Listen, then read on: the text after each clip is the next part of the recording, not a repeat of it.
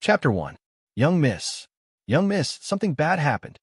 In the quiet and secluded courtyard, a light green figure blew into the inner room like a gust of wind. The wind chimes hanging by the door tinkled. In a simple and elegant room, a graceful figure sat facing the half-open window. The needle and thread in her hand did not stop at all because of the disturbance of the person who came in. When the little girl took a breath, the woman stopped and turned around with a smile. "What made you so surprised?" The woman was beautiful and elegant, but her eyes had a trace of agility and sharpness that did not match her delicate appearance. She was dressed in plain clothes, and her long hair was casually tied up with a jade hairpin. If others saw her, it would be hard to believe that this woman was the eldest daughter of the minister. "Young miss, you still have the mood to embroider? Do you know that Princely broke off the engagement?" The little girl grabbed the embroidery in her hand and stamped her feet anxiously. Since Princely broke off the engagement 3 days ago, she was so anxious that she almost got angry. However, her young miss acted as if it had nothing to do with her. "Ching Shuang, Princely broke off the engagement 3 days ago. Aren't you a little too slow to react now that you're panicking?" Yili didn't care about her rude behavior and looked at her little maid in amusement. "Young miss." Ching Shuang glared at her young miss. "I am not anxious for Princely." Her young miss did not care about Princely, so why should she care? But, "Oh, young miss, the emperor bestowed another marriage for you. Master asked you to go out and receive the edict." "Another marriage?" Yili was startled and could not help but frown. She thought that she could live peacefully for a few years after Princely broke off the engagement. After all, there were not many people in this era who were willing to marry a woman whose engagement was broken off. "Our family is just the minister's mansion. Why does the emperor pay so much attention to us?" 3 days ago, the engagement was broken off. 3 days later, another marriage was bestowed. Did the emperor value the minister's mansion too much, or did he not like the man who was bestowed the marriage? Qing Shuang's eyes turned red.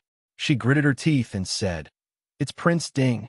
Young Miss must have instigated the emperor. She has been bullying Young Miss since she was young. Now, she wants Young Miss to marry Prince Ding." Woo-woo.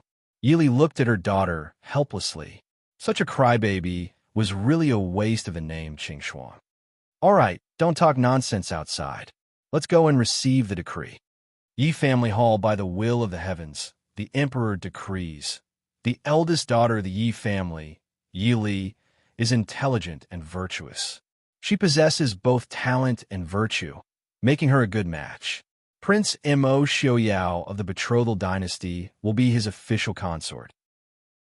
They chose an auspicious day to get married. That's all. Everyone in Yili expressed their gratitude in unison. The eunuch who delivered the imperial edict handed it to Yi Li and smiled. "Congratulations to Madame Yi. Congratulations to Miss Yi." Yi Li took the imperial edict and endured the eunuch's ear-piercing laughter. She smiled faintly and said, "Many thanks, eunuch. Thank you for your trouble." The eunuch looked at Yi Li with some surprise. It was said that the third daughter of the Yi family was the most famous daughter in the capital. She was famous for her lack of talent, appearance, and virtue. But looking at the woman in front of him, although she was not as beautiful as Yi Jiaoyi in the palace, nor was she as beautiful as the fourth daughter of the Yi family, who was known as the most beautiful woman in the capital, she was still a rare beauty. Moreover, her manners were graceful and her speech was appropriate. She was not like Yi Jiaoyi, who did not know her place. Glancing at the Yi family members who did not hide their schadenfreude, the eunuch understood. Although he felt some pity for Miss Yi, these matters were not something a eunuch like him could manage. He said that he did not dare and took his leave. The mistress of the Yi family politely asked the housekeeper to personally send him out. Then she glanced at Yi Li and pretended to smile lovingly. Fortunately, the emperor is wise and arranged another good marriage for Miss Yi. Otherwise, how could a woman who had her marriage annulled be married off? Yi Li's expression was normal, but she sneered in her heart. A good marriage. Did they think that she did not know anything because she did not like to go out? Prince Ding, Mo Xiaoyao, had been seriously injured when he was 18. His legs were crippled and his face was ruined. He had been bettered in ever since. He had taken 2 official consorts. It was thought that in less than half a month after marrying into the family, one had drowned and the other had died of shock on their wedding night. There were rumors that it was because she had seen Prince Ding's face that she had been scared to death. If that was not the case with Prince Ding's status, how could he not have a consort at the age of 25? Madam is right. No matter what, Prince Ding is a first-rank prince. Lear is indeed climbing up the social ladder. The mistress of the Yi family's expression stiffened. She looked at Yi Li and said, "Since you know, then prepare for the wedding. Don't lose face for our manor. Your 4th sister will be getting married soon. The manor has been very busy these days." "I know. I've made Madam worry. I am a mistress of the Yi family. Naturally, I have to worry about these things." The mistress of the Yi family said. Seeing Yi Li's calm expression, she snorted and left. Yi Li smiled as she watched the mistress of the Yi family leave. She raised her eyebrows, but did not say anything. Although she was the daughter of the Yi family, she was not the current mistress of the manor, Wang Shi. Instead, she was the daughter of Minister Ye's first wife, Su Shi. Su Shi was born into a scholarly family. After giving birth to Yi Li, her health had not been good. Minister Yi favored his concubine, Wang Shi. Even the power of the manor was given to Wang Shi after Su Shi became seriously ill. When Yi Li was 7 years old, Su Shi died. It was also at that time that Yi Li became the current Yi Li. After Wang Shi was promoted to the head of the manor, she was afraid that others would say that she mistreated her first wife's daughter, so she did not dare to mistreat her. However, she did make things difficult for her from time to time. Yi Li calmly resolved them one by one. As a result, Wang Shi became more and more displeased with her. "Third sister, congratulations." As soon as Wang Shi left, the girls of the Yi family who were still in the boudoir immediately gathered around. They all had expressions of pity and schadenfreude on their faces as they congratulated her. The first to speak was the 6th young Miss, Yi Lin. She was the daughter of a concubine. Since she was young, she liked to hang around Wang Shi's daughters. At the same time, she would make things difficult for Yi Li to curry favor with Wang Shi's daughter. Yi Li usually did not want to bicker with her. It was just a way for a concubine's daughter to survive. As long as she did not go too far, she did not want to bicker with a child who was only 10 years old. "Third sister, what is there to congratulate? Marrying Prince Ding? It's scary just thinking about it. That Prince Ding is ugly and crippled. He also scared a Wang Fei to death. Maybe the first Wang Fei was also killed by him. We should congratulate 4th sister. In a month, 4th sister will be Li Wang Fei." 5th young Miss Yi Shan looked fawningly at 4th young Miss Yi Ying, who was known as the most beautiful woman in the capital. She could not hide the envy and jealousy in her eyes. Yi Ying was indeed worthy of the title of the most beautiful woman in the capital. Her eyebrows were like willow leaves, her eyes were like autumn water. Her jade-like face was exquisite and beautiful. Her every move had a tenderness and elegance that made people want to take pity on her. However, such tenderness was not as stunning in the eyes of Yi Li, who had seen countless beauties in her previous life. "We are all sisters. There is no need to congratulate. In the future, Mother will definitely choose a good husband for 5th sister and 6th sister." Ying spoke softly. Her voice was gentle and pleasing to the ear, and every single one of her movements carried a charm that caused others to be intoxicated, causing the spectators to feel a wave of jealousy. On the other hand, 3rd sister, I hope you can forgive King Li. Ying looked at Yi Li apologetically. Yi Li smiled generously and said to Yi Ying, "It's all right. I guess Prince Li and I are not fated. I can't ruin the relationship between us sisters because of a man, right?" Chapter 2. Yi Ying was stunned. She didn't get the reaction she had expected. Yi Ying thought that she would be devastated when she received the news of the engagement 3 days ago. However, she was disappointed that her 3rd sister just said that she got it after a moment of silence and went back to her room to rest. She didn't look haggard when she saw her today. Prince Li was the dream husband of all the noble ladies in the capital. She didn't believe that she wouldn't be sad. After a while, she smiled shyly and said, "I know that you love me the most. If you have any difficulties in the future, You can come to the Prince Li's mansion to find me. Yili agreed faintly. She didn't want to see the pride on Yi Ying's face. After saying goodbye to a bunch of sisters who couldn't wait to make trouble for her, Yili walked back to her courtyard with Qing Shuang. On the way, Qing Shuang muttered indignantly, "Fourth miss, what do you mean? She stole Prince Li. Why are you still pretending? It's disgusting." Yili turned around and looked at her with an amused expression. "That's enough. Be careful not to let anyone hear you. I really don't care whether I marry Prince Li or Prince Ding." "How can you not care?" Qing Shuang stared at her. "Prince Li is a famous gentleman in the capital. He is the emperor's younger brother.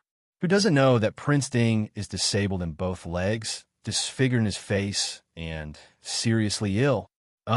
Thinking that Prince Ding was about to become her Mrs. Husband, Qing Shuang tried hard to swallow the word useless. "So what?" Yili raised her eyebrows and looked at Qing Shuang with amusement.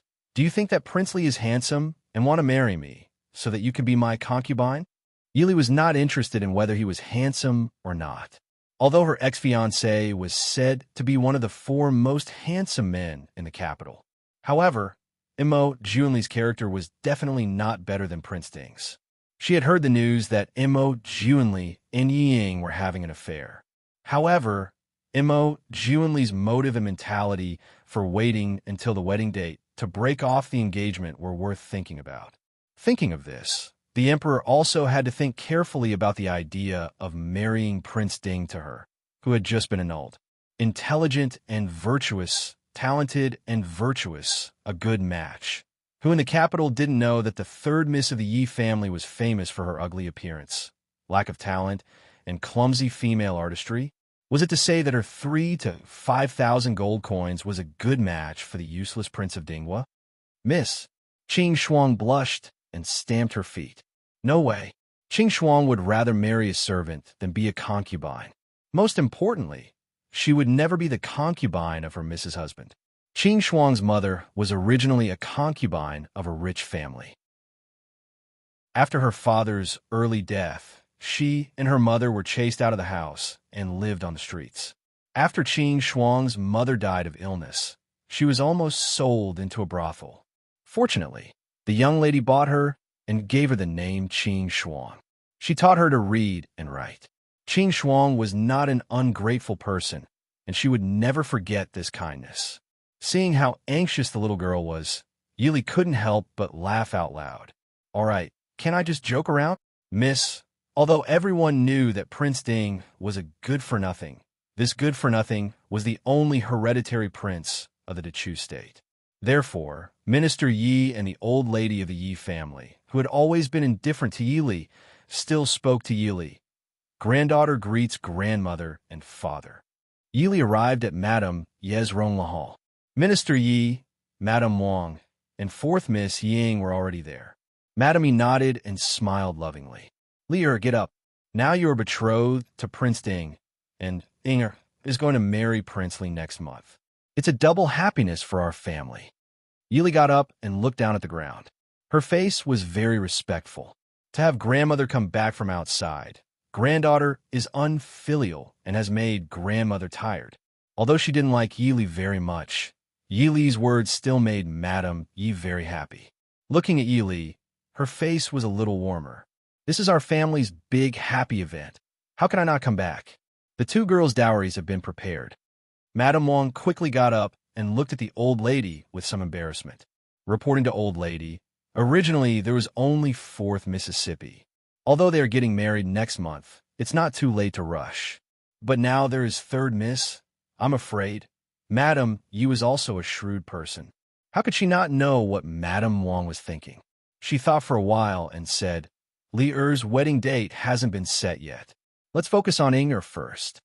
Hearing the old lady's words, Madame Wang happily agreed. Madame Yi looked at her 2 granddaughters and ordered the servant to take out 2 boxes and put them on the table. She said, "You 2 girls are lucky. One is going to marry Prince Li, and the other is going to marry Prince Ding. As a grandmother, I won't favor one and discriminate against the other. One for each of you. In the future, it will be the same for 5th Miss and 6th Mississippi. As for the dowry, each of you will have one. As for how much the family will give, it's your mother and father's business." Madame Wang smiled and said, "Old lady really loves granddaughters. This daughter-in-law and master have discussed it. If Er's dowry to Prince Li is too little, I'm afraid the royal family will not be happy." The family took out 22,000 taels to buy the dowry, and there are also 6 villages and 6 shops. In addition, take out 2 estates from daughter-in-law's dowry for her. Old Madame Yi frowned and said, "Isn't it a bit too generous?" Although it was good for Ying to marry Prince Li's dowry to be thicker, if the girls after her married were too poor, it would not be good for the reputation of the minister's mansion. "What do you plan to do with Er's dowry?" The old lady was more knowledgeable than Madame Wang. Even if Prince Ding was a waste, he was still a waste with a deep family background. If it wasn't for his own reasons, he would be more honorable than Prince Li. If they treated Yi Li's dowry too harshly, those who had been loyal to Prince Ding's mansion for generations would have something to say. Madame Wang obviously didn't expect the old lady to ask so directly. She hesitated for a moment before saying, "Prince Ding is different from the emperor's younger brother. Our mansion is really a bit." This daughter-in-law was thinking if we should wait for the Prince Ding mansion to send a dowry. When the time comes, we can just send 2 villages. What she meant was that the dowry from the Prince Ding mansion would be sent back as dowry. As for how much could be sent back, it was up to her. Hearing this, Madame Ye's face sank and said, "Bastard, sending the dowry back as dowry. Only you can think of it. Do you still want our Yi family's reputation? Do you still want your stepmother's reputation? It's true that the Su family has declined in recent years, but it's not something that your Wang family can compare to." Being reprimanded so mercilessly by the old lady, Madame Wang's face suddenly turned red. She repeatedly cried out, "Old lady, this daughter-in-law is innocent. When did this daughter-in-law mistreat third young lady all these years? It's really, our mansion is also a bit difficult. There are still a few girls who haven't married yet. In the future, when Brother Rong gets married, he also needs money." The old lady was so angry at this short-sighted daughter-in-law that she rubbed her chest. Brother Rong was only 7 years old this year. She didn't know when he would get married. She glanced at Minister Yi, who was sitting quietly on the side, and said, "She's your own daughter. What do you think we should do?" Fortunately, she came back and asked this question. If Madame Wang really married Li'er off like this, not only would she offend the Prince Ding mansion, but also the Su family. The Su family had fewer people in the officialdom in recent years, but how could a century-old big family be so easy to offend? Minister Yi looked at his mother and then looked at his wife in embarrassment. He said, "Third young lady is also a legitimate daughter, just like Ying." As a minister, Minister Yi wasn't stupid. Naturally, he knew what his mother was worried about. Chapter 3. Same as Ying. Wang Shi screamed, "How can we have so much money? Leoi, it's not that I want to treat third miss unfairly. It's just that the family is in a difficult situation. Ying is Zhao Yi's younger sister, and she's married to the emperor's younger brother. If the dowry is less, it won't look good on Prince and Zhao Yi. At worst, this concubine will give third miss the 2 manors that I left for Brother Rong in my dowry." Wang Shi wiped her tears and complained, but in her heart, she secretly hated Yi Li, who was sitting silently at the side. How could she let that bitch's daughter be like her? Ying? Don't even think about it. This. Yi Shangshu was stunned and looked at Yi Li awkwardly. Now Zhao Yi was favored in the palace, and she was pregnant. If she could give birth to a prince, Ying saw Yi Shangshu's expression soften. She bit her lips and whispered, "Father, don't be embarrassed. Give some of Er's dowry to third sister. It's just that the Jiejia's flower expenses can't be neglected, and fifth sister and sixth sister should also have some." Seeing that his most favored daughter was so sensible, Yi Shangshu's expression softened. He looked at Yi Li and wanted her to say a few words. Yi Li smiled faintly in her heart. She looked up at the 4 people present and whispered, "Father, mother, and fourth sister, don't be embarrassed." Wang Shi was happy to hear this. All these years, Yi Li didn't fight for anything, which made her feel that Yi Li was soft and easy to manipulate. She thought that she was going to give in. Yili said, "Mother mentioned to me before she passed away that when she married into the Yi family, grandfather and grandmother gave her 8 villages, 12 shops, and 3 forests. These are all left for third miss as dowry. As for the rest, father and mother can just follow second sister's routine. It's better to give fourth sister more." 2 years ago, Yi family's second miss married the third son of the Censor family, and Wang Shi only gave 10,000 taels as dowry. "What?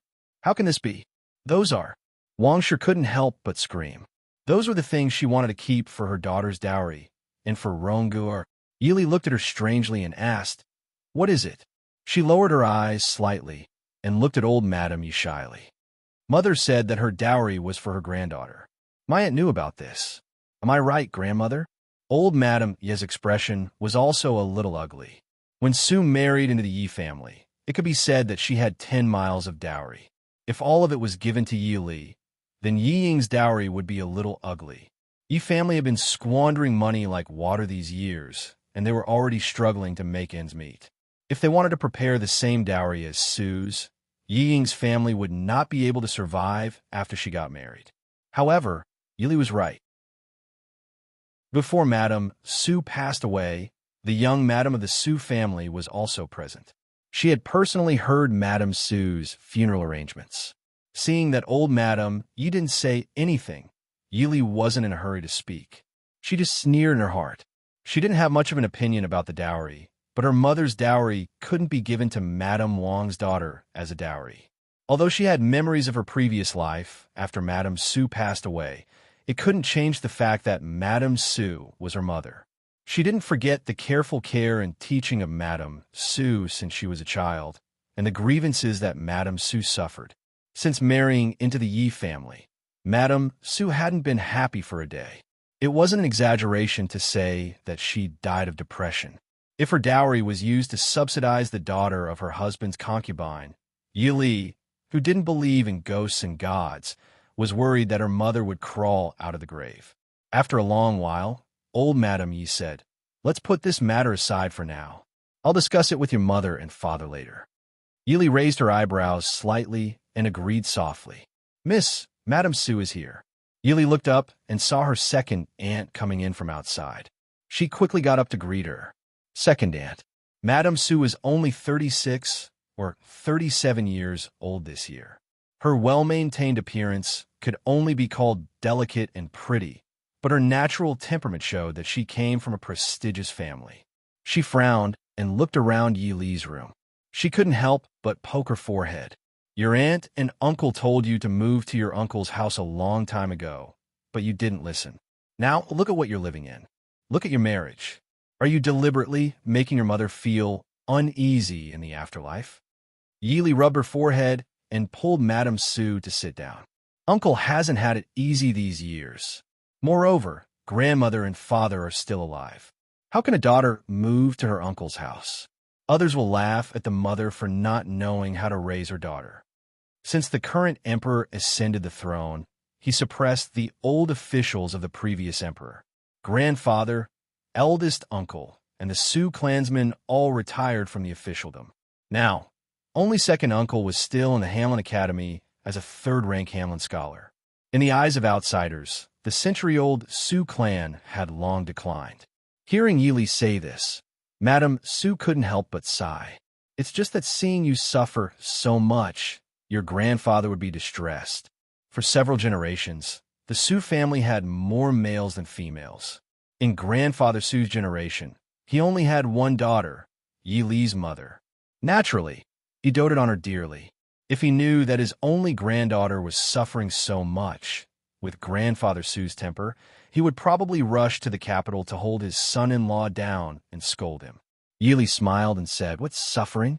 Lier won't let herself suffer." Madame Su looked at her worriedly and said, "Now that you're getting married, Princeton really isn't a good match. That younger sister of yours is too much of good for nothing. She stole her elder sister's husband. Is this something that the young miss of a noble family can do?" Yi Li's eyes moved. She didn't have her usual gentle and weak appearance in the Fu. She smiled faintly and said, "Princeton also has his advantages. Aunt and uncle don't need to worry about Lier. The Ding Palace's position in the Dechu state was high. Unless Prince Ding rebelled and usurped the throne, even the emperor wouldn't dare to easily shake the Ding Palace's position. And now, Prince Ding was completely detached from the court because of his health. Marrying him, she naturally wouldn't have to worry about those troublesome matters. To Yi Li, it was just the difference of moving from the Yi residence to the Prince Ding mansion. In her previous life, she was too tired. In this life, as long as she could peacefully muddle along and wait for death, it would be fine. That's right, muddle along and wait for death. This was the goal that Yi Li set for herself in this life. In her previous life, she was a soldier in a special force. She risked her life for the country. In the end, she died for the country. She wasn't filled with grief and anger. She didn't have the ambition to shock the world. She believed that she didn't let down the country, and the country didn't let her down. Dying on the battlefield was the duty and responsibility of a soldier. But after 10 years of bloodshed, she had experienced too much and was a bit tired. So in this life, as long as she lived peacefully, it would be fine. Seeing her so calm, Lady Su was relieved and worried. In the end, she could only sigh. So what if she was dissatisfied? The emperor personally decreed the marriage. Who could disobey? This is what your maternal grandfather gave to me and your uncle before he left the capital. It's the dowry that your maternal grandfather prepared for you. We can't openly exchange all of them for banknotes, right? Lady Su handed over a stack of banknotes and placed it in Yi Li's hand. Yi Li unfolded it and saw that it was a banknote worth 1,000 taels of silver, 10 banknotes worth 500 taels of silver, and a few smaller banknotes worth 20,000 taels of silver. Lady Su didn't let her speak and continued. I heard that Yi Wangshe also wanted to deduct the dowry that your mother left for you. Don't worry about this. Aunt will definitely help you take care of it. Humph. Which daughter of my Su family didn't get married in a dignified manner? Even if they declined, they wouldn't do such a thing as giving the dowry of the first wife to the concubine's daughter. Haven't your mother's dowry been ruined by them all these years? And will definitely get those farmsteads and shops back for you. Yi Li frowned and said, Lier can handle this matter by herself. And don't. Chapter 4. Lady Su smiled and said, Don't worry, your father's position is indeed higher than your uncle's.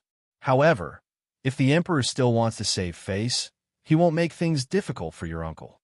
The Su family was the descendants of the founding ministers of the country and was the most upright family in the world. Even if they were no longer in the court, their influence was not something that the Yi family and the Wang family could compare to. After the emperor ascended the throne, it was already very unsightly for him to force the Su family to resign. If something happened to her master, without a very important excuse, the imperial family would be drowned in the spittle of the world. Yi Li frowned and thought that it was indeed not a big deal, so she nodded and thanked her aunt. Lady Su smiled with satisfaction and said, In the future, your maternal family won't stand up for you. After you get married, come visit us more often. This will also let your uncle and grandfather feel at ease. Lady is here. There was a sound of footsteps outside the door. Wangshe appeared at the door with a group of servants. She stood at the door and looked at Lady Su with raised eyebrows and said, Lady Su, why didn't you say you were coming? You didn't have time to let people welcome you. Lady Su had always disliked Wangshe's behavior. She snorted lightly and said, I'm just following my master's orders to come and see Lier. The Yi family status is high. How could we let Lady Yi welcome us? The Su family was a scholarly family. They had never promoted a concubine to the position of the first wife. Lady Su also never liked Wangshe's status. Moreover, her sister-in-law died of depression more or less because of Wangshe. So how could she be nice to her? Wangshe also deeply hated Lady Su for looking down on her. She was clearly a second-rank foreign, and Lady Su was only a third-rank virtuous lady. Why did she have to look down on her? Wangshe looked at Yi Li's room with disdain and walked to the side to sit. She said to Lady Su, We've already sent third Mrs. Horoscope to the Prince Ding mansion. The wedding date will be set in a few days. As the legitimate mother, I will naturally let third Miss get married in a grand manner. Lady Sue, you don't have to worry. Madame Sue smiled faintly and sat down as well. She said, it would be great if we could get married in a grand manner. Although Li Er's surname is Yi, she is still a descendant of our Sue family. If a girl from the Sue family marries unfairly, even our family's old master will not agree. That's right. Brother Rong is still studying, right? I wonder if they will participate in next year's imperial examinations. Madame Sue's indifferent words made Wang Shi's heart tighten. Her brother Rong was currently studying in the clan's ancestral school. She had actually forgotten that although the Sue family had declined, they were in charge of one of the 4 best academies in the world, Lishan Academy. It was also the best academy in the Chu state. Ronger was planning to study at Lishan Academy this year so that he would have a better chance of passing the imperial examinations next year. If she tampered with Yi Li's dowry, she was afraid. Thinking of this, she could not help but glare at Madame Sue. Madame Sue did not mind and smiled faintly. Wang Shi said with a cold face, our brother Rong is Zhao Yinyang's younger brother. What's so difficult about the imperial examinations? Madame Sue nodded in agreement and smiled. It's good that brother Rong is confident. On the other hand, noble consort Lu's brother is clearly the top scorer in the capital, but he is worried about me and traveled thousands of miles to Lishan to ask the old master for advice. This is too much. I'm sure your son won't need it. He must have won 3 times in a row to win glory for Zhao Yinyang. Hearing this, Wang Shi's expression became even uglier.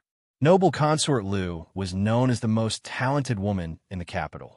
After entering the palace, she was endlessly favored.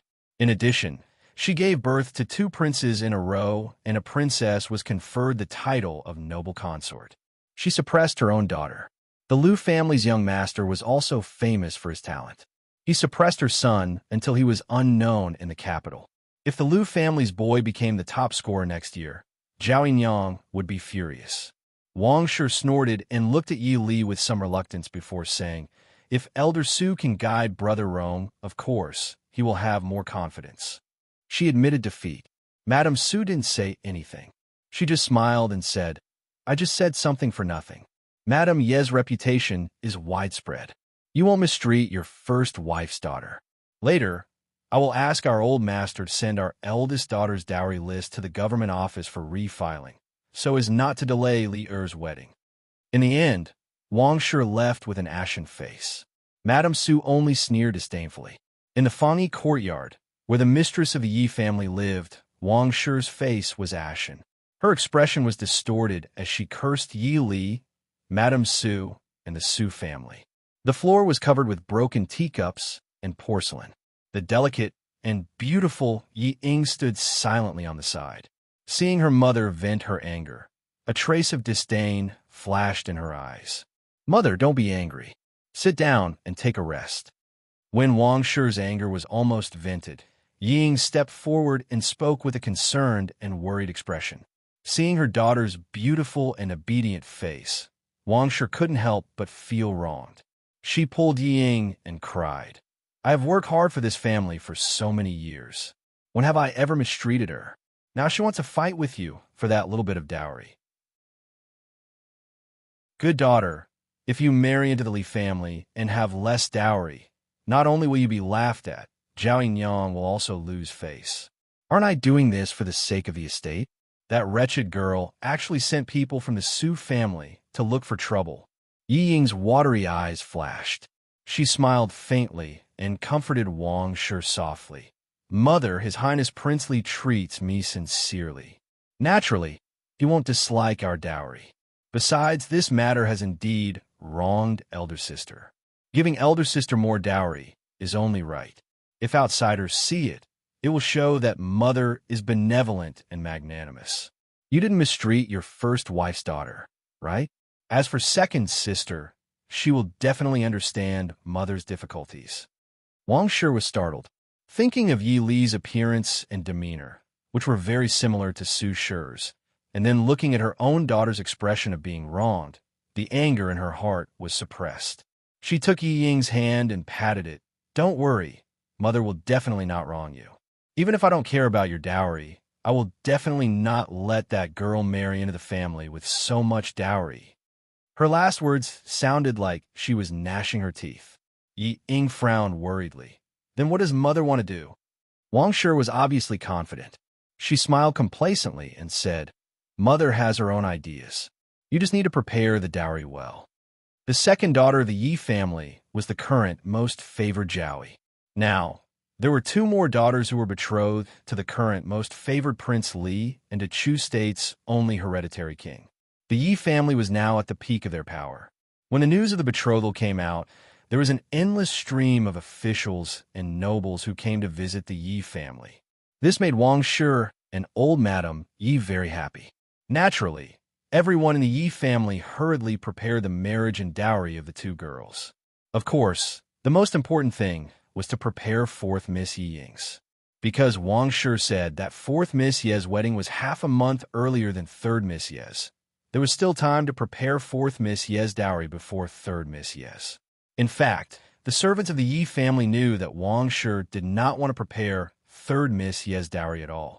Of course, if there was something good, she would prepare it for fourth Miss Yi first. Fortunately, old Madame Yi still knew the severity of the matter. Although Prince Li and Prince Ding had different priorities, they were still not people that the Yi family could afford to offend.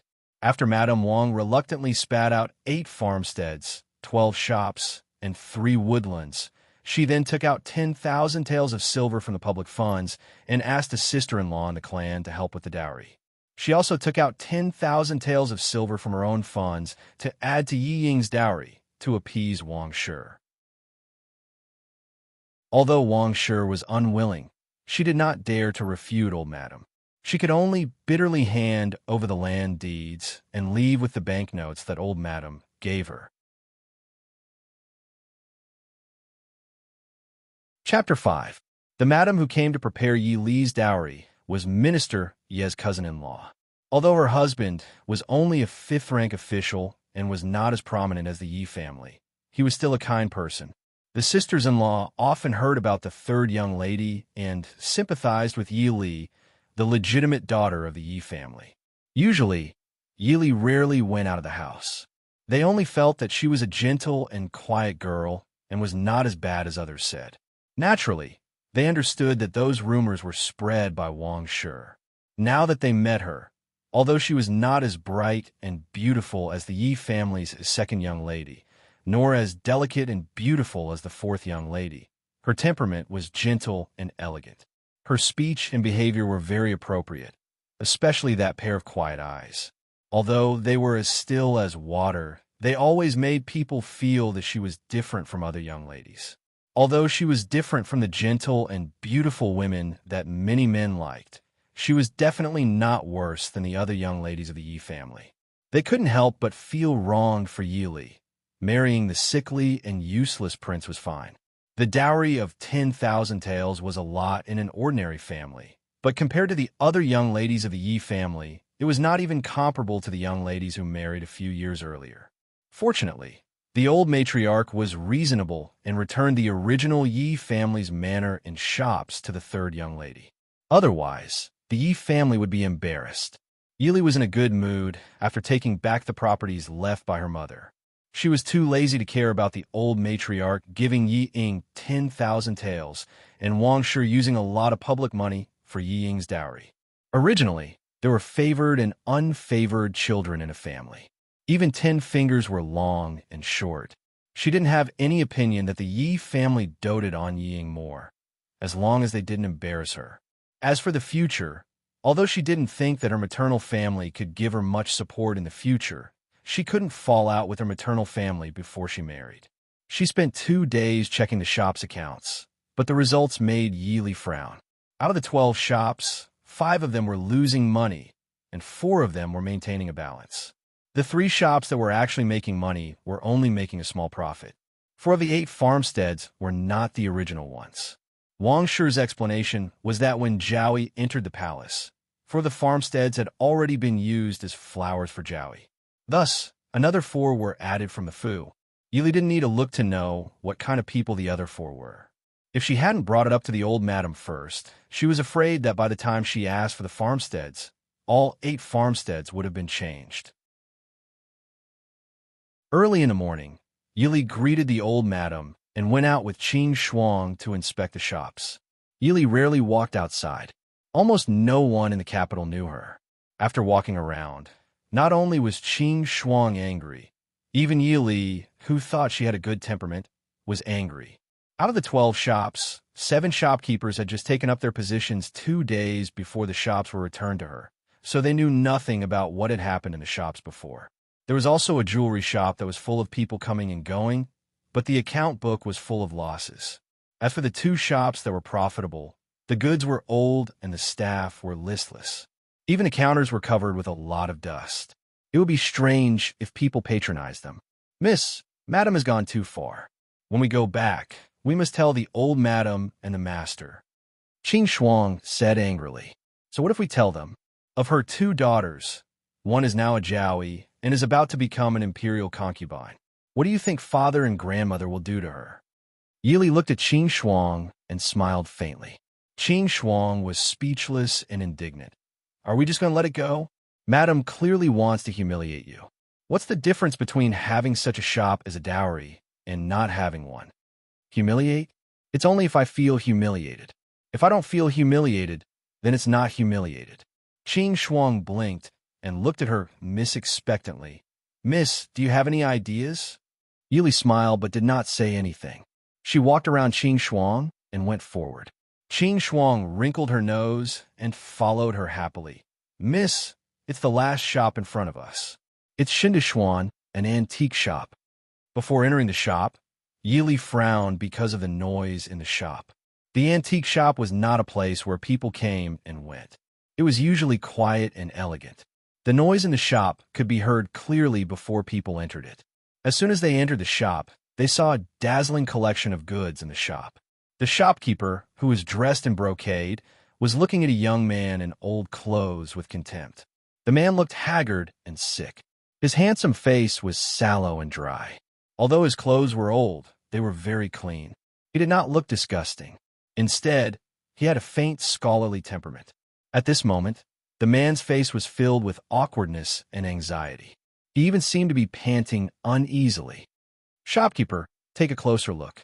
This painting is really an authentic work of Mr. Wu Zhikai from the previous dynasty." The shopkeeper looked at the man with disgust and said, "Look at your poor face. How can you have an authentic work of Wu Zhikai?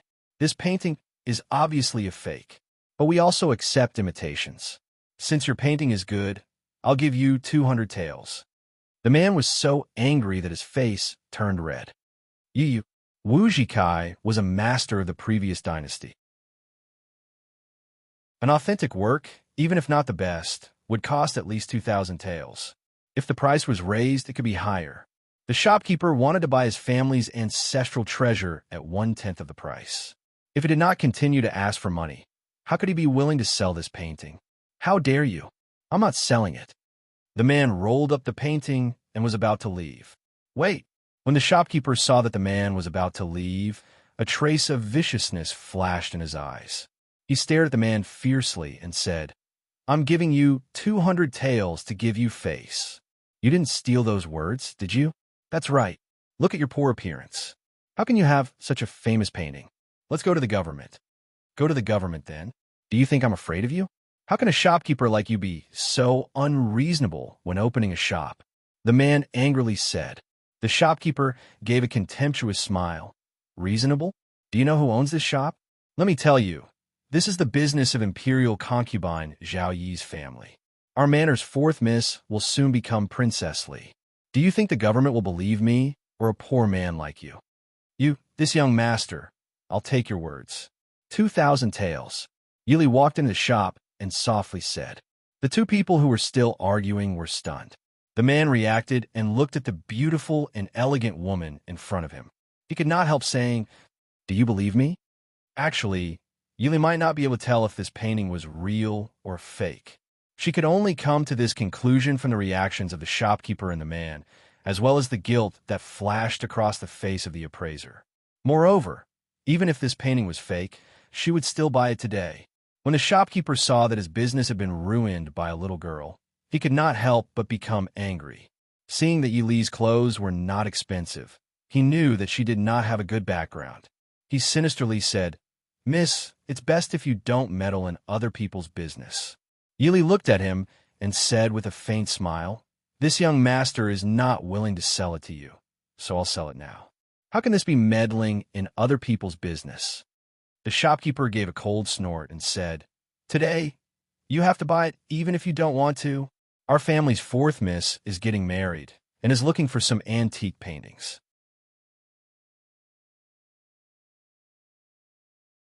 Chapter 6. Yili sneered, "Well, you have to sell it even if you don't want to." "Well, I have to buy it today." "Qing Shuang, give me the money." Qing Shuang took out 2,000 taels of silver and stuffed it into the man's hand. She took the painting and said with a smile, "Sir, here's the money. You can leave now." The man hesitated. No, the two ladies. If he left, the two ladies would not be able to walk out of the shop with the painting. Although he was in urgent need of money, he could not harm the two kind-hearted ladies. Looking at the shop assistants who had blocked the door, the man shook his head firmly and said, "I don't want to sell this painting. Miss, give it back to me." Yili took the painting from Qing Shuang, opened it, and looked at it. She nodded with satisfaction and said with a smile, "Just right. I want to give this painting to someone. Sir, just take the money and leave. I want to see if there is any law under the emperor's feet." "In that case, you can't leave," the shopkeeper threatened. Yili looked at him in amusement. "Don't tell me you're going to kill us?" The shopkeeper looked stiff and said coldly, "Although I don't dare to kill you, I can take you to the government office and put you in jail. Come on, take the madam's name card and take these 3 thieves to the government office." "How dare you? Be careful, or I'll chop off your claws." Qing Shuang stood in front of Yili and knocked down a shop assistant who wanted to catch Yili. She glared at the shopkeeper and said, "You dog slave, open your eyes and look carefully. This Shunda, Xian, belongs to my young lady." Everyone was stunned again. The shopkeeper's face was a little pale. He looked at Yili suspiciously. "You are?" Yili looked at him steadily and said lightly, "My surname is Yi, and I'm the 3rd child." "Third miss?" The shopkeeper cried out involuntarily. His face suddenly became ugly. Yili handed the scroll to Qing Shuang. She glanced at the surrounding workers and said coldly, "Why aren't you leaving? You don't want to work anymore?" The workers looked at the shopkeeper and then looked at Yili before retreating to the side. The shopkeeper's reaction wasn't slow. He only hesitated for a moment before he went forward and smiled apologetically. "Third miss, why are you here?" After taking a leisurely stroll around the store, Yili turned around and pretended not to see a shop assistant sneaking out of the door. He asked, "The name of Shunda Xuan was personally proposed by my eldest uncle." "What is Shunda?" The shopkeeper probably doesn't know. "Master, why don't you tell me?" The appraiser who was hiding behind the counter came out trembling and said in a low voice, in response to third miss, "Master Joe hopes that we will pay attention to virtue when we make antiques. He wants us to be careful with our words, actions, and morals." "Well said. Then what are you guys doing? Pretending to be a fake and forcefully buying it?" The shopkeeper argued. "Third miss doesn't know how to do business. We're doing this for Shun de Xian's business. It's not easy to do business these days." Yili sneered and said, "I really don't know how to do business, but I also know that business is about trust. I also know that people can't do business without trust.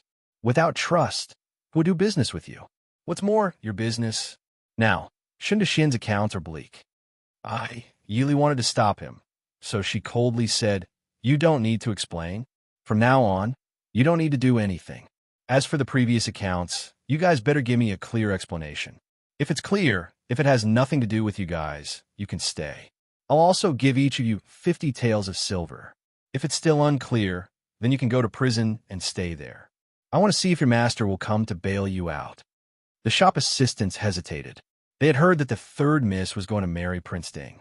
Now that the store was back in the hands of the third miss, they naturally had to accompany her to the Prince Ding mansion. If they said it, they could go to the Prince Ding mansion. If they didn't say it, they would go to prison. What's more, 50 taels of silver wasn't a small amount. It was almost equivalent to 2 years of their wages. When the shopkeeper saw that everyone was wavering, he quickly came forward and shouted, "Third miss, I'm Madam's person. You have no right to drive me away."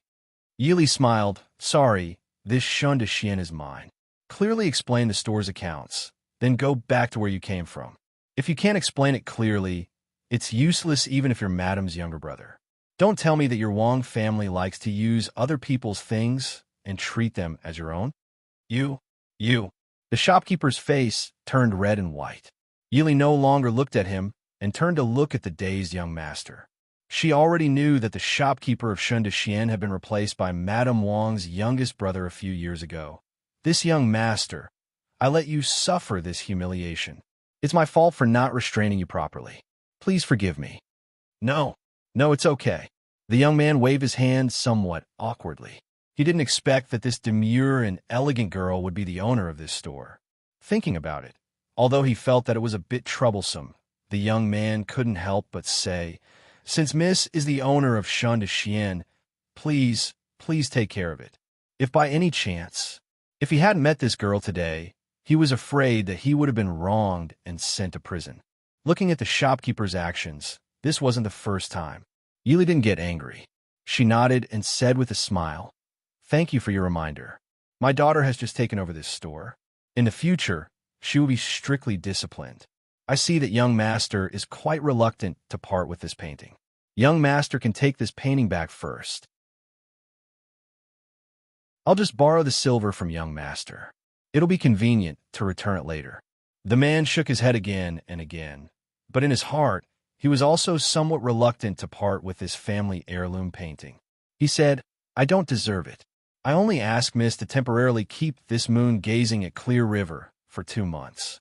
Within 2 months, I will find a way to return Mrs. Silver." Seeing his insistence, Yili didn't mind and said with a smile, "I'll leave this painting in the store. Young master can come to redeem it at any time." Qing Shuang, add another 100 taels as an apology to this young master. Xiao Yao, your fiancé is a bit interesting." Outside Shun de Xian, a spacious and simple carriage had stopped at an unknown time. Although the people sitting in the carriage couldn't see the situation inside, their hearing was clearly much better than ordinary people. They could clearly hear what was happening inside Shun de Xian. In the carriage, a man in red brocade clothes had flying eyebrows that reached his temples. He was handsome and out of this world. With a smile on his face, he lazily leaned against the carriage and looked at the quiet man opposite him with ridicule. "Feng Jiao, are you too idle?" The man in plain clothes sat upright in a wheelchair and looked indifferently at the man in front of him, who was laughing nonstop. Although he was sitting in a wheelchair, his back was perfectly straight, as if nothing could crush him. His handsome face carried a trace of gentleness, but those clear eyes made the people he looked at feel a chill for no reason. He turned his head to look at the man in brocade clothes. A slightly sinister scar was clearly visible on the left side of his face. It immediately destroyed his original gentleness, making people not dare to look directly at him. With a schwa sound, Feng Jiao unfolded the folding fan in his hand and leisurely fanned himself. "Isn't it too idle? Old man won't let me leave the capital. However, I shouldn't be too bored recently. After all, Li Wang and Prince Ding are going to get married in a month. This emperor is too biased. Yili is known as the #1 beauty in the capital. This Yili is indeed the famous third daughter of a noble family in the capital. Xiao Yao, do you really want to marry her? Isn't the emperor clearly making it difficult for you?" It was fine if she was the third daughter of a noble family, but Imo Jingli even broke off the engagement. This imperial family wanted to put the face of Ding Palace under their feet.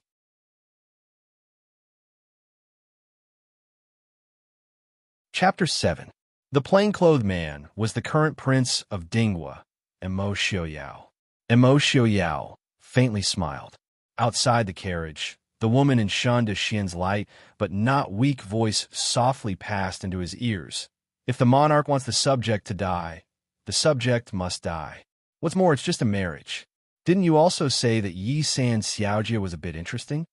Feng Xiao frowned and looked at him with a worried expression. This is your marriage. Marrying a princess is not the same as taking a concubine. Have you really thought it through? So what if I haven't thought it through? It's just that. I'm afraid I'm wronging her. Feng Xiao was silent. Indeed, so what if he thought it through or not? The emperor's decree could not be disobeyed. Otherwise, it would only bring disaster to the Dinghua. What's more, Imo Xiaoyao was already 25 years old. He should have gotten married long ago. But which of the few noble ladies in the capital didn't avoid him like a snake or scorpion? Now, he could only hope that this Yi family's young miss was a good woman. But would the emperor give a good wife to Imo Xiaoyao? Before he could send off the young man who sold the painting, a handsome man and a beautiful woman came in from outside. The shopkeeper seemed to have seen his savior and repeatedly called out, "Inger, Inger, Prince, save me." The two who came in hand was the famous Prince Li, Imo Jingli, and Ying. Ying glanced at the handsome man standing beside her and walked to Yi Li's side, saying sweetly, "Third sister, what are you doing? But what did uncle do wrong to make you angry? Please don't make a fuss about it, because he's an elder." With a few words, she labeled Yi Li as being disrespectful to elders. Imo Jingli frowned as he stared at Yi Li. Yi Li looked at Yi Ying with a smile that wasn't a smile, lightly saying, "Fourth sister, you've mistaken me for someone else. My maternal grandfather's family only has 3 uncles. Right now, only second uncle is in the capital. What's more, although this Shun de Xian is my mother's dowry, but even if my uncles are worried, they don't need to personally come to be the shopkeeper. He's just a servant in the family. Why would fourth sister think that he's third sister's elder?" Ying was so angry that her face turned red. She was even more furious in her heart. She would be a fool if she didn't understand the meaning behind Yi Li's words. In Yi Li's eyes, she didn't treat the Wang family's relatives at all. Naturally, she didn't recognize the Wang family's elders as elders. Therefore, since her uncle was the shopkeeper of Shun de Xian, in Yi Li's eyes, he was her servant.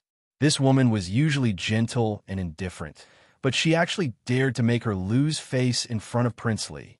Biting her cherry lips, Ying forced a smile and said, "Third elder sister must be joking. It's just that there was no one managing Shun de Xian before, so uncle was entrusted by mother to take care of it. How could he be a servant?" Yi Li nodded and said with a smile, "So that's how it is. Elder sister has misunderstood. In the future, there's no need to trouble Madam's elder brother. I'll have someone take care of it. In a moment, I'll have to trouble this Wang master to come with me to the Yi residence to hand over things in front of father and grandmother." The shopkeeper and Yi Ying's expressions changed. The shopkeeper was naturally doing this for this lucrative job. Although Madame Wang's eldest daughter was the palace's Zhao, the Wang family's foundation was too weak. Otherwise, Madame Wang's legitimate daughter wouldn't have married into the Yi residence as a concubine. Although things had improved in the past few years, there were only a few officials in the court. This shopkeeper was Madame Wang's cousin. Originally, he had nothing to do at home. How could his days be as comfortable as managing Shun de Xian? Ying also knew how much money her mother received from Shun de Xian every year. Even if she took a fancy to any rare antiques, she would directly take them away. Therefore, she was quite popular among the capital's young ladies. If she lost control of Shun de Xian, it wouldn't be so cheap in the future. Yi Li didn't care what these two people were thinking. She pulled Ying with a smile and said, "Let's not worry about this for now. Why did fourth sister come to Shun de Xian at this time?" Yi Ying's expression stiffened. She hesitated for a moment before saying, "His Highness Prince Li took a fancy to a statue of Guanyin in the shop and wanted to give it to the Empress Dowager. I accompanied the prince to take a look." Yi Li's smile didn't change. She was still calm and indifferent. She didn't have the slightest bit of hidden bitterness and sadness from seeing the man who broke off his engagement with her. She even smiled more amiably. She turned to Imo Jingli and said with a smile, "So, it's His Highness Prince Li. This little girl greets you. But, fourth sister, why did you let His Highness Prince Li personally come to the shop? Can't we just send it directly to the Li Palace?" Ying frowned and looked at Yi Li. Could it be that she still didn't give up on pleasing Prince Li? Mo Jingli stood on the side with his hands behind his back. He looked at Yi Li with a faint disdain in his eyes. Obviously, he also thought that Yi Li was trying to please him. Yi Li continued to say with a smile, "But since the prince is here, master, wrap up the statue of Guanyin and give it to the prince." "I don't know. Prince, are you paying in cash or in banknotes?" Everyone was stunned by the explanation. Mo Jingli's expression was a bit ugly. He stared at Yi Li and said, "What did you say?" Yi Li frowned and said with a puzzled expression, "Didn't Prince want to buy a statue of Guanyin? But since he is fourth sister's fiancé, and it's for the Empress Dowager, master, just give him a 20% discount. It's also auspicious." Master, he had already carefully taken out the statue of Guanyin. Yi Li took a look. It was a white jade statue of Guanyin. Although it was only seen from a distance, one could clearly feel Guanyin's compassion for the world. It was obvious that both the jade and the carving were of the highest quality. She didn't expect Shun Xian to have such a treasure. If she hadn't come today, she would have lost a lot. "Young miss, it's done. The total is 5,100 taels." Master, he also understood third Miss's intention. He was originally an elder of the Gu family who accompanied the dowry to the Yi family. Now that third miss had taken over Shun Xian, he naturally supported his young master. Yi Li was also very satisfied with Master He's understanding. She nodded and smiled at Mo Jingli. "After deducting the change, it's 5,000 taels. Prince, what do you think?" "Third sister, you." Ying looked at Mo Jingli uneasily and called out to Yi Li with an aggrieved expression. Yi Li sneered in her heart. She didn't know how much money and things Wang Shi had secretly taken. Now that Yi Ying had a higher status, she actually wanted to take things from the store for free in order to please Mo Jingli. Did she really think she was a fool? Qin Shuang disdained Yi Ying's pretending to be weak. She smiled and said, "Fourth miss, what's wrong? Our miss lost a few hundred taels because His Highness Prince Li is the future son-in-law. If it were other stores, they wouldn't have his price. Or, I know, it must be that Prince doesn't have so much cash on him." Yi Li smiled and said, "It doesn't matter. I naturally believe in Prince. Prince, you can take the things away first. I'll have someone send the bill to your residence later. You can also take the money. Prince, what do you think?" Mo Jingli's face was a little ugly. What would he do? If he refused, others would think that he wanted to take things for free. If he didn't buy it, everyone present would know that it was a gift for the Empress Dowager. If he didn't buy it because it was expensive, it would be unfilial. In the capital, Yi Li was said to be ugly, untalented, and unvirtuous. However, no one said that she was so cunning. With a cold snort, Mo Jingli nodded in agreement. As if he didn't want to stay in the store for a moment longer, he pulled Yi Ying and walked out. He didn't even care about shopkeeper Wang's calls. Yi Li smiled with satisfaction.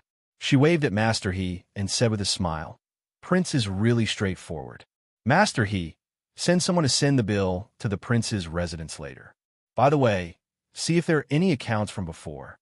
Let's pay for Prince together. The prince's mansion will definitely not lack this little bit of money from us."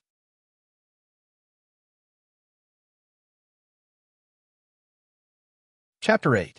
Hearing this, Mo Jingli, who had just walked out of the door, had a livid expression. He stopped walking and pulled Ying away without looking back. "Ha ha!" Inside the carriage, Feng Jiao was convulsing with laughter. Of course, the image of an elegant prince did not exist. When he finally finished laughing, he raised his head and said to Mo Xiaoyao, "Xiaoyao, your new Wang Fei is too interesting." "Ha! It's a pity that I didn't see Mo Jingli's expression just now." Mo Xiaoyao's gentle eyes had a trace of deep thought.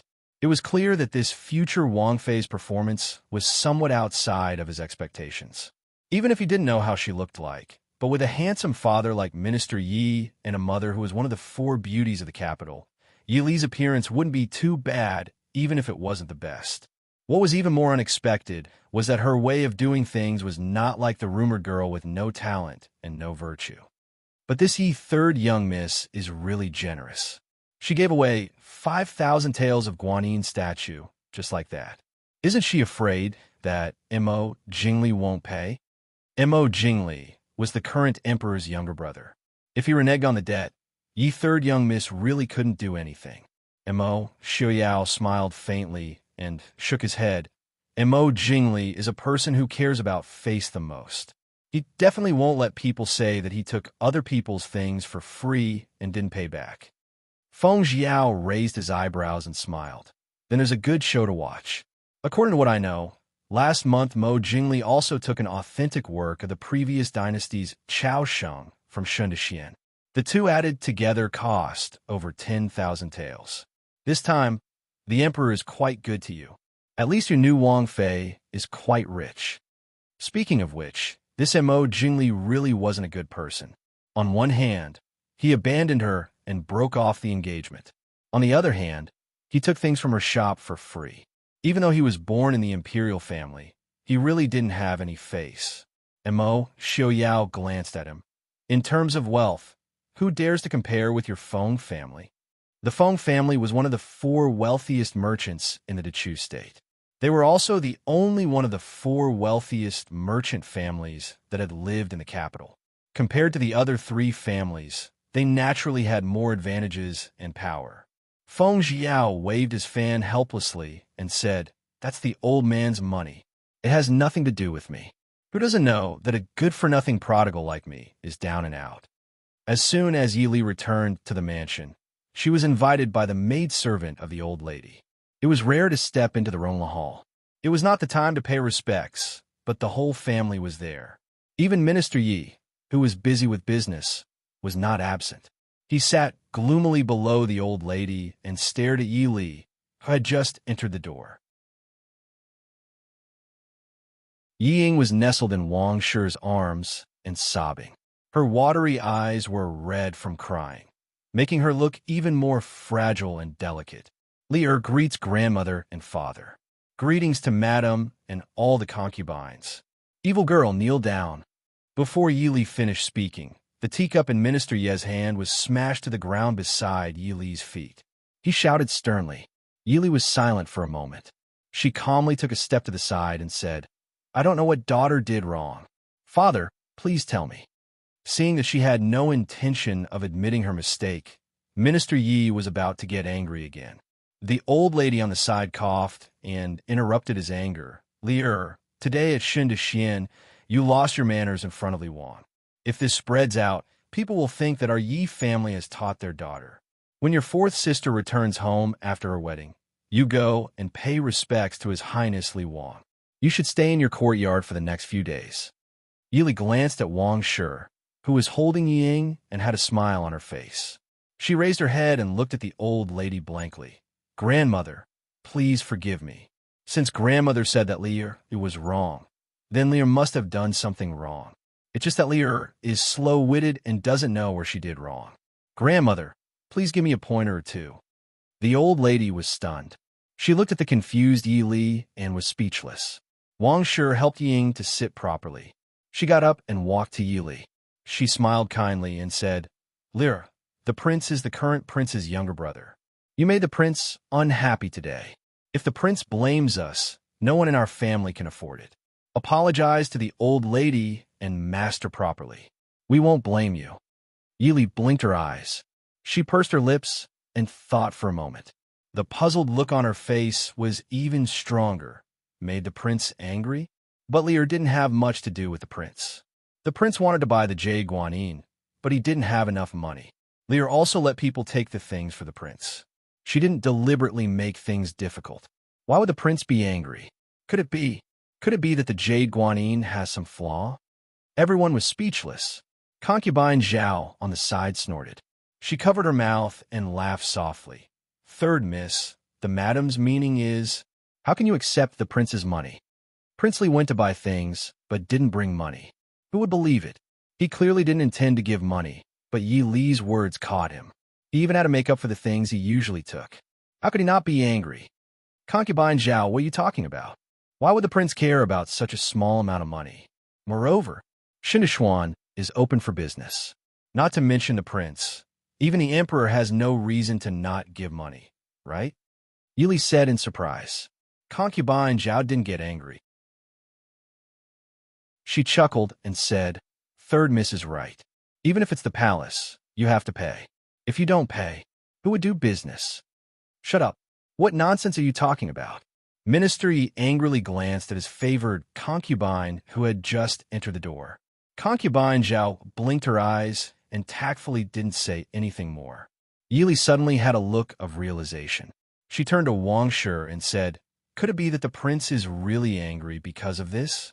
Could it be all the businesses in the capital never accept money from the prince? If that's the case, then Lear was wrong. Grandmother and father can rest assured. Later, Lear will order people to send the money back. In addition, I will add 3,000 taels as an apology to the prince." Wang Shi quickly stopped her. Her heart was filled with unspeakable bitterness. If Yili really did this, she was afraid that the prince's reputation of never paying when he bought things in the capital would spread. Yili didn't care about Wang Shi's face. She said to the matriarch with some worry and grievance, "If that's the case, then this Shandishuan and these shops should close early." Minister Yi said with a cold face, "Shandishuan is your dowry. Why close it? When you marry into the prince's household, it won't look good." Yili frowned and said, "But this Shandishuan's monthly profit is less than 1,000 taels. Every time the prince comes, he takes more than 3,000 taels. If the prince comes once a month." Hearing this, the matriarch and Minister Yi were startled. They couldn't help but look at Wang Shi.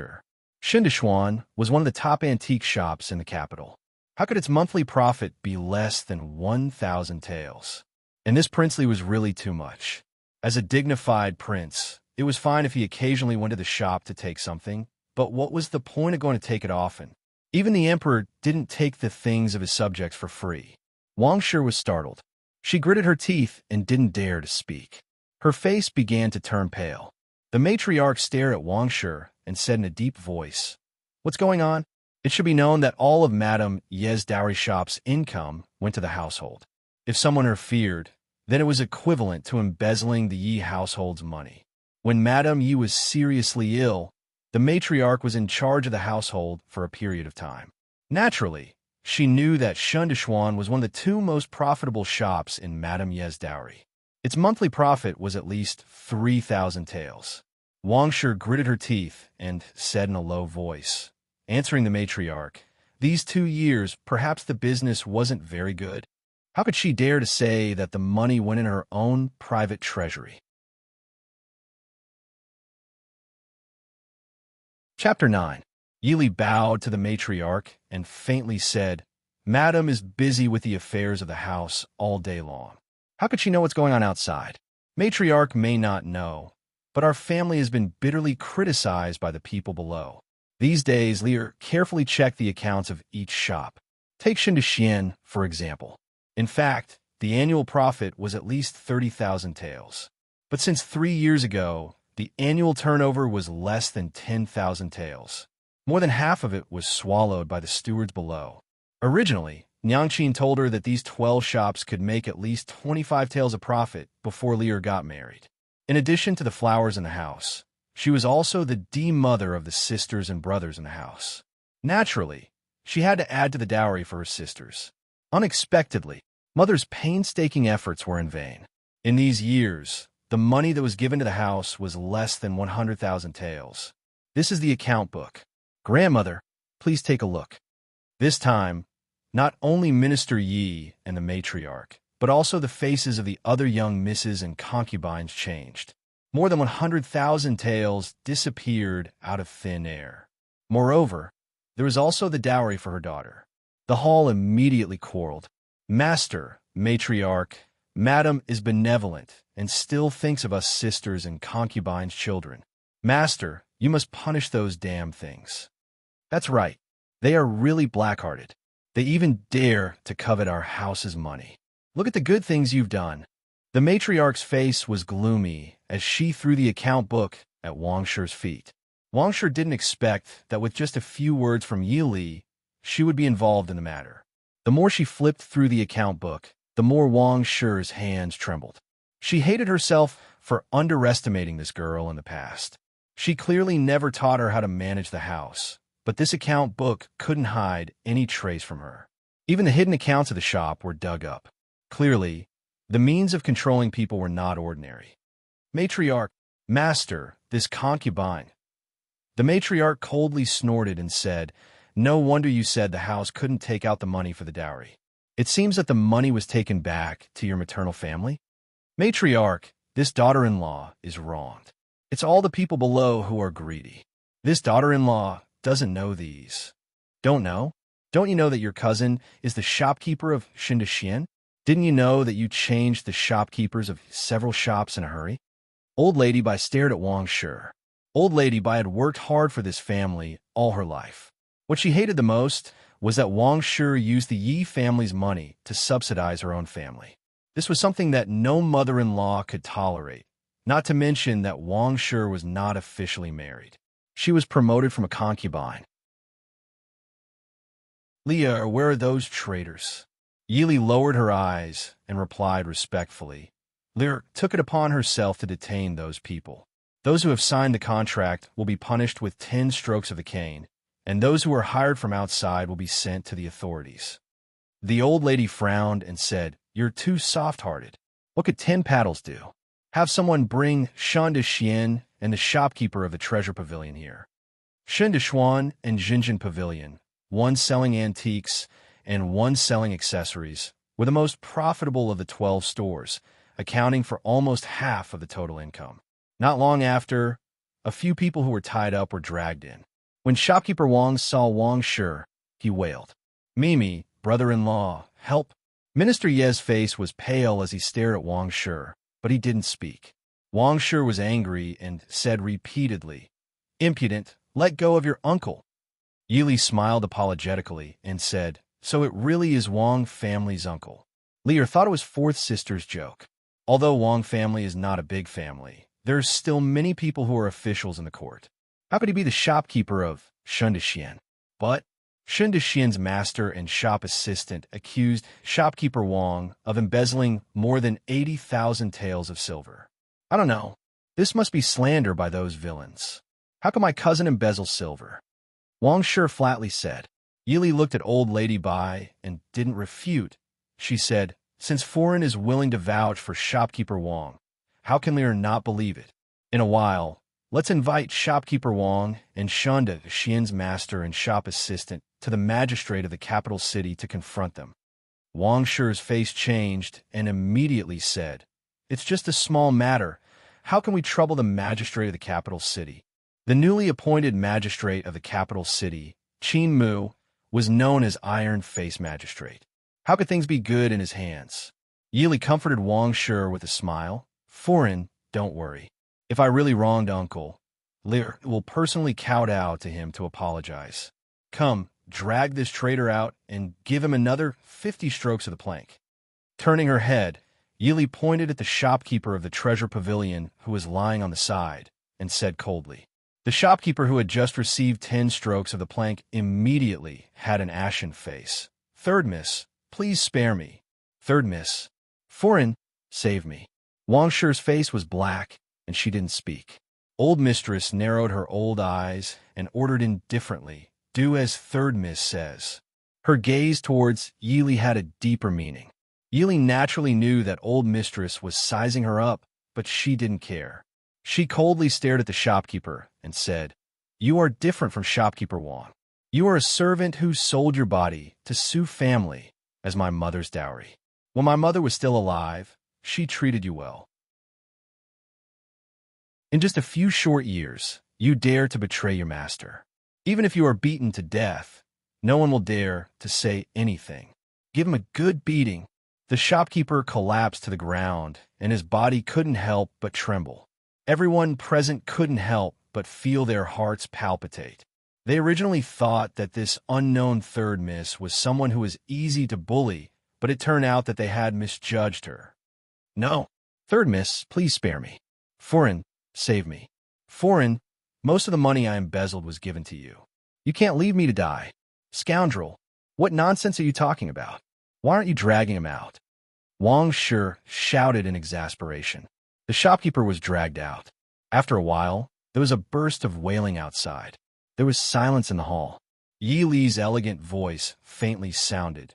Qing Shuang, ask someone to invite shopkeeper Wang and everyone from Shun to Xuan to the capital's magistrate's office. Ask someone to tell Lord Qin that I have heard that Lord Qin is impartial. I hope Lord Qin can give justice to our Yi family. Yes, Qing Shuang responded crisply. Wait. Ying stepped forward and said, Grandmother, Father, this can't be done. If we go to the magistrate's office, Lady Jiaoyi and Prince Li's mansion will definitely lose face. Inger won't have the face to get married again. I beg Father and Grandmother to reconsider. Mother, Minister Yi looked at the old mistress. He naturally didn't agree to go to the magistrate's office. The most important thing now was the marriage of Lady Jiaoyi and Yi Ying in the palace. The old mistress looked at Yi Li and frowned. She looked at shopkeeper Wang with disgust and said, Since we are all relatives, it's not good for the two families to fall out. But the shop is Li's. We can't just let it go. Make up for the missing money as soon as possible. After all, we can't offend Prince Li. We also have to explain to Prince Ding's mansion. Make up for it. Wang Shi cried out involuntarily. Hundreds of thousands of silver was not a small amount. How could she make up for it? Chapter 10. Shut up. As the second wife, you embezzle the first wife's dowry. Isn't it nice to say that? You don't want face, but fourth girl still wants face. Zhao Yang in the palace also wants face. Later, bring the Fu's account book to me. I want to see how you manage the family. Wang Foren's face was pale. The old Tai Tai wanted to take away her power to manage the family. Old Tai Tai. Yili came forward and interrupted Wang Shi. She said softly, Old Tai Tai, the Wang family is the maternal family of second and fourth sister. Originally, giving them the money was nothing. It was just that his mother had instructed him to leave some for his grandmother and some for his younger sisters as dowries. Lear didn't think it was much. Now, there are only fourth sister, fifth sister, and sixth sister waiting to be betrothed. Each of them should be 10,000 taels. Also, give grandmother 30,000 taels of silver. It's only 60,000 taels. After that, she looked sideways at Zhao Yinyang and smiled. Don't worry, Yinyang. If there are younger brothers and sisters in the future, Li will make up for their share. Zhao Yinyang was stunned. Originally, she felt some regret and unwillingness. Hearing Yi Li's words, she was happy. She covered her mouth and smiled. Then I'll take advantage of third Miss's auspicious words. Third Miss is indeed the legitimate daughter of our Yi family. You really have the demeanor of a great family. Whether Yi Li would fulfill her promise in the future was another matter. Yi Li's words alone made her happy. 60,000 taels didn't sound much compared to 100,000 taels. But Yi Li knew that much of the money was used by the Wang family to open up their career. Otherwise, it was squandered. Now that Wang Shi had to take out 60,000 taels, it was enough for her to vomit blood. Anyway, as long as Jiaoyi was still there, as long as Ying was still Li Wangfei, the old tie-dye couldn't really do anything to Wang Shi. Then let her vomit blood. Hearing this, Minister Yi felt that Yi Li was very generous. He nodded approvingly. Li is right. Do as you say. Although she couldn't do anything to Wang Shi for the sake of her family, she still didn't like Wang Shi taking the family's money for her family. She couldn't help but think of her first wife who bribed the Yi family. She looked at Yi Li even more gently. The matriarch also agreed. Not only would it save the face of the two families, but it would also save tens of thousands of taels of silver for the dowry. As for the Wang family did not have the ability to compete with the Yi family. Besides, the Wang family was in the wrong to begin with. Even if Yi Jiaoyi was the daughter of the Wang family, she was still the daughter of the Yi family. She would not blame her family. Looking lovingly at Yi Li, she nodded her head and praised.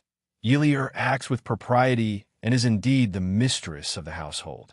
In the future, when you enter the Ding kingdom, maternal grandmother need not worry. The Su family has a better upbringing. Mrs. Wang's face darkened. If the Su family had a better upbringing, did that mean the Wang family had a worse upbringing? Ying glanced at Yi Li and lowered her head in grievance. Mrs. Wang still wanted to say something, but the matriarch glared at her and said coldly, "Or do you really want to go to the capital's magistrate's office?" This concubine obeys. I will make up for the money as soon as possible. Mrs. Wang gritted her teeth and said unwillingly, "Ying, I will be married in a few days. You should stay in the courtyard and teach her how to be a wife." Yes, she was grounded. She didn't even have the chance to go to the palace to complain to Zhao Yang. Qing Yi Xian Yi Li sat leisurely in the room and looked at the banknotes that had just been sent from the Li Palace. A sneer flashed across her beautiful face. It turned out that Li Wang and Ying had hooked up a year ago. In the past year, Li Wang had taken away more than 17,000 taels of antiques from Shun to Xian, but he had never given her a single tael of silver. "Miss, this Li Wang is really shameless." Qing Shuang stood behind Yi Li and said angrily. Li Wang was a famous handsome man in the capital. Qing Shuang had some expectations for this future son-in-law. She didn't expect that this blind guy would break off the engagement and ruin her reputation. That was fine, but he even dared to take her missus' things for free. He was really shameless. Yi Li turned around and handed the banknotes to Qing Shuang. She laughed and said, "Is this something you can say? Be careful not to be heard by others. I can't save you." Qing Shuang stuck out her tongue in shame. She shrunk her shoulders and said, "I know Miss won't leave me alone. What's more, who will hear us in our courtyard?" Qing Yixian was the smallest and most remote courtyard in the entire Yi mansion. There were only a few servants in the courtyard. Other than a few rough maidservants, she was the only one by the young Miss's side. Compared to Yi Ying's servants, Miss was even worse off than a concubine's daughter. "Miss, why did you let Madame Wang go so easily today?" Thinking of Wang Shi's pale face and tottering appearance, Qing Shuang felt both refreshed and unreconciled. Yi Li smiled and said, "Madame Wang is the mother of Zhaoi in the palace. Fourth sister is the future Princess Li. Do you think grandmother and father will treat her well because of me?" After thinking carefully, Qing Shuang lowered her head and muttered, "Old Madam and Master are too partial." Of course, even if Madame Wang spit out tens of thousands of taels of silver, Miss didn't see a single cent. Yi Li patted her and smiled. "Don't worry. With Madame Wang's tens of thousands of taels of silver, at least I can take away the rest of Mother's dowry. Compared to Mother's dowry, tens of thousands of taels of silver are nothing." Qing Shuang nodded. She didn't like Yi Mansion anymore. Yi family had a weak foundation. If it weren't for Madame Wang's dowry, they wouldn't have the glory today. But look at Mrs. Life these years. It was not an exaggeration to say that they were cruel and unscrupulous. Worried that her words would make Miss sad, Qing Shuang quickly changed the topic. "By the way, Miss, Madam, you mentioned this morning that there are too few people around Mississippi. Should we add a few more so that it won't look bad when you go to King Ding's mansion in the future?" Yi Li frowned. Yi Li knew that there were too few people around her, but Yi Li used to like peace and quiet. She didn't want people around her to follow her around, so she didn't care much. But if she wanted to get married, it would be a problem. She didn't care about Madame Wang because she was sure that Madame Wang couldn't do anything to her, and she couldn't live in Yi Mansion for a lifetime. But if she married into King Ding's mansion in the future, she couldn't be so casual. She rubbed her eyebrows and thought, "Later, you go and tell the chief steward that I want to pick a few maids in the courtyard." Qing Shuang nodded. "Then the nannies who serve by your side, don't worry about this." A few days ago, Aunt said that she would send Mother Lin and Mother Wei, who were originally by Mother's side, over in 2 days. When Mother passed away, Yi Li just got her memory back and fell seriously ill. During this period, Madame Wang took the opportunity to stir up trouble. She beat Mother's wet nurse, Mother Sue, and drove her out of the mansion. When Yi Li got a little better, she knew that at this time, there were only Mother Lin and Yi Li's wet nurse, Mother Wei left by Mother's side. Yi Li naturally knew Madame Wang's thoughts.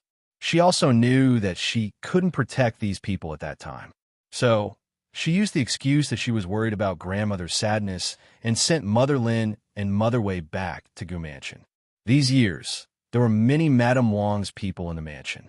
Yili was too lazy to care about them. The fewer people around her, the better.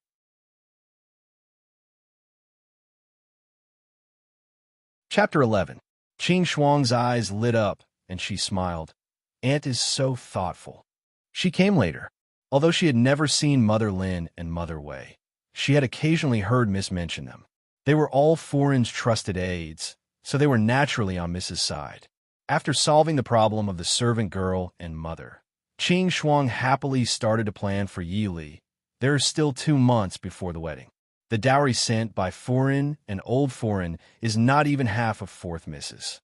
Later, I'll have the shop send some good ones over and buy some from other places. There's also Mrs. wedding dress and dowry. Yi Li sat at the side, smiling as she watched Qing Shuang's startled calculations. Her mind had already flown to a faraway place. In her previous life, she had never dreamed that she would one day be sitting in her boudoir like a well-bred young lady waiting to get married. Although she had long known that Prince Ding had such a flaw, Yi Li did not care too much about it. Marriage in this era was not something a woman could decide on her own, and Yi Li had never held any expectations for love. As long as they could live peacefully and respectfully for the rest of their lives, it was not necessarily a kind of happiness. However, Ding Qing's estate. Thinking of Ding Qing's estate's aloof status in the Chu state, she could not help but frown. 3rd Miss, concubine Mother Zhao requests an audience. The servant girl outside the door reported respectfully. Yi Li was a little surprised by concubine Mother Zhao's sudden visit. She nodded and said, "Let her in."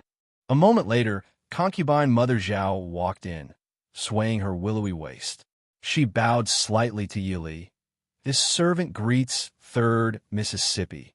Yi Li put the bracelet she was playing with back in a box and said with a gentle smile, "Concubine Mother Zhao, please dispense with the formalities. Why do you come to my place at this time?" She casually sized up the enchanting woman in front of her. This concubine Mother Zhao had entered the Fu for less than a year, but she was deeply doted on by Minister Yi. Otherwise, she wouldn't have dared to speak like that in front of old Madam today. Yi Li saw that she was wearing a peach red dress with a plain colored ribbon tied around her waist. Her hair was tied up in a simple bun, and the tasseled red hairpin swayed gently on her face. Her every movement was charming. It was no wonder that Minister Yi favored her so much, even though she had only been here for a short time. Not to mention Wang Shi, who had given birth to 2 daughters and a son and was gradually aging. Even Yi Ying, who was known as the #1 beauty, lacked some charm compared to her. It was a pity that she had come too late. Wang Shi's position in the household was already deeply rooted. What was even more unfortunate was that her background was too low. Concubine Zhao was an extremely intelligent woman, so she never dared to underestimate this 3rd Miss who was unknown in the Fu. However, the Gu family behind the 3rd Miss was a force that everyone had to be wary of. It was the 3rd Miss who not only retrieved all the dowry left behind by the madam in a few days, but also made Wang Shi vomit blood today. Thinking of how Wang Shi hated her so much that she wanted to vomit blood, but didn't dare to do anything, concubine Mother Zhao felt a burst of joy. 3rd Miss, please show me a way out. Concubine Mother Zhao knelt on the ground and begged in a low voice. Yi Li raised her eyebrows and lowered her head to fiddle with the jewelry in the box. She asked in confusion, "What are you talking about? Who in the Fu doesn't know that father dotes on you the most now? Except for the madam and the madam, all the good things in the Fu are given to concubine Zhao. Is there something that concubine Zhao is not satisfied with?" Concubine Mother Zhao's smile was a little bitter. "I don't dare. Although I was born in a humble family, I have studied for a few years. How can I not know that I am really in a good position now? I'm afraid, when the madam is free, it will be the time of my death." Qing Shuang frowned and said, "What are you talking about? How can you say this in front of our miss? Besides, our miss is going to get married soon. What can she do to help you? If you have the time, you might as well beg the madam and the master." Qing Shuang was very dissatisfied with concubine Zhao's intention to use her miss to deal with Wang. How dare concubine Zhao use her miss? Qing Shuang is right. You know that I'm going to get married in 2 months. Even if I can help you for a while, I'm afraid it won't be of much use. Besides, why should I offend Jowie in the palace for you? As long as Jowie Yi and fourth sister are here, neither you nor I could defeat the madam. Yili stared at her and said lightly. Concubine Zhao bit her red lips and turned a little pale. How could she not know this? But what could she do even if she knew? She originally wanted to have a child to rely on, but Wang didn't even allow her to have a child. A few days ago, she faintly felt that something was wrong with her. If it weren't for this sudden marriage, Wang would have done something to her. Third miss, I don't ask for anything else. I only ask that you help me keep my child. This servant will definitely be grateful for third Mrs. Great Kindness. Ew. Concubine Zhao nodded with tears in her eyes and said, I have only been in the house for a few months, but I have already lost a child. This child must be kept no matter what. Third miss, please help me. Yili sighed softly and nodded to Qing Shuang. Qing Shuang went forward and helped Concubine Zhao to sit on a chair. Qing Shuang's right hand touched Concubine Zhao's wrist for a while and then let go. She nodded to Yi Li without a trace. Yi Li took the handkerchief from Qing Shuang and handed it to Concubine Zhao. She said softly, It's not that I don't want to help you, but I really can't. I will leave the house in 2 months. Looking at your appearance, it will be at least a few months before you give birth, right? Hearing this, a trace of disappointment flashed across Concubine Zhao's face. She clutched the handkerchief in her hand tightly and said with tears in her eyes, Is this child destined not to come to this world? I only hope that he can be born well and live well. It doesn't matter even if he is not in the Yi mansion and is not the young master of the Yi family. Yili looked at Concubine Zhao's pained expression quietly. She could see that Concubine Zhao was speaking from the bottom of her heart. She was really doing this for the child's life, not for her future glory and wealth. Yili was not a cold-blooded person, but at the same time, she was not one to be impulsive and hot-blooded. Third miss, as long as I can give birth to this child, I am willing to adopt him under the name of the late madam and continue her family line. I can swear that I will never acknowledge him in my life. Yili's expression did not change. She looked at her indifferently and said, My mother has passed away for many years. I don't care about the family line. What's more, the gender of the child is not confirmed yet. Based on his age, even if you never acknowledge him, won't you guess when he grows up? If he is adopted under my mother's name, he will be the legitimate son. His status will be higher than Ronggu who was born by Madame Wang. I'm afraid that even if he is born, he won't be able to survive. Ever since Madame Wang's death, there have been no more children born in the house.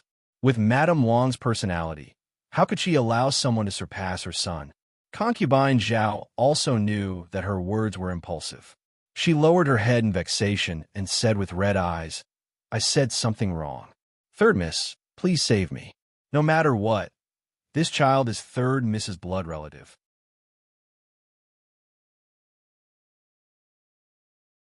Chapter 12. Yili thought for a moment and asked, Father's love and this child, which one do you want? Concubine Zhao was startled, not understanding why Yili would ask such a question. But she quickly reacted. After thinking for a moment, a trace of determination flashed across her face. She gritted her teeth and said, I want this child. As long as this child lives well, it doesn't matter if I never see him again. I heard that some people's fate is not good. It will affect their family's marriage and children. The room was silent for a moment before Yi Li's voice slowly sounded. Third miss wants me to. Concubine Zhao looked in surprise at the calm young girl in front of her. Don't do it yourself. If you leave any traces, it will only backfire. Concubine Zhao finally understood why Yili asked her whether she wanted a child or the old master's love. Now that the fourth miss of the Fu was about to marry Prince Li as his first wife, the only son of the Yi family born by Madame Wang had always been in poor health. If she carried the reputation of having a bad fate, she could forget about receiving the old master's love in this lifetime. Instead, it was very likely that she would be chased out of the family or sent to a courtyard or temple outside the city to recuperate. Now that there was a joyous occasion in the Fu, she definitely would not be chased out of the family easily. then she would be sent out of the Fu. If she was even more ruthless and sent further away, she might not be able to return to the capital in this lifetime. This is all I can help you with. You are right.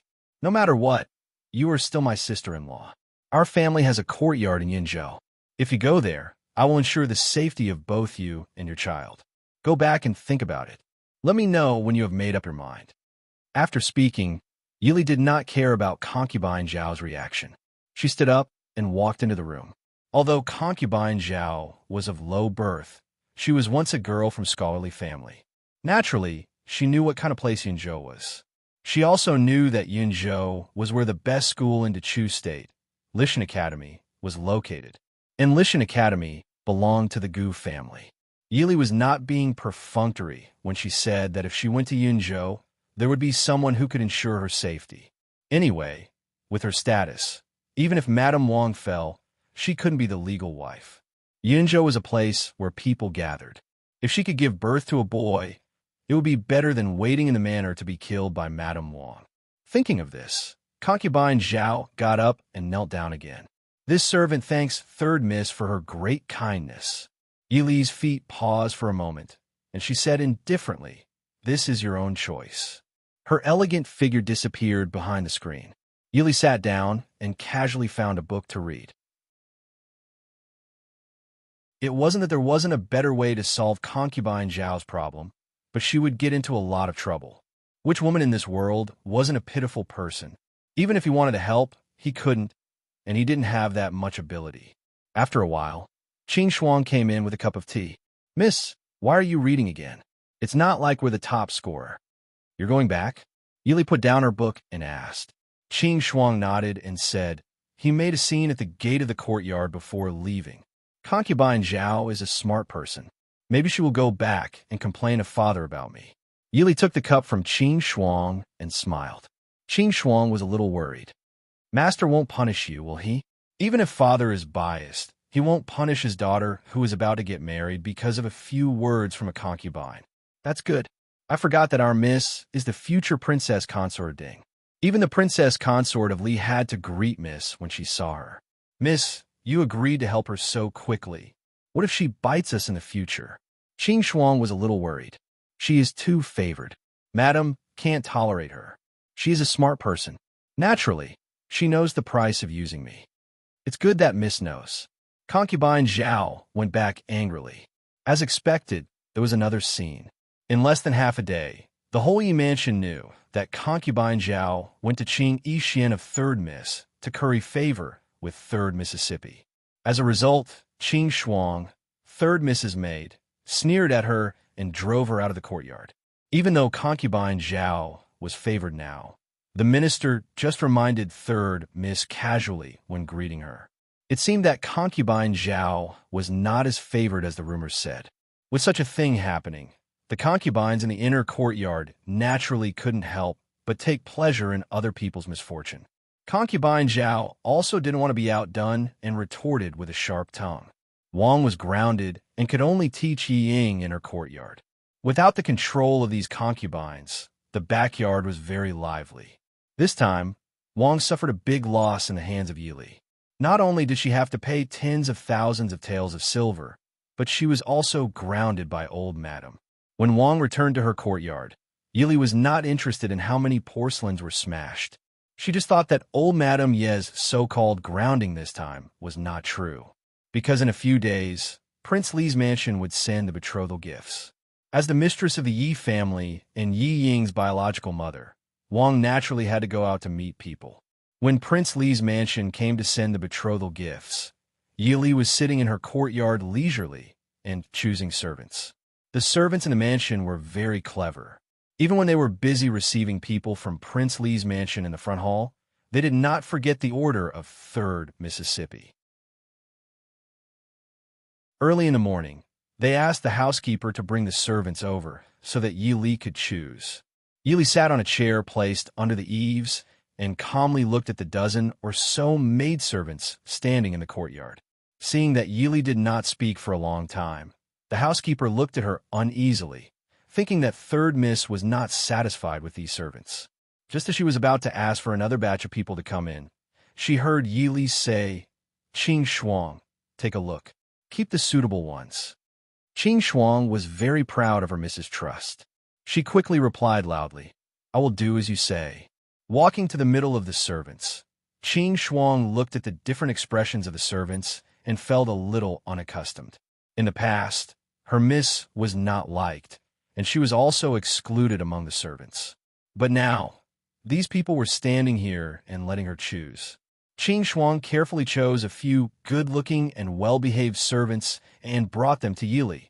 Yili glanced at her and smiled in her heart. Qing Shuang, this girl, was a little too worrisome. She even had to spend so much effort to choose a maid. The housekeeper smiled and said to Yili, Third miss, are you going to choose these servants? Do you want to choose 2 more in case there are not enough servants? Yili looked at her with a smile in her clear eyes. In that case, choose 2 more. The housekeeper met Yili's clear eyes. For some reason, she could not help but feel cold in her heart and quickly looked away. This time, Yili did not even look at them. She pointed at them and said, Those 2. Qing Shuang followed her finger and looked at the 2 servants standing in the front row. One looked ordinary, and the other was gorgeous and charming. At first glance, she knew that they were not well behaved. Moreover, that girl was actually looking at her young miss with an arrogant expression. She really didn't know what was good for her. Waving her hand to let the housekeeper take the rest of the servants away, Yili looked carefully at the 6 servants standing in front of her and asked softly, What are your names? My name is Yin, and my name is Xiao Chui. My name is Jing, and my name is Tiana. My name is Shuyan, and my name is Hanqing.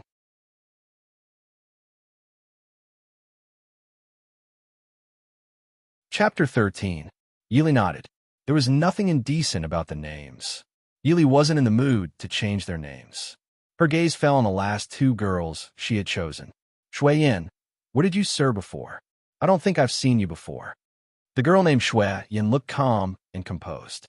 She bowed to Yili and said, Third miss, this servant was originally a second-ranked girl in the old lady's courtyard. Naturally, third miss has never seen me before. Yili smiled and said, You don't look like you're indecent. Since that's the case, you can serve me like Qing Shuang. Serving by the master's side was the head maidservant. Shuiyan was slightly surprised by Yili's promotion, but she wasn't surprised to the point of being rude. Thank you, third Mississippi. This servant will serve miss with all my heart. Please give this servant a name, Mississippi. Usually, the head maidservants serving by the master's side would be given a name by the master. Even if it was a favor, it meant that the maidservant had nothing to do with the previous people and was only loyal to the current master. Yili raised her eyebrows and pondered for a moment before saying, Let's call you Qing Xia. Qing Xia, thanks, miss, for your grace. After bowing, Qing Xia stood respectfully to the side. Han Qing, do you know embroidery? Yili asked. A trace of arrogance flashed through Han Qing's eyes. She said crisply, Of course I do. This servant's embroidery is one of the best in this manner. Yili seemed satisfied with her answer and nodded. Very good. Since that's the case, you can serve on the needlework. Reporting to Miss, this servant is not an embroiderer. Han Qing's expression changed. She glared at Yili and gritted her teeth. Impudent! How dare you refute Miss's words? Qing Shuang angrily rebuked. Yili didn't get angry. She nodded and smiled. I know you're not an embroiderer. If there's something important, I won't let you do it. It wasn't easy to be an embroiderer. Which outstanding embroiderer didn't have at least 10 years of experience? No matter how he looked at it, this person called Han Qing didn't seem like someone who could be content with her lot in needlework. Han Qing's pretty face was red with anger as she glared at Yili. How could Yili put her in her eyes? She stood up and said to her with a smile, I might be a little busy these days. If you can't handle it, you can go find the manager. When she went to the Ding King's residence, there would naturally be more people sewing. Also, change your name. Let's call her Jing Wen. Thank you, third Mississippi. This servant is very satisfied with her name. Han Qing said with a red face. Frost sneered and said, Impudent. So what if you're satisfied? Our miss is not satisfied. This girl had such a seductive face and such a frivolous name. Did she think that Qing Yixian was a brothel? Qing Shuang still couldn't understand why Miss would choose such a person. Change your name, or leave my Qing Yixian. Or should you go back and ask your former master? Han Qing's face changed. She gritted her teeth and said, "Thank you, miss, for giving me a name." Yi Li's eyes swept over her and no longer looked at her. "Since you've entered my Qing Yixian, as long as you know your place, I'm not a person who likes to make things difficult for others. If you have any other thoughts, you'd better leave as soon as possible. Otherwise, the people who were beaten outside Ronla Hall a few days ago are your examples.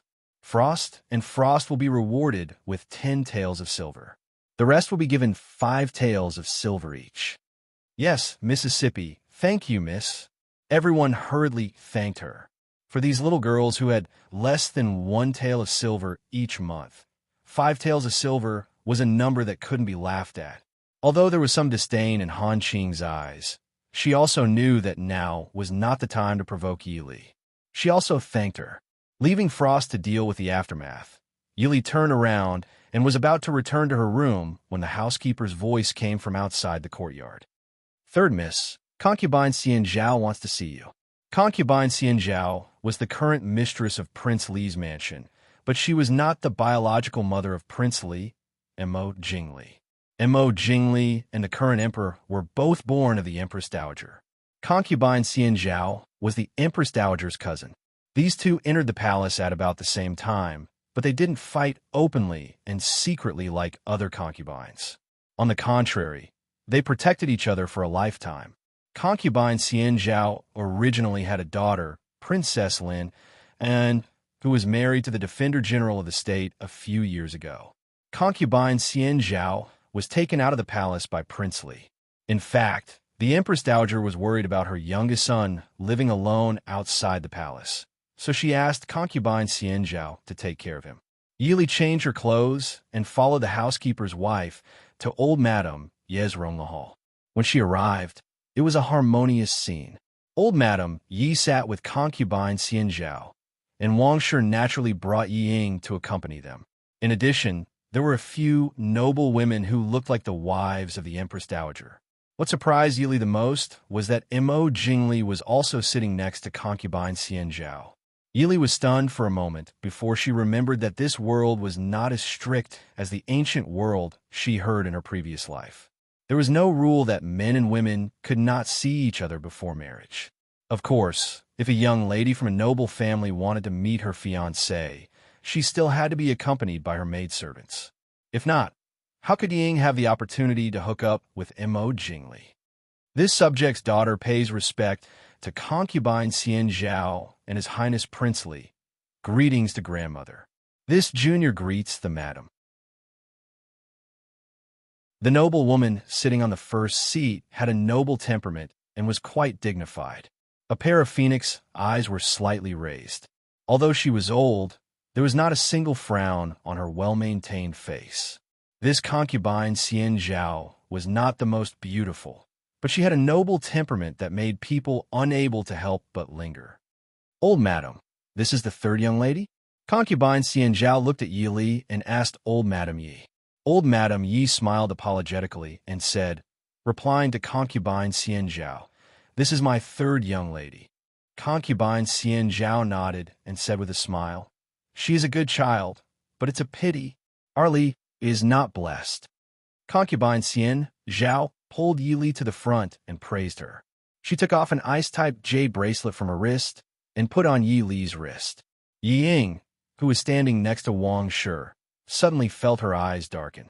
Yi Li did not dare to accept Concubine Xian Zhao's bracelet and quickly declined. "Thank you for your praise, Concubine Xian Zhao. It's only appropriate for Concubine Xian Zhao to wear such a precious thing." Yi Li does not dare to accept Concubine Xian Zhao's gift. Concubine Xian Zhao stopped Yi Li's hand that wanted to take off the bracelet and pretended to be angry. "You little girl, do you dislike my bracelet? This bracelet was given to me by the late emperor. I'm old, and it looks good on you young people. I'm happy." She said that it was a gift from the late emperor. If she refused again, wouldn't she dislike the late emperor's things? Yi Li gave up and bowed with a smile. Thank you for your gift, concubine Xian Zhao. I will definitely keep concubine Xian Zhao's gift carefully. Concubine Xian Zhao seemed to be very satisfied with Yi Li's performance. She nodded with a smile and let go of Yi Li. Yi Li then walked behind Wang Shi obediently and stood side by side with Ying. Several madams who came with concubine Xian Zhao were surprised to see Yi Li. Third young Miss Ye's reputation in the capital could be said to be as famous as the #1 beauty, Ying. However, one was talented, beautiful, and virtuous, while the other was not talented, beautiful, or virtuous. It was hard to believe that they were a family. However, this third young Miss Yi was also a strange person. She rarely attended the gatherings of the young ladies in the capital. To outsiders, it was said that third young Miss Ye's health had been poor ever since the death of the first madam of the Yi family. Today, seeing third young Miss Ye's elegant appearance, elegant speech, and proper manners, it vaguely reminded people of Madame Yi, who came from the famous Su family. How could such a woman be rumored to be so unbearable? Not only did she lose such a good marriage with Prince Li, but she was also betrothed to Prince Ding. Her life was ruined.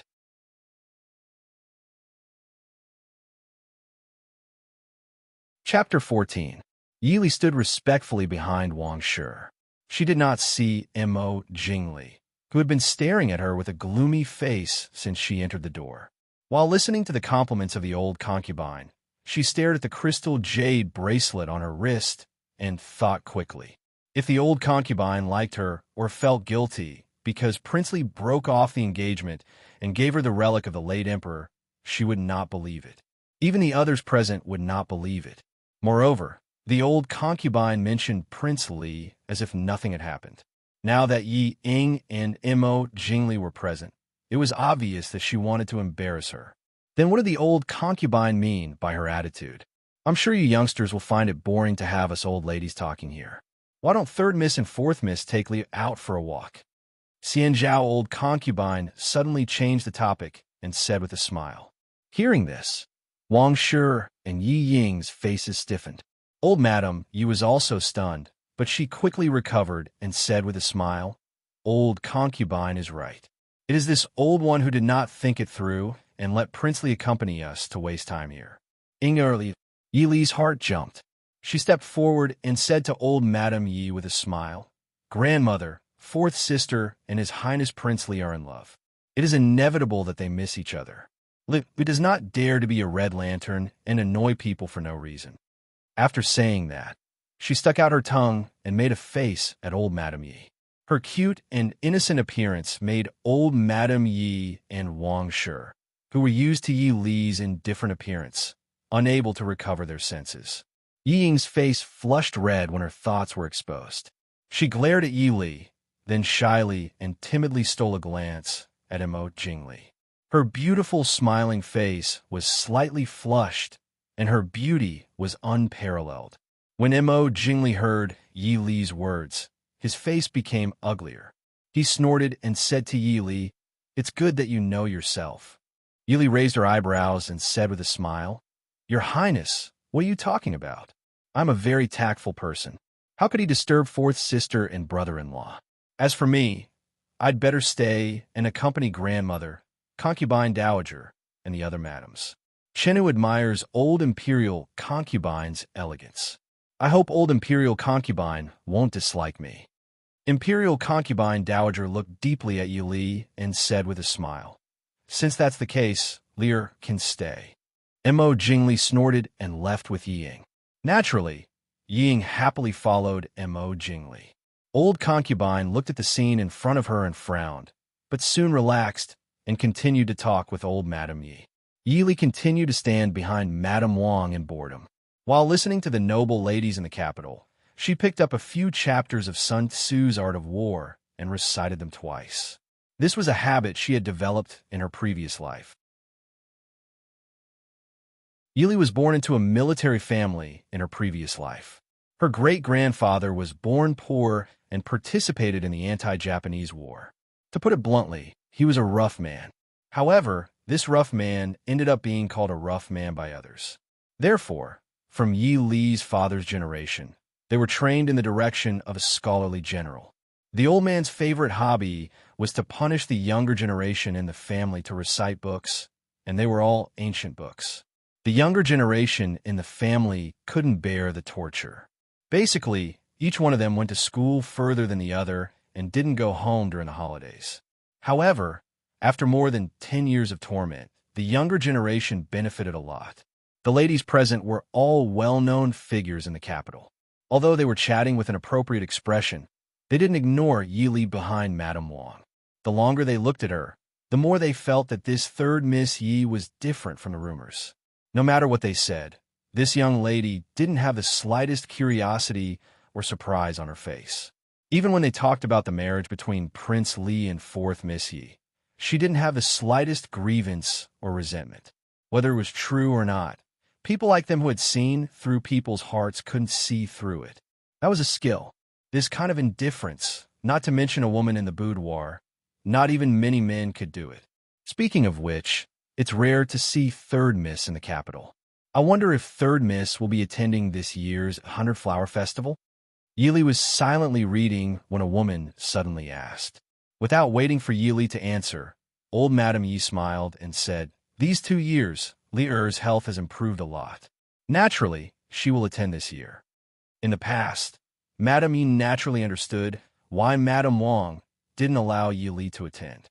However, now that the two girls' marriage was set, it was unreasonable to not allow Yi Li to attend. Although she valued Ying more, the astute old Madame Yi didn't intend to let this granddaughter who was about to become Princess Ding be bitterly disappointed in the Yi family. Although Yi Li didn't like to join in the fun, she knew that a girl in the boudoir was different from a married woman. When she was still in the boudoir, she didn't want to attend the gatherings of the young ladies. At most, outsiders would think that this girl was introverted and liked the quiet, or that her health wasn't good. However, after marriage, if a woman who was in charge of the household still didn't want to integrate into the crowd and didn't interact with others, people would think that this person was too arrogant and didn't know how to appreciate kindness. In serious cases, it would even affect her husband's family. The current master of the Ding King's residence was the already disabled Prince Ding, Immerse Xiaoyao. Although there were still a few women in the residence, after she married, she would definitely be in charge of the Ding King's residence. Therefore, after hearing old Madame Ye's words, Yi Li also smiled and agreed, showing an expression of looking forward to this year's 100 Flower Festival. After sending off the virtuous consort and her entourage, Yi Li bid farewell to old Madame Yi and returned to Qing Yixian. Old Madame Yi and Madame Wang were delighted by the glory of the virtuous consort and didn't keep Yi Li. Yi Li walked out of Rong Lutang and casually walked along the winding corridor. At the same time, she thought of the glance that the virtuous consort gave her before she left. She didn't know why, but she felt that the old consort's glance was very meaningful. "Young miss, look." When she passed by the garden, Yi Li was thinking about something, and Qing Shuang reminded her softly in her ear. Looking up, there was a pair of beautiful people sitting in the pavilion by the side of the garden. The man was handsome and solemn, and the woman was beautiful and delicate. Who else could it be but Mo Jingli and Ying? Yi Li was a little puzzled. Why weren't these two people in front of the flowers under the moon, but sitting at the entrance of the garden where people came and went? It looked like they were deliberately waiting for her here. She stepped forward, "Greetings to His Highness Li Wang." Mo Jingli glanced at the maidservants behind her and sneered. "You really know how to put on a show." In the past, Mo Jingli had seen Yi Li from a distance a few times. Every time, Yi Li only had one maidservant with her, which made people feel that she was petty. Now that he had just been granted a marriage, Yi Li not only dared to embarrass him, but also put on a show. For some reason, Mo Jingli always felt a little angry when he saw Yi Li. Thinking of the nearly 20,000 taels of silver in Yi Li's hands, Mo Jingli gnashed his teeth. It wasn't that his Li Wang manor couldn't afford it, but Yi Li's actions made it clear that she didn't care about him, so she was so generous to ask for money from him. Yi Li covered her mouth and smiled.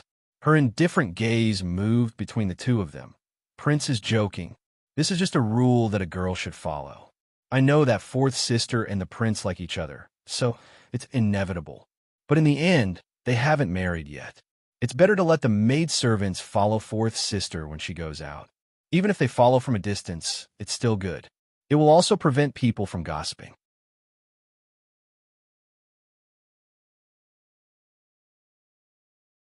Chapter 15.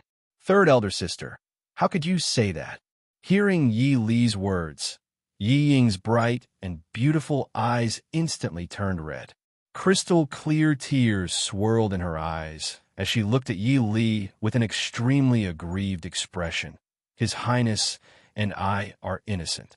Even if this little sister has wronged you, but this is not what little sister meant. Why would third elder sister? Yi Li raised her hand slightly and interrupted her. She found it funny and asked, Fourth younger sister, you misunderstood. Who said there's something going on between you and Prince? Just say it. Even if grandmother and father don't stand up for you, third elder sister will stand up for you.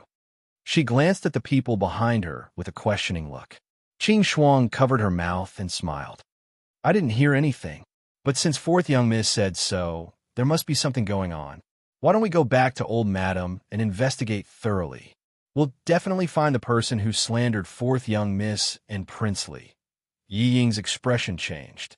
She glared at Qing Shuang hatefully and turned to look at Mo Jingli pitifully. Prince, if grandmother knew about this, she would definitely be reprimanded. If this matter was blown out of proportion, there would be rumors about them. Enough. Yi Li, it's useless no matter what you do. I won't fall for you. Just give up. Mo Jingli reprimanded coldly. He stared at Yi Li with disgust and disgust. Yi Li was so surprised that she couldn't recover from her shock. What was Mo Jingli talking about? She couldn't be thinking that he was playing hard to get with this appearance, right? Where did this person get such a good sense of himself? Being scrutinized by Yi Li, Mo Jingli became angry out of humiliation. He said angrily, Have you seen enough? Shameless. Yi Li rolled her eyes helplessly in her heart. She resisted the urge to say, It's time for you to take your medicine. She bowed to Mo Jingli. Enough. Prince, fourth younger sister, take your time. I'll take my leave first. Without waiting for Mo Jingli's reply, he turned around and walked in the direction of Qing Yixian. Behind her, Mo Jingli stared at the slender figure, leaving with a gloomy expression. Seeing this, Yi Ying's heart tightened. She said softly, Prince, third sister has always been like this. Don't hold it against her. Seeing the worry and pleading written all over the beautiful face of the person in front of him, Mo Jingli's expression softened a little. He pulled Yi Ying and snorted, saying softly, Don't worry, since she's your sister, I won't argue with her for your sake. Yi Ying's eyes flashed slightly, and she lowered her head shyly. Thank you, Prince. As soon as she entered Qing Yixian, she heard a few maidservants who had nothing to do, exclaiming in surprise about the lavish betrothal gifts sent by Li Wangfu today. Fourth young mistress was really fortunate to be able to marry Li Wangfu as his legal wife, and so on. Of course, they couldn't help but mention the misfortune of third young mistress marrying the good-for-nothing prince in the capital city. Qing Shuang's face turned pale with anger. Without waiting for Yi Li to speak, she scolded harshly. How dare you? Who gave you the guts to talk about your master? Perhaps the maidservants were too engrossed in their conversation. They didn't even notice that 6 or 7 people were standing behind them. When they heard Qing Shuang's voice, they turned around and were so frightened that they knelt on the ground. Yi Li looked indifferent as she walked past the maidservants kneeling on the ground. Just when the maidservants thought that they had escaped and were relieved, they heard Yi Li say, Go down and receive 20 strokes of the plank. No, young mistress, please forgive us. We won't dare to do it again. Although Qing Yixian wasn't favored in the residence, it didn't make much of a difference to these maidservants. If there were any good things in other courtyards, the maidservants wouldn't have a chance to do it. However, third young mistress was the master of the Yi residence. Usually, she would never make any excessive demands or make things difficult for the people below her, nor would she get angry at the maidservants. Basically, she had never punished anyone in the courtyard, So these maidservants couldn't help but feel that the third young miss was soft-hearted, and thus they became more relaxed. They didn't expect that today they would be punished with 20 strokes of the plank just because of a few words of gossip. Go down. Yili didn't want to listen to those begging for mercy. She left these words faintly and left. Young mistress, why get angry with those villains? It's not worth it to get angry for no reason. Qing Shuang followed behind Yi Li and softly advised her. Yi Li glanced back at her and smiled. You think I'm angry? Young mistress. Then what? In recent years, it was rare to see third young mistress punish maidservants. Yi Li sneered. I punished them not because they gossiped, but because they betrayed their master. If you were a maidservant and gossiped about your master, would you stand at the entrance of the courtyard? Qing Shuang suddenly understood. She was puzzled and asked, Then who ordered them? It can't be madam, right? What good would it do her, other than angering young mistress? And she might not even be angered. Yi Li frowned and shook her head. She said to Qing Shuang, Tomorrow, go to the imperial censor's residence and send a letter to second uncle for me. Tell others that I don't understand some things and want to ask second aunt for advice. Ask her to come over when she has time. Right? Tell second aunt that there's no rush. Imperial censor's residence, study this simple and elegant study room, was filled with a faint smell of books. Behind the desk, the imperial censor's usually elegant expression was a little gloomy. He stared at a letter on the desk and pondered. Qing Feng, what do you think the virtuous old concubine meant by this? After a while, the imperial censor raised his head and asked. Not far from the desk, a handsome young man stood upright. He frowned and thought for a moment before saying, My son is slow-witted. Could it be that in order to save face for the king's residence? Imperial censor Su shook his head and said, In my opinion, the imperial family's actions are to save face for the king's residence. This method may work for ordinary officials, but it is useless for the king's residence. Su Qingfeng's sword-like eyebrows furrowed slightly. His expression was filled with indignation as he said, The royal family has treated the king's residence well, but they shouldn't have sacrificed my cousin. For many generations, the Su family had more males than females. In the previous generation, Yi Li's mother was a daughter. In Su Qingfeng's generation, the Su family's two branches were actually all sons. Su Qingfeng, who had always lived in the capital, loved Yi Li very much. He often saw her when she was young. Imperial censor Su sighed and said, In the eyes of the imperial family, other than themselves, who else can't be sacrificed? What's more, after your aunt passed away, Li did not show her face in the capital. Her reputation has long been ruined by that evil woman from the Yi family. Naturally, Li Wang is not willing to marry Li Er. Su Qingfeng snorted and said, My son thinks that my cousin not marrying that Li Wang is right. He hasn't even married, and he's already taking things from his fiancée's shop. Is this the imperial family's way of doing things? If my cousin really marries him, I'm afraid that the dowry left by us and aunt will be used up by him. Thinking about the matter that Qing Shuang mentioned when she came over, Su Qingfeng's heart was filled with anger. His view of Mo Jingli became even worse. Imperial censor Su raised his hand and stroked his beautiful beard. He nodded and said, That Li Wang is indeed not a good match for Li Er. Li Er has always had her own ideas. She probably doesn't see Li Wang in that way. Otherwise, she wouldn't have allowed that mother and daughter from the Yi family to act like that. Thinking back to when his younger sister passed away, he originally wanted to bring his seriously ill niece back to the Su family to be educated. However, that old woman from the Yi family stopped him. Li Er dragged her sick body and sent her wet nurse and mama back to Yinzhou. She lived alone in that isolated and helpless Yi residence. Although the Yi Wangshu wanted to harm her many times, she was still able to smoothly avoid it.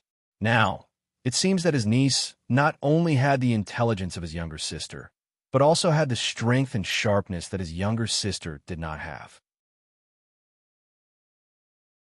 This made Imperial censor Su feel proud.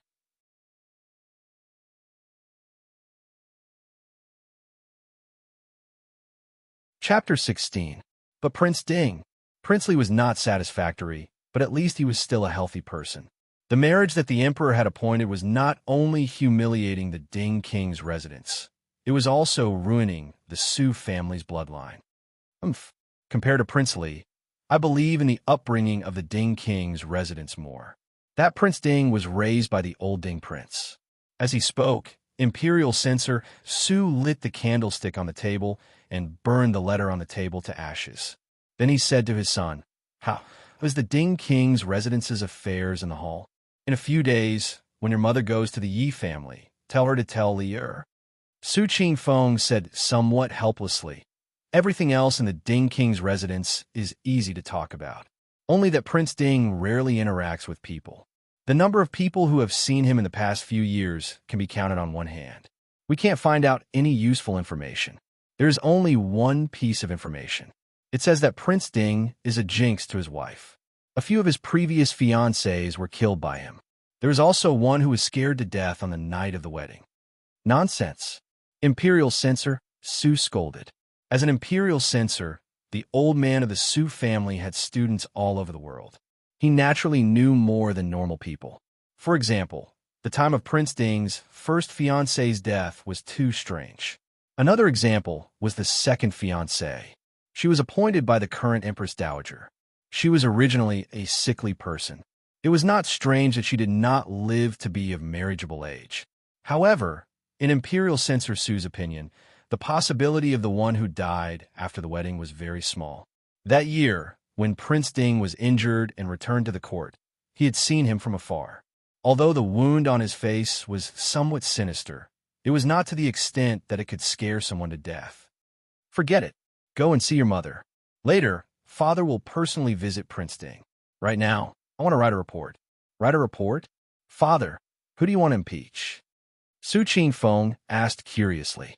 A cold smile appeared on Imperial Censor Su's thin face as he said, "I accuse Yi Shangshu of not educating his daughters properly, condoning the four girls to have private dealings with Prince Li before he annulled the engagement." The Dechu State's imperial court clearly stipulated that imperial censors were not guilty. As long as the censor's accusation was not fabricated, no matter what, the emperor could not punish him. Who in the capital did not know about Prince Li and the fourth miss of the Yi family? However, since the Yi family did not care, others naturally pretended not to know. Now that someone had openly submitted the memorial, those imperial censors who had nothing to do and those scholars who couldn't bear to see such things naturally wouldn't let go of this opportunity. On the surface, the impeachment was directed at Minister Yi, but in fact, it was directed at Yi Ing and Prince Li. In the end, even the fact that Prince Li had taken away his ex-fiancée's belongings could not be concealed. "Won't this make enemies for Li Er?" Su Qingfeng frowned and said somewhat worriedly. Imperial Censor Su smiled faintly and said, "Otherwise, do you think Prince Li looks like he feels guilty towards Li Er? At the very least, our Su family's position needs to be shown to Prince Li and the Emperor." The Su family clearly wanted to protect their niece. "Since we can't figure out what the virtuous consort Zhao's intentions are, then we should first find something for the Li Palace to do, so that they won't scheme against your cousin when they are idle." In Imperial Censor Su's heart, he could not understand why Prince Li would give up his own niece to marry the Yi family's fourth Mississippi. Other than appearance, in terms of status, one was the eldest daughter of the first wife, and the other was the daughter of the second wife. In terms of intelligence and virtue, Yi Ing, who only knew how to seduce people, would have been punished to kneel in the ancestral hall by the Su family. Even in terms of dowry, the dowry that the Yi family spent all of their money on might not be as lavish as what the Su family gave Li Er. The difference between a newly risen upstart and a century-old clan was not small. Hearing his father's words, Su Qingfeng couldn't help but laugh and said with a smile, "Father is still the most thoughtful. This child will leave now." Watching his son close the door and leave, Imperial Censor Su sighed slightly and picked up his brush to write a memorial. He had a son. His eldest son, Qing Rue, had followed his father back to Yunzhou and studied filial piety in front of his father. His second son, Qing Feng, had been by his side since he was young. Although he and his wife were both from a scholarly family, Qing Feng was very talented in martial arts since he was young. His literary talent was only average. Thinking of what Yili had said to him last year when he came to pay a New Year's visit, he couldn't help but smile bitterly. Could it be that the century-old Su family was really going to produce a general? After stopping his brush and thinking for a long time, Imperial Censor Su finally put down his brush and walked to the side of the bookshelf. He skillfully pulled out a book from the third shelf and lowered his head to look at the vigorous handwriting on the book, Taizu Weapon Cannon. He raised his voice and said, "Come in." Soon, a manservant waiting outside pushed open the door and respectfully said, "Master, send this book to the second young master and tell him to finish reading it this year. Also, send over a review every month." The manservant took the book and didn't ask any more questions. He respectfully left. Not long after, Su Qingfeng's hearty laughter came from the distance. It was clear that he hadn't gone far before the manservant chased after him. "This child thanks father.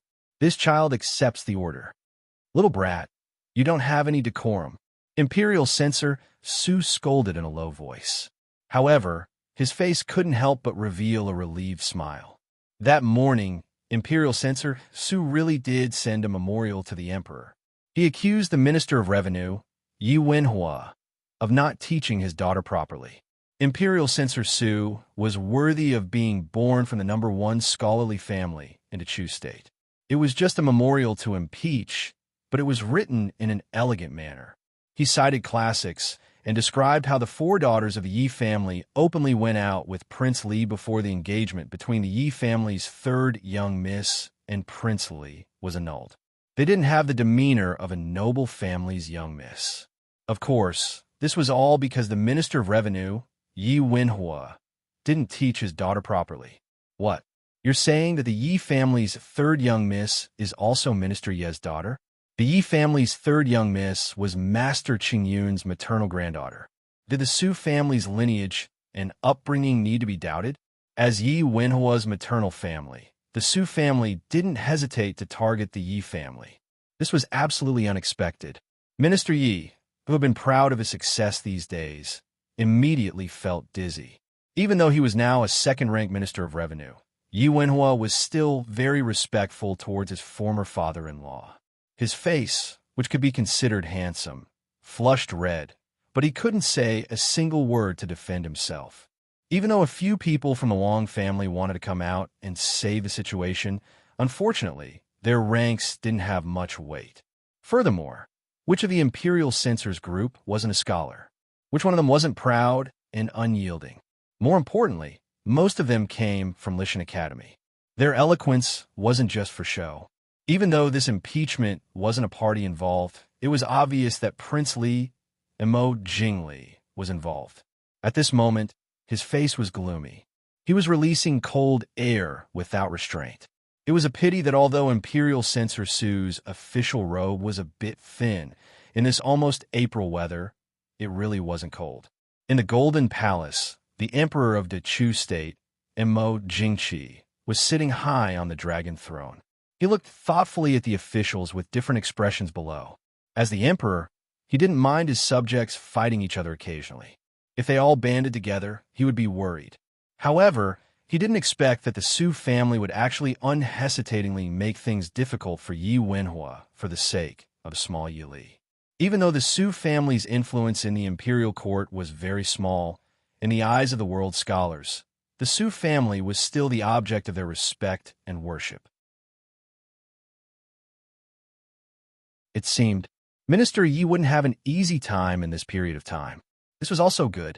Too much glory would make people think of things they shouldn't think of. Some people should be taught a lesson.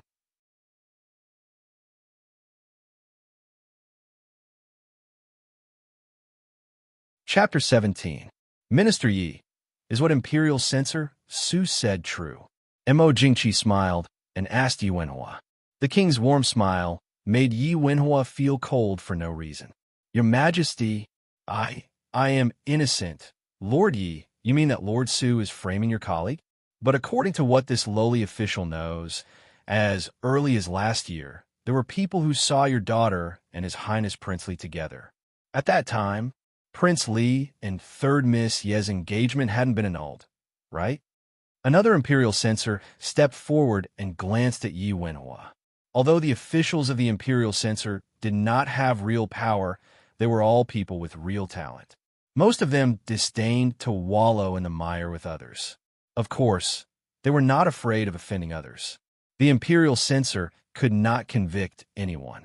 As long as it was not nonsense, even the emperor could not blame anyone. What could others do? That's right. I seem to have heard Madame mention this before. I heard that during this year's Lantern Festival, Fourth Miss Yi also walked hand in hand with him. Minister Ye's old rival, concubine Lu's father, the Minister of Appointments, naturally did not fall behind and add insult to injury. The daughters of the Lu and Yi families fought fiercely in the palace. In the court, the two families were also fighting both openly and secretly. It was a pity that the Yi family's foundation was shallow. Even if they had the support of Prince Li, they could not shake the Lu family at all. Furthermore, Yi Wenhua was being impeached by his own family. Minister Lu felt that it was a pity if he did not take the chance to step on him. Although Prince Li was the emperor's younger brother and had the Empress Dowager's support, the Lu family was not to be trifled with. His two grandsons and one granddaughter were the emperor's princes and princesses. Jingli, what do you say? Mo Jingqi's gaze swept across the people in the hall and landed on Mo Jingli's gloomy face. He smiled and asked. The hall was silent for a while. Then, Mo Jingli's cold voice was heard. I have nothing to say. Some conservative old officials snorted in their hearts. Their evaluation of this prince became even lower. Indeed, they had nothing to say. This kind of thing was not investigated if the people did not report it. However, once it was exposed, any punishment would not be excessive. Mo Jingli and Ying had been too arrogant back then.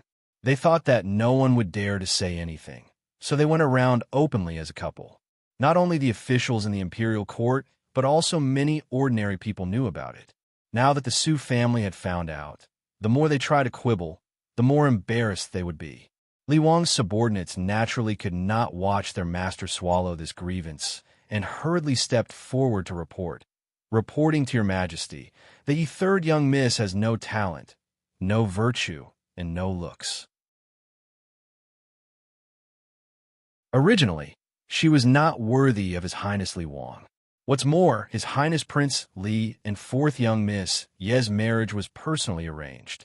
Imperial censor Su sneered and said, since Prince Li doubts third young Miss Ye's talent, appearance, and virtue, then he should openly break off the engagement and find a better match. Why do you have to do such a sneaky thing? According to what Xiaoguan knew, on the day when the engagement was broken off, third young Mistress Yi did not have an intense reaction, nor did she pester and refuse to break off the engagement. One could imagine third Miss Ye's character. What's more, His Highness Prince Li and third young Mistress Ye's marriage was bestowed by the late emperor. Comparing the Empress Dowager's marriage and the late emperor's marriage, which was more important? Furthermore, to be more serious, the Empress Dowager's marriage was completely against the late emperor's wishes. It was already enough to question the Empress Dowager's virtue. The loyal subject retreated in defeat with a pale face. The others watched the commotion while secretly expressing sympathy for the reckless person who tried to compete with Imperial Censor Su. Those with some knowledge all knew that when the Su family's second young master was only 16 years old, he challenged the 6 great scholars of Nanzhao Kingdom and became famous. These years, he had kept a low profile, but it did not mean that he suddenly became bad with words. That's enough. Does Minister Yi have any words to defend himself? Mo Jingqi stopped His Highness from speaking up. Yi Wenhua's many years of experience in the officialdom, from an ordinary scholar to a second-rank official, were not for nothing. He knew that Imperial Censor Su had come prepared. Moreover, he had no way of defending himself, so he directly admitted his guilt. This humble official has neglected the affairs of the manor for many years and has not been strict with my daughter. Please punish me, Your Majesty. Men should not interfere with the internal affairs of the manor. It was completely understandable that he neglected the affairs of the manor. The emperor obviously did not intend to let go of his official and favorite younger brother because of such a trivial matter. Because he was very satisfied with Yi Wenhua's understanding of the situation, if he continued to quibble, perhaps he would be punished even more severely. Since this is the case, Minister Yi will be fined 1 year of salary. As for Prince Li, he will be fined half a year of salary. In addition, third Miss Yi is elegant and virtuous. She will be given 100 taels of gold and 2 jade ruby. Consider it as me adding to Mr. Qing Yun's granddaughter's dowry. Many thanks for your Majesty's grace. Minister Ye's face was ashen. Many thanks, Your Majesty. Imperial Censor Su's expression was indifferent. Many thanks, Royal Brother. Prince Li's expression was even more gloomy. The impeachment seemed to have ended with the emperor's indifferent punishment. However, the follow-up effects were far from over. Before Minister Yi returned home after the morning court, the news of the morning court had spread like the wind among the aristocratic families in the capital. It was unknown where the rumor came from, but Minister Yi sold his daughter for glory. Seeing that Prince Li did not like his 3 daughters who were not outstanding, he ordered Yi Ying, who was known as the most beautiful woman in the capital, to seduce Prince Li. One person said it was a rumor, but 100 people said it seemed to be the truth. No matter where he went, Minister Yi seemed to feel that the way people looked at him was different from usual. In the end, he could only endure the depression and hurriedly deal with the political affairs and return home. When Qing Shuang gloated and told Yili the rumors outside, Yili just smiled faintly and ignored it. She was just a little worried that this action would bring trouble to her uncle. However, her uncle was not a reckless man who did not know his limits. Since he did this, he naturally had his reasons and thoughts. However, Yili was a little surprised that her father did not vent his anger on her because of this matter. After all, after Minister Yi hurriedly returned home yesterday, even Wang Shi and Ying had a meal. Perhaps it was not that he did not intend to vent his anger on her. After all, he had already rushed into Qing Yixin yesterday. However, she did not know why he had just entered the room and turned around and left without saying anything. Perhaps it was a rare moment of sudden guilt. Yili indifferently glanced at the simple furnishings in the room and thought absent-mindedly. She sat leisurely in front of the window and lowered her head to embroider. A purple iris flower gradually took shape in her hands. Embroidery was something that required patience.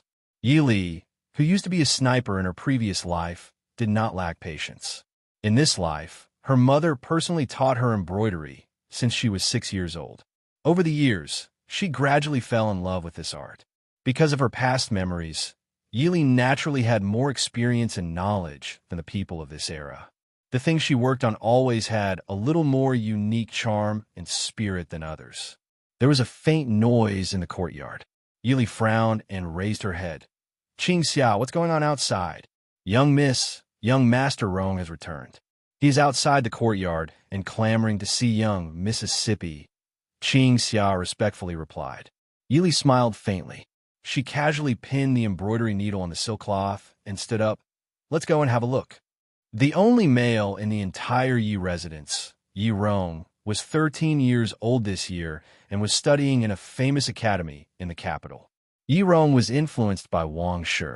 He did not like Yi Li, his legitimate sister, since he was young.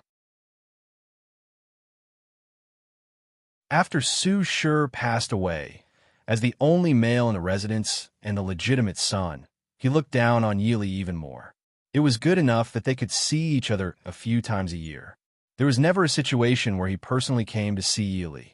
Needless to say, it was because Wang Shi and Yi Ying were scolded by their father yesterday.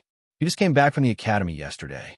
Today, he could not wait to seek justice for his mother and sister.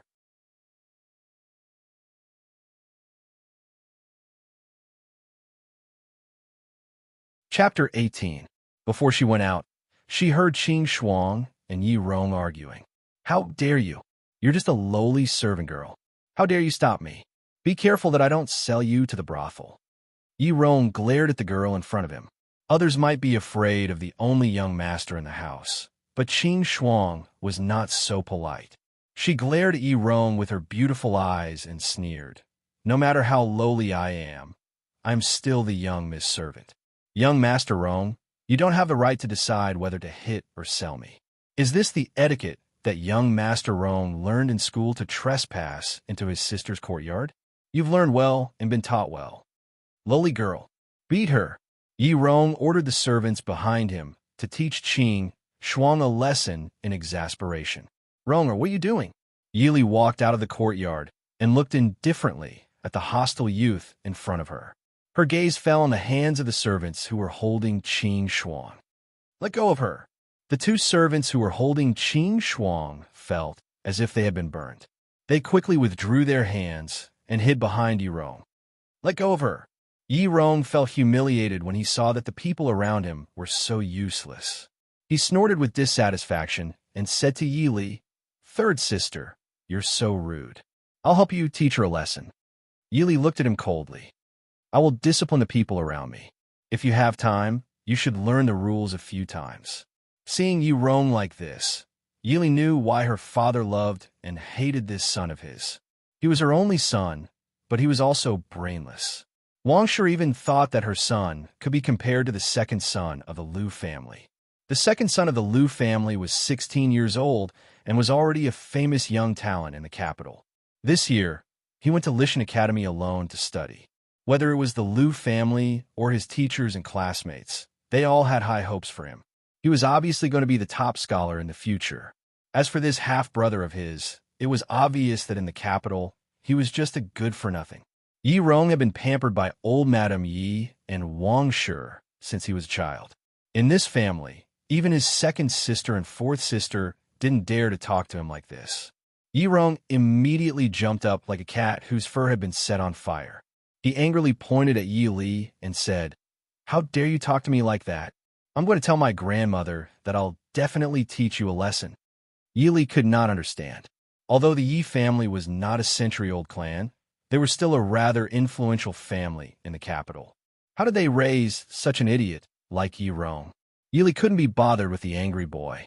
She turned around and was about to return to her room. "Young Master Rong, please leave." Yi Li, stop right there. Yi Rong was furious. "You are so shameless." It was clearly brother-in-law Prince Li who didn't want you. You actually let your uncle speak ill of father in front of the emperor. You caused mother and third sister to be scolded by father. Serves you right for being abandoned by Prince Li. Serves you right. Evil creature. Shut up. Yi Rong, who was in the midst of scolding, didn't see the coldness in Yi Li's eyes and the trace of a smile on her lips. Until an angry roar came from behind her, she stiffly turned around and saw the people around her trembling on the ground. Her father, who had always been amiable, was glaring at her with an ashen face. "Father, this minister's manner has a good upbringing. An insignificant second wife's son who was promoted by a concubine actually dares to insult the first wife's daughter in broad daylight. I've really learned something." A handsome young man among the people beside Minister Yi sneered. Hearing this, Minister Ye's face became even uglier. "What are you standing there for? Why aren't you arresting this bastard for me? Give me a heavy punishment of 20 beatings." Hearing Minister Ye's words, Yi Rong immediately screamed in fright. He punched and kicked the two servants who came up from the side. Father, this child knows his wrongs. Unfortunately, he was young and weak. How could he fight against these servants who were in their prime? He was quickly dragged to a place not far away to be punished. Yi Li's expression was indifferent, but with a rare joy, she quickly stepped forward. "Greetings, father. Aunt, cousin, why did you come?" Minister Yi looked at his daughter, who respectfully paid her respects to him, but showed a rare intimacy to outsiders. He felt a bit uncomfortable in his heart, but when he thought of the simple furnishings in Yi Li's courtyard, he couldn't get angry. He could only smile and say, "Qing Feng and your aunt came to see you, so father came with them." Su Qing Feng smiled coldly and said, "Isn't that so? If we didn't come today, we wouldn't know that little sister is living such a life in the Yi mansion." The smile on Minister Ye's face froze. He looked at the cold face of Madame Su and the unkind face of Su Qingfeng and felt embarrassed. Yili smiled faintly. She stepped forward and took Madame Su's hand. She smiled and said, "Aunt, don't stand at the door. Let's go in and have a cup of tea." Hearing the words of her niece, who she loved like her own daughter, Madame Su's cold face immediately had a little more smile. She held Yi Li's hand and sighed with pity. "Good child, you have been wronged." Yi Li smiled faintly and didn't say anything. She took Madame Su's arm and walked into the courtyard. She didn't forget to turn around and say to her father, who was standing on the side with an embarrassed face, "Father, if you are not busy, let's taste your daughter's tea." Yi Wenhua forced a smile and nodded. "Then let's taste Yi Li's tea." The originally tense atmosphere finally eased a little. The group of people was about to enter Qing Yixian when Madame Wang, who was not far away, stumbled over with the help of someone. Seeing Yi Rong, who was being beaten and screaming loudly, Madame Wang screamed and rushed over to protect Yi Rong in her arms. Madame Wang was the mistress of the house. When she stepped forward, others naturally didn't dare to do anything and could only stand to the side. When Yi Rong saw Madame Wang, he immediately grabbed Madame Wang and cried out in pain. He didn't forget to point at Yi Li and said, "Mother, she caused your son to be beaten. You must avenge your son. It hurts." Woo-woo.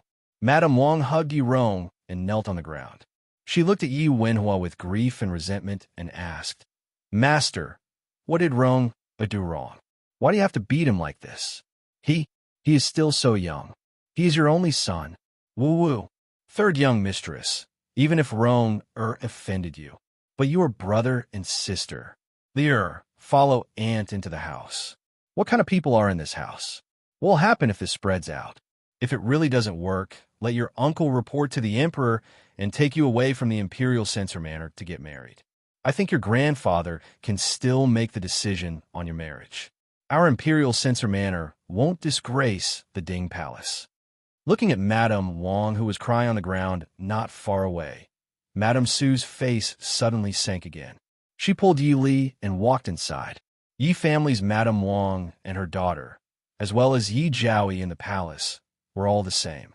Yi Ying and Yi Yu could cry, but this Madame Wang didn't know shame at her age. Yi Li nodded and turned back to Madame Wang and said indifferently, "Madame Su is too serious. Rong was punished by father. But speaking of which, Rong should be properly disciplined. Otherwise, outsiders will say that our minister's manor has no upbringing."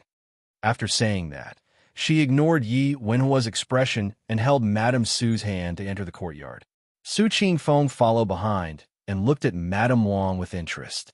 He smiled and said, "Uncle's second wife is really interesting." He had never seen a madam like this. No matter how the first wife of a prestigious family was in private, she would always be graceful and dignified in front of outsiders. This woman who was crying while still not forgetting to seduce people was obviously the appearance of a concubine. Also, wasn't she born as a concubine? After saying that, he turned around and followed his mother and cousin, leaving the minister whose face was as black as ink to deal with the situation outside.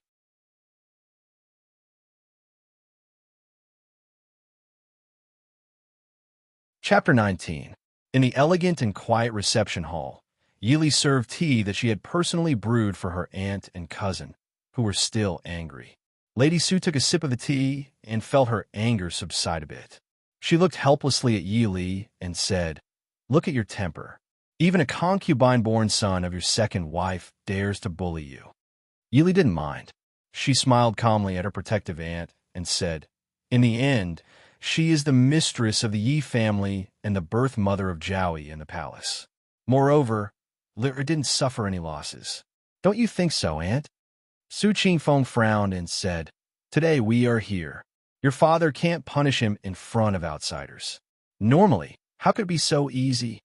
Don't think that he didn't know that a mere 20 beatings had been delayed until Wang Shi arrived. The beatings that fell on Yi Rong's body were just a few moderate beatings. If it wasn't for Yi Wenhua's instructions, how could the servants have the guts to overtly obey?" Yi Li raised her eyebrows and said with a smile, I've made cousin, uncle, and aunt worry. In the end, he is father's only son. How could he not be biased? But Lear isn't someone to be trifled with. If he really offended me, how could I let him off so easily? In Yi Li's eyes, Yi Rong was just a spoiled child that no one liked. It would be boring to argue with him too much. Thinking of a certain someone who had been plagued with bad luck recently, Su Qingfeng couldn't help but laugh. But he still couldn't help but remind his cousin to be careful. Lady Su handed a sealed letter to Yi Li. Yi Li held the letter that was obviously not thin. Her heart warmed. She raised her head and saw Lady Su's gentle and loving eyes. Yi Li's heart ached, and, ever since her mother passed away, if it wasn't for her uncle and aunt taking care of her, she wouldn't have been able to live so freely these years. Without waiting for her to express her gratitude, Madame Su reached out to hold her hand and said with a smile, "Silly child, no matter what, you are still the blood of the Su family, aren't you? Your uncle only has one sister, your mother, in his entire life. What trouble would it take to do all this?" Aunt Yi Li lowered her eyes, not wanting Madame Su to see the tears in her eyes. Su Qingfeng saw that the atmosphere was somewhat melancholic and hurriedly said with a smile, "What mother said is right. Our Su family only has Li this one daughter, in this generation. When Li got married, eldest uncle, eldest brother, second brother, fourth brother, and fifth brother would all come to the capital. If it weren't for the fact that Grandpa wasn't feeling well this year and the doctor didn't allow him to travel far, he would have wanted to come too." Yi Li hurriedly suppressed the churning thoughts in her heart. Grandfather's health is not good? Then first uncle and the others. Don't worry, Grandpa is old, so it's natural for him to have some minor illnesses. The climate in the capital isn't as good as Yunzhou's. As for eldest brother and the others, they were originally going to come to the capital to prepare for next year's spring examination. They're just coming to the capital a few months earlier because of your wedding. Afraid that Yi Li would think too much, Su Qingfeng hurriedly comforted her. Yi Li held back her laughter. It was only the end of March. There was still nearly a year until next year's spring examination. It was a bit too early to bring it forward. Understanding that her cousin wanted to comfort her, Yi Li followed his words and changed the topic. She asked curiously, second cousin, fourth cousin, and fifth brother are all going to participate in the spring examination? In this generation of the Su family, the second oldest, Su Qingze, was 19 this year. The 16th oldest, Su Qingbai, and the 13th oldest, Su Qingyan. As for the oldest, Su Qingshun, he was 22 this year. When he was 14 years old, he had already obtained the title of top scholar. He had become the youngest top scholar since the founding of the Chu state. However, Su Qingshun didn't like the gossip of officialdom. At the age of 15, he resigned from his position and went to study. At the age of 20, he became the youngest teacher in Lishan Academy. It wouldn't be an exaggeration to say that this older cousin of hers was absolutely stunning. Although Yi Li had only seen him a few times a few years ago, she had a very deep impression of this older cousin of hers. However, with the three sons of the Su family participating in the examination at the same time, with the Su family's ability, the chances of them failing were very low.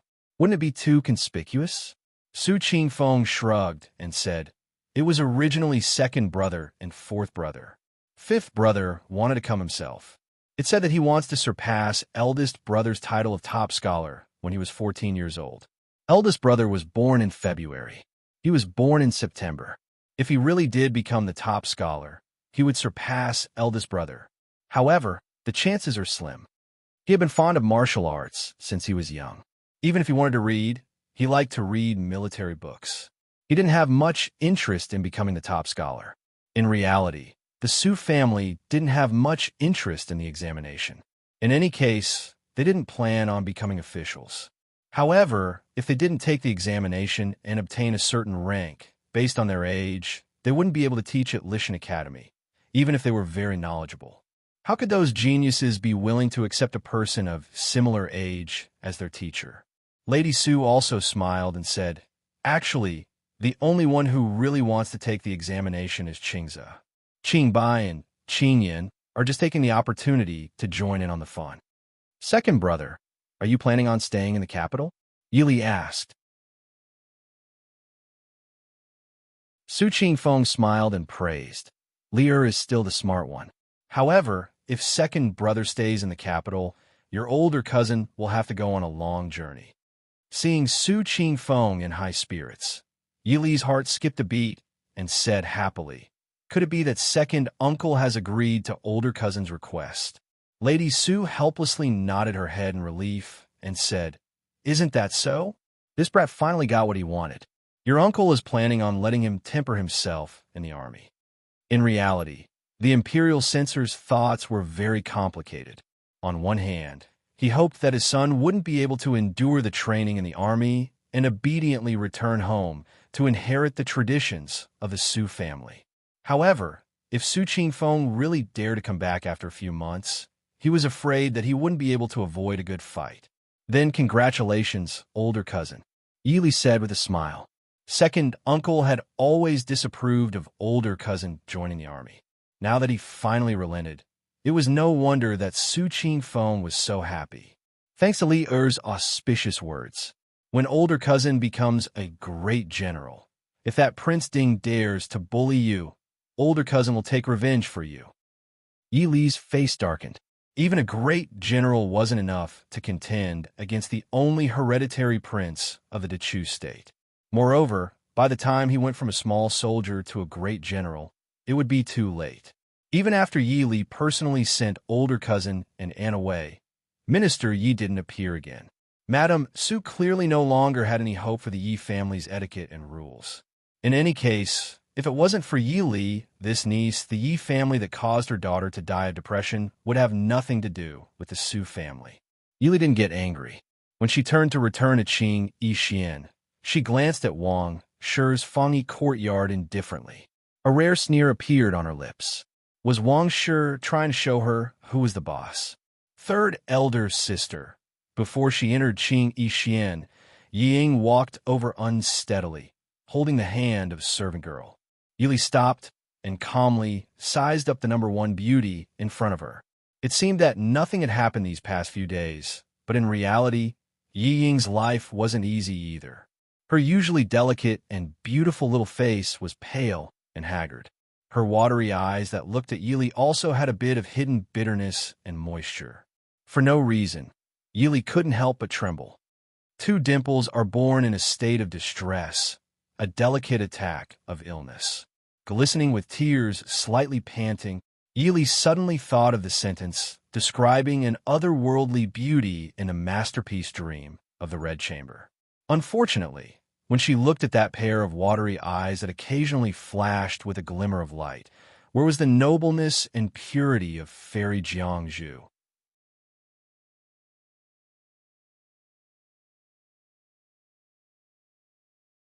Chapter 20. Fourth sister, what's wrong? Yili asked softly. Why aren't you resting in your room if you're not feeling well? Thank you for your concern, third sister.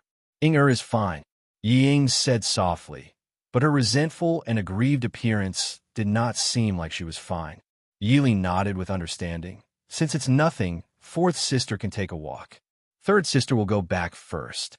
Third sister, seeing Yili turn to leave without hesitation, Yi Ying's eyes flashed with a trace of anger, but it quickly disappeared.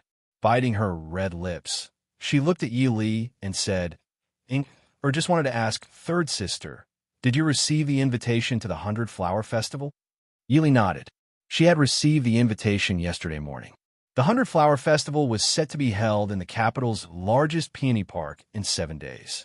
Seeing Yi Ying's appearance, Yi Li's mind turned. She finally understood why Yi Ying had stopped her. Fourth sister hasn't received the invitation yet? Yi Ying shook her head sadly, but her heart was full of resentment towards Yi Li. If it wasn't for her uncle impeaching her father in court as the legitimate daughter of the Minister of Revenue, how could the future princess consort Li not have an invitation to the White Flower Festival? Third sister, you are not going this year? Yi Li laughed involuntarily. Yi Ying wasn't planning on going to Peony Park with her invitation, was she? But made sense. She was the future princess consort Li. Even if someone recognized that the name on the invitation was not hers, no one would dare to chase her away. I'm much better this year. Of course I'm going. After Yili finished speaking, she clearly saw Yi Ying's face darken. Not wanting to be entangled, Yili said, I still have matters to attend to. I want to accompany fourth sister.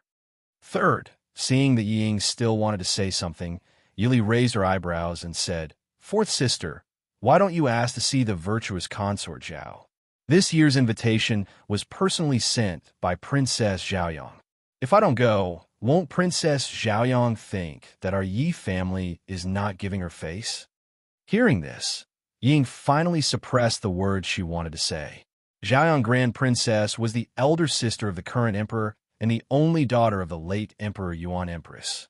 However, she was famous for her bad temper. Sometimes, she would not give face to the Empress or even the Empress Dowager. Ying did not dare to make trouble in front of her. She still hadn't received an invitation. It was clear that Zhaoyang, eldest princess, was dissatisfied with her. Third miss, fourth miss, old madam invites the two of you to go to Ronglu Tang. Yili was about to go back to her room when old Madame Ye's mama came to pass the message. Today, when Madame Su came to visit, old Madame Yi directly said that she was not feeling well and did not even send someone to check on her. Yili naturally knew that old Madame Yi was dissatisfied with the Su family's behavior these days. She nodded indifferently and said, I know. Thank you for your trouble. The mama repeatedly said that she didn't dare and turned back to Ronglu Hall. In Ronglu Tang, old Madame Yi narrowed her turbid eyes and looked at her two granddaughters who came in side by side. Ying was doted on since she was young. Not only was she intelligent and gentle, but she was also a national beauty. Whether it was old Madame Yi or Minister Yi, they all had high hopes for her. If Yi had not entered the palace as Zhao Yi, Ying would have entered the palace as well. Now that she could marry the emperor's younger brother, Prince Li, as the princess, it would naturally make the Yi family even more powerful. Yi Li was originally the most honorable daughter of the first wife of the Yi family. Old Madame Yi always had a small knot in her heart with the original Su. Ever since Su passed away, she did not pay much attention to this granddaughter. Now that she looked at her carefully, she found that she was not worse than Yi Ying. She even had the magnanimity and calmness of a scholarly family. Old Madame Yi knew that this was inherited from her mother, who came from the century-old Su family. This was also the reason why old Madame Yi did not like Yi Li and Su. Grandmother Yi Li and Yi Ying greeted her in unison. Old Madame Yi asked the two of them to sit beside her with a loving expression. She asked gently, It will be the 100-Flower Festival in a few days. Has your mother prepared everything for you? Yi Ying lowered her head with a sad expression. Granddaughter did not receive the 100-flower invitation. What mother prepared is not needed. Yi Li raised her eyebrows and asked confusedly, Grandmother, what do we need to prepare for the 100-Flower Festival? Hearing this, old Madame Ye's eyes flashed. She looked thoughtfully at Yi Li's expression. It's nothing. A girl should always dress up beautifully before going out. Later, let your mother make some new clothes and accessories for you. Yi Li calmly allowed her to look at her. Wang did not prepare anything for her. She did not even mention it. It could be foreseen that if she wore her usual clothes on the day of the 100-Flower Festival, she would definitely be laughed at and embarrassed. Thank you, grandmother, for your advice. Lear understands. Yi Li showed a trace of joy. It was appropriate to show a girl's love and joy for new clothes and accessories. Old Madame Yi nodded and did not say anything else. It was not that she did not know how Wang Shi treated Yi Li in private. However, as long as it did not affect the Yi family's reputation in front of outsiders, she did not want to care too much about it. Yi Ying smiled apologetically at Yi Li and said, Mother has already prepared third sister's clothes and accessories. It was just that Rong came back yesterday and forgot to send them to third sister. Is that so? The 100-Flower Festival is still a few days away. There's no need to rush. Yi Li smiled faintly. Finally, the topic was brought to Yi Rong. At the mention of Yi Rong, The smile on old Madame Ye's face faded. She looked at the two of them sternly and said, Rong is still young. If there's anything wrong with her, you two should teach her well as her elder sister. Today your father gave him a beating in front of outsiders. How could a child like him take it? Ying frowned and said with a pained expression, Grandmother is right. It's all Er's fault for not teaching younger brother well. However, Rong also learned his lesson today. When came out, he was still complaining about the pain. In the future, he will definitely not offend third sister. Please don't blame him anymore. Didn't you say that he didn't take much beating? Why does it still hurt? Did you call a doctor? Hearing that her only grandson was not well, old Madame Yi became anxious. She looked at Yi Li with increasingly cold eyes. Ying quickly comforted her. Grandmother, don't worry. Mother has already asked a doctor to take a look. He just needs to lie in bed for a few days. I'm afraid that it will delay his studies for a while. Old Madame Yi frowned and glared at Yi Li with some annoyance. She said, You are also his elder sister. Why can't you give him her own? Will you be happy if his studies are delayed because of you having his body? Yi Li sneered in her heart, but her expression did not change. She said indifferently, Grandmother is right. Li will definitely teach Rome well in the future. It's time for him to be taught his temper. It's nothing to offend Li today. As a family, Li will naturally give in to him. What if he offends some noble one day? Hearing this, old Madame Ye's face became more and more ugly. Only when she thought of Yi Li's marriage did she suppress the anger in her heart. She waved her hand and dismissed her. Yi Li turned and left. She heard Yi Ying's sweet voice saying that her elder sister and Prince Li were there. Since old Madame Yi did not listen to her, she did not care. She only hoped that Yi Jiaoyi and Prince Li in the palace could really help Yi Rong clean up the mess for a lifetime.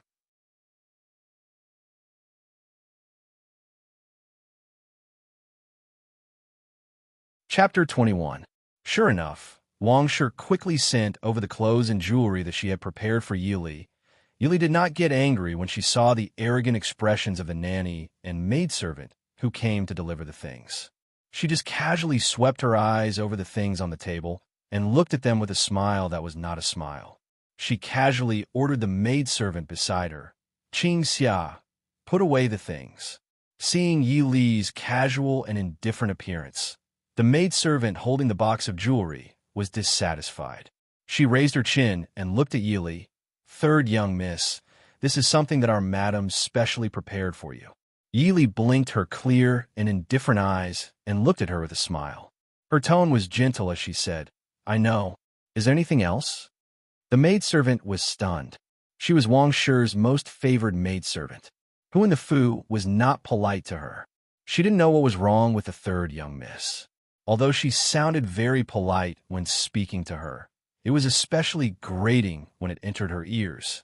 Thinking of Wang Shi's orders, she gathered her courage and said, Madam ordered that on the day of the 100-Flower Festival, third young miss must wear the clothes and jewelry Madam made. Otherwise, people would think that the young miss of the minister's Fu does not have any new clothes. Must? Yi Li half leaned against the back of the chair, her right hand lazily supporting her chin. She looked indifferently at the arrogant maidservant in front of her. You're called Cui Zhu? Replying to third young miss, this servant is Cui Zhu. For some reason, the maidservant called Cui Zhu suddenly felt a chill run down her spine. Looking at the lazy but elegant young girl in front of her, she said with some unease, Are you sure? Madam told you that I must wear these clothes? Yi Li asked indifferently. Cui Zhu hesitated for a moment, but still firmly replied, Yes. This is something Madam specially prepared for third young miss. Does third young miss want to go against Madam's painstaking efforts? Yi Li looked at the pretty but arrogant maidservant in front of her and suddenly smiled. She reached out her slender fingers and picked up a piece of cloth from a box on the table. She casually said, This kind of goods, will it be better than wearing old clothes? The clothes in the brocade box were indeed new clothes, and they were made of expensive cloud brocade. However, with the magnificent colors and rigid style, if she really wore it, Others would think that she wasn't going to attend a gathering of noble maidens in the capital, but that she couldn't wait to get married. Did Wang Shi really think that she didn't know anything just because she didn't attend gatherings all these years? This kind of bright red color and complicated intertwining patterns would only make Zhao Yang, eldest princess, who was hosting the banquet, unhappy. It would also make the noble ladies of the capital look down on her. Third miss. You. How dare you? Cui Zhu's eyes widened. She didn't expect the silent third miss to say such bold words. The people who came with her also looked shocked and dissatisfied. Since it was specially prepared by Madame, you can take these back to fourth sister. She told her to use these if she could go, so as not to waste the Madame's good intentions. As for me, I think the Madame doesn't know what I like, so you don't need to worry about it. Yili said indifferently as she put the clothes back into the box. Cui Zhu's face flashed a trace of anger. She reluctantly squeezed out a smile and said, "The Madame has already prepared it for 4th Mississippi. This is for 3rd Mississippi." Mississippi, Qing Shuang, who was standing behind Yili, laughed and said, "Miss, since the Madame has prepared it, it's not good for you to refuse. If you don't like it, it's better to give it to this servant." Yili looked back at Qing Shuang and nodded with a smile. "Have I treated you badly? Fine, you guys can pick whatever you like." Qing Shuang didn't refuse. She went forward and picked out a pair of gold-plated gem earrings. "This servant thanks Miss for the reward." The other maidservants were not as bold as Qing Shuang. Looking at the gem earrings in Qing Shuang's hand, they showed envy and hesitation. Cui Zhu didn't expect that the third miss would dare to give the things prepared by the Madame to a maidservant in front of her. Her face became ugly. At the same time, she was jealous that Qing Shuang had such a generous master like the 3rd Mississippi. Even though she was the Madame's most favored maidservant, the Madame had never given her such precious jewelry. Qing Shuang looked at the maidservant's expressions.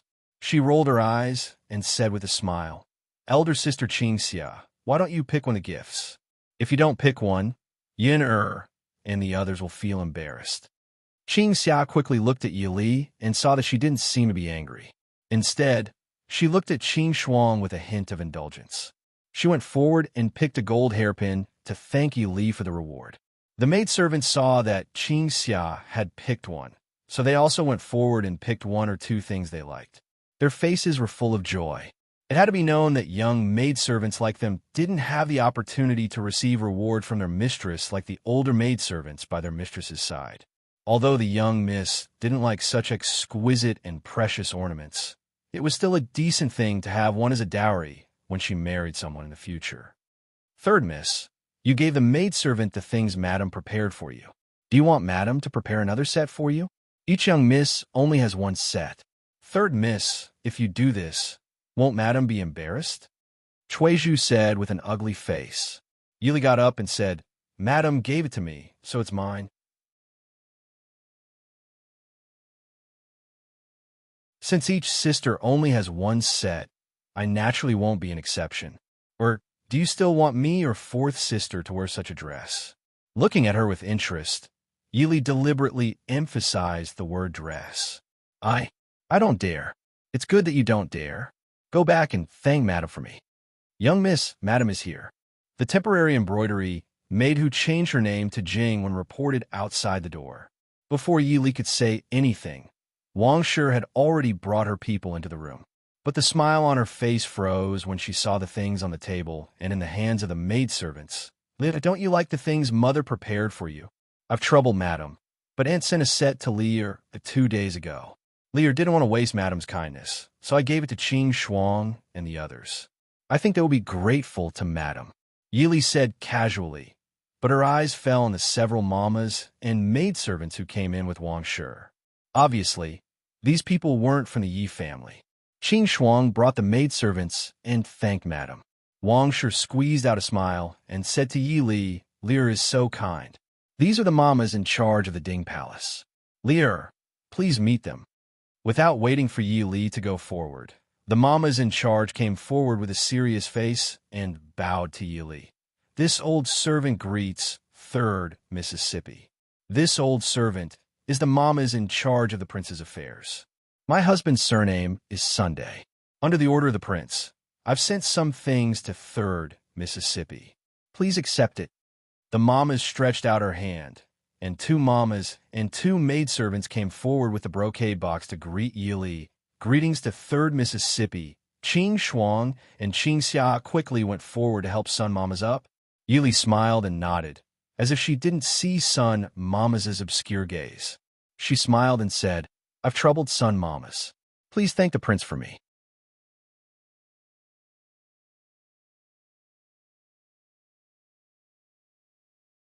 Chapter 22. Nanny Sun's shrewd, old eyes glanced at the things on the table. She also saw Wang Shi's expression. A trace of satisfaction flashed in her eyes, and a smile appeared on her serious face. She bowed to Yi Li and said, "In that case, I will leave first." Yi Li nodded and said to Qing Shuang, "Qing Shuang, send Nanny Sun out for me." Qing Shuang responded. Yin and the other maidservants came forward to take the things. Qing Shuang personally led Nanny Sun and the others out. "Ding Palace, I know. You can leave."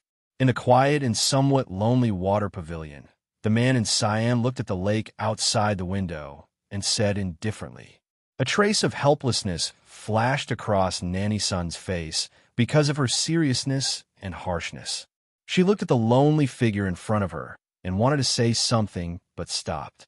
In the end, she did not say anything and left sadly. It seems that Nanny Sun has a good impression of 3rd Miss Yi. It is not easy to make Nanny Sun speak for her. On the other side, Feng Jiao was still wearing flamboyant and gorgeous clothes. He smiled lazily at his close friend in front of him. Mo Xiaoyao turned to look at him. His eyes were calm and gentle. "So what? So what?" Feng Jiao sat up and stared at him. Even his lazy voice rose a lot. "Yao, 3rd Miss Yi is your future wife. She will spend the rest of her life with you. Are you really not going to see her? If she is really as good as you say, do you think I will marry her smoothly? Don't forget that she has the Su family behind her." Mo Xiaoyao said calmly. "What do you mean?" Feng Jiao frowned. Could it be that he was up to something? Mo Xiaoyao looked down and quietly looked at the hand on the wheelchair armrest. On the day Prince Li's mansion sent the betrothal gifts, old concubine Xianzhao specially summoned Yi Li. Feng Jiao curled his lips disdainfully. Will Mo Jingli regret it? So what if he regretted it? Does he really think that the Ding royal residence and the Su family are playthings that he can manipulate at will? Mo Xiaoyao's deep and gentle eyes flashed with a hint of coldness. Mo Jingli was the one who broke off the engagement first. Back then, there was a reason why the late emperor betrothed Yi Li to Mo Jingli. When Yi Li was born, Yi Wenhua was just a nobleman of the 3rd rank. How could the late emperor choose such a poor concubine for his favorite prince? Naturally, it was for Yi Li's grandfather, the Su family. It was a pity that the Su family had gradually withdrawn from the imperial court over the years, causing most people in and out of the imperial palace to forget how influential the Su family was. If that's the case, why would the emperor only give 3rd young Miss Yi to you? If 3rd young Mistress Yi is really a woman without talent, appearance, or virtue, and has had her marriage annulled, why wouldn't the emperor only give her to me? Mo Xiaoyao asked indifferently. Feng Jiao shrugged indifferently. In any case, the brains of the imperial family's people weren't normal. Then do you want to go to Peony Park or not? Do you want to see your fiancé? Mo Xiaoyao turned his head and looked at the lake silently. Feng Jiao saw this and secretly nodded his head. Ever since that incident, Ayao had become more and more awkward. Yi Li felt a headache as she looked at the table full of things in front of her. The large table was divided into 2 sides, with a set of clothes and corresponding accessories on each side. On the left side was a set of clothes with a white background and blue flowers. On the snow-like clothes, there were light blue butterflies dancing. The sunlight outside the window shone on the clothes, making people vaguely see butterflies flapping their wings. Jing and Tian'er carefully held the clothes. Tian'er, who was the youngest, said in surprise, "The butterflies aren't embroidered. It's so beautiful." Qing Xia smiled and said, "This is K-size silk. It's very expensive. Generally, K-size silk is extremely gorgeous. Something as simple and elegant as young mistresses is actually even rarer. Also, this silk thread seems to be very unusual." The clothes were as light as a feather in her hands, but they didn't look flimsy at all. Obviously, they weren't made of ordinary material. Qing Shuang looked curiously to the left and then to the right. She tilted her head and looked at Yili. "The clothes from Aunt and Prince are very beautiful. Which one would young mistress like to wear?" Yili looked at the snow blue butterfly silk dress her aunt had sent over. Then her eyes fell on the brocade box on the right. The box was light blue cloud satin embroidered with a subtle but delicate silver peony pattern. The sleeves and hem of the dress were faintly outlined with an elegant cloud pattern. It was simple and low-key, but at a glance, it made people feel incomparable elegance and comfort. "I'll take this one. Help me keep the one that Aunt sent. I'll wear this on Uncle's birthday next month." Yili quickly made a decision. It was necessary to spend some effort on the clothes, but it wasn't necessary to waste too much time. The maidservants hurriedly and carefully put away the white with a blue butterfly dress. They then took out the set of clothes sent by the Dinking's Fu and helped Yili change. After a moment, Yili walked out from behind the screen amidst the maidservants' exclamations. The light blue color was suitable for Yi Li's quiet and elegant temperament, and the delicate silver thread pattern on it made the simple style of the dress not appear monotonous. A kind of low-key luxury, Yili lightly praised in her heart. Even though the Ding King's Fu was not as good as before, the gifts sent out were still extraordinary. "This is the cloud water satin," Jing Wan, who had been standing at the side, exclaimed. Qing Xia's expression was also a little shocked. The mandarin duck brocade, cloud water satin, and hibiscus muslin were known as the three treasures of Nanzhao. They were one of the most precious specialties of Nanzhao, and they were not items that were used for trade between the two countries. They were only given as gifts between the two countries every year. As the head of the three treasures, the cloud water satin would not exceed 10 bolts even in the palace every year. Yili smiled and glanced at Jingwan. "You have good eyesight." Jingwan's expression changed slightly, and she forced a smile. "This servant has seen it once at 4th Young Miss Place. It was given to 4th Young Miss by Zhao Yinyang." She had indeed seen it at 4th Young Miss Place. However, it was not a piece of clothing, but a piece of silk. Although the cloud water satin was called satin, it was different from the luxurious and heavy satin of ordinary satin. Instead, it was soft and elegant. If one didn't look at the hidden, gorgeous pattern closely, one wouldn't be able to tell that it was cloud water satin. 4th Young Miss was given a cloud water satin by Yi Jiaoyi last year. However, it was not enough to make clothes. Ying was also reluctant to part with it, and had people carefully put it away. Ever since that day, Jingwen acted on her own initiative and introduced the past into Qing Yixian without any notice. Although Yili did not say anything, Jingwen had been very careful for fear that 3rd Young Miss would find an excuse to punish her. But she didn't expect that this moment of surprise would attract Yili's attention. Yili nodded and no longer paid attention to the somewhat nervous Jingwen. She turned and sat in front of the bronze mirror. Qing Xia and Qing Shuang held the ornaments sent by the Ding King's Fu and chose suitable ones to do her hair. Jingwen stood quietly in a corner and looked at the servants who were busy in an orderly manner. She was somewhat embarrassed and unwilling. Her gaze fell on the ornament box that was casually placed on the table. She quickly lowered her head and didn't dare to look again.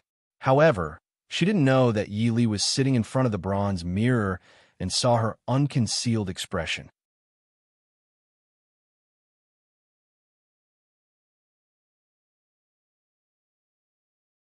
Chapter 23. Qing Shuang deftly inserted the last jade hairpin into her hair and smiled with satisfaction.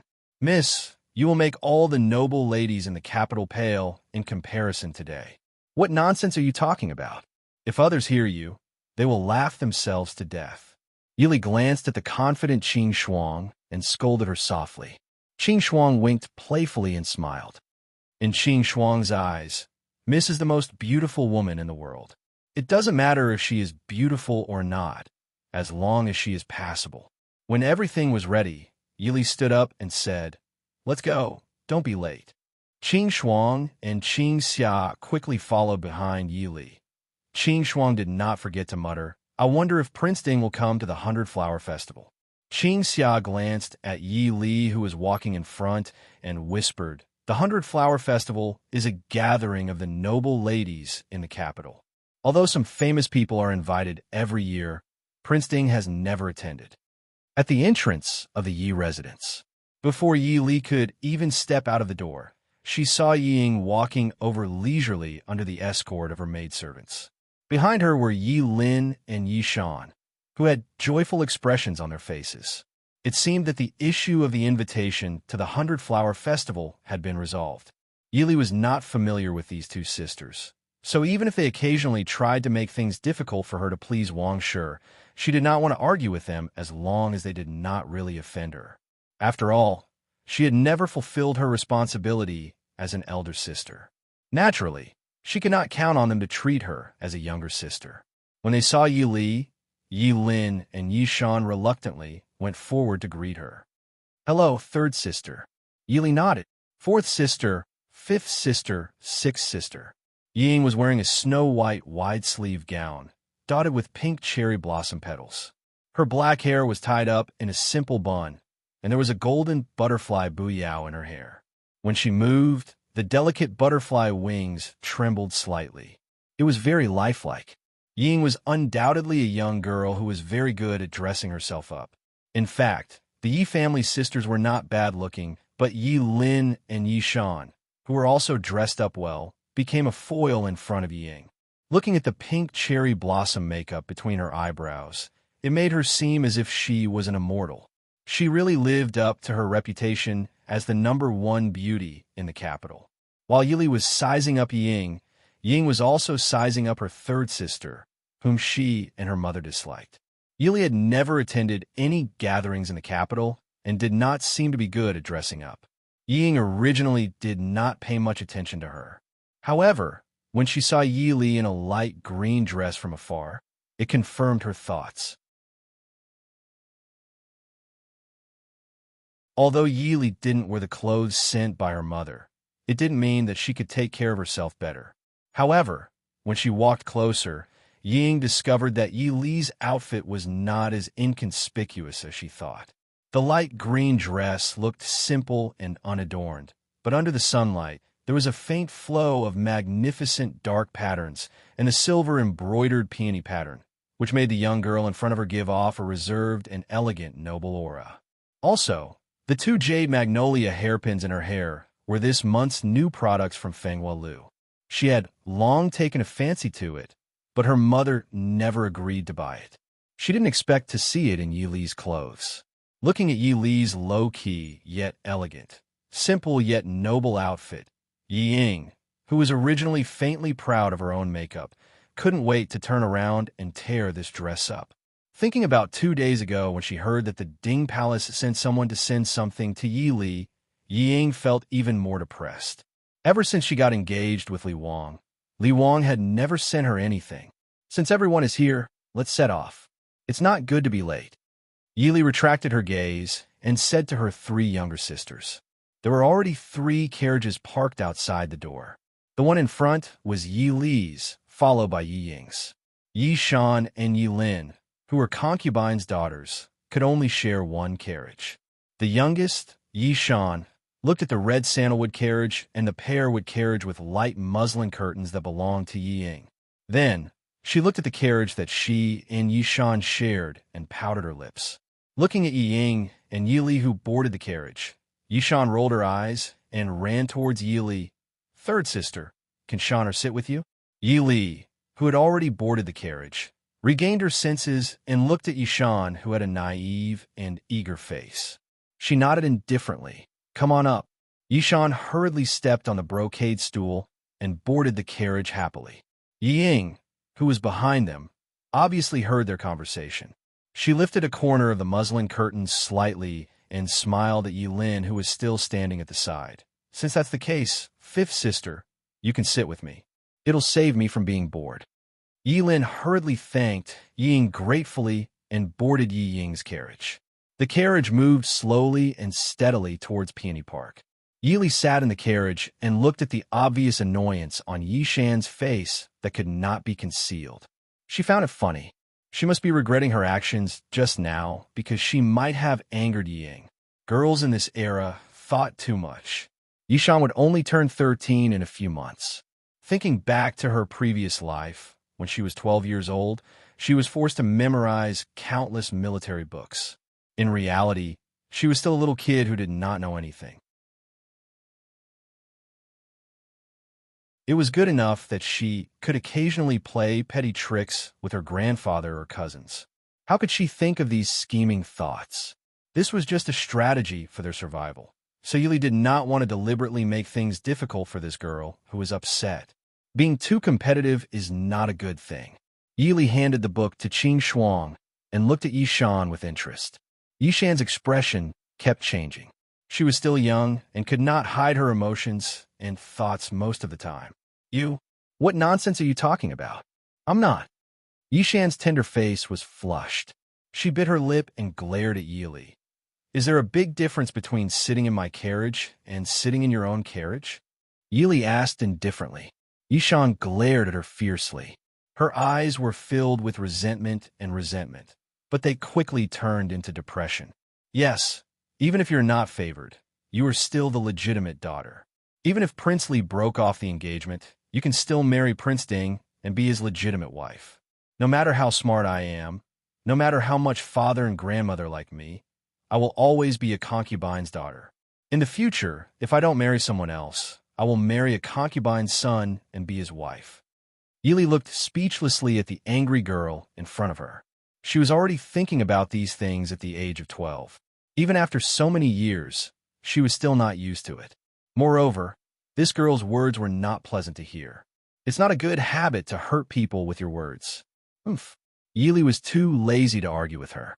It was only when they were about to reach their destination that she muttered to herself, "If one's identity can't be changed, then it's better to live a better life than to ask for things that you can't achieve." Yi Shan was stunned. It took her a while to react. She glared at Yili angrily and said, "Are you warning me not to dream of good things?" Yili felt choked. After a while, she said, "I'm saying you're still young. You can think about it slowly. Also, it seems that we should get off the carriage."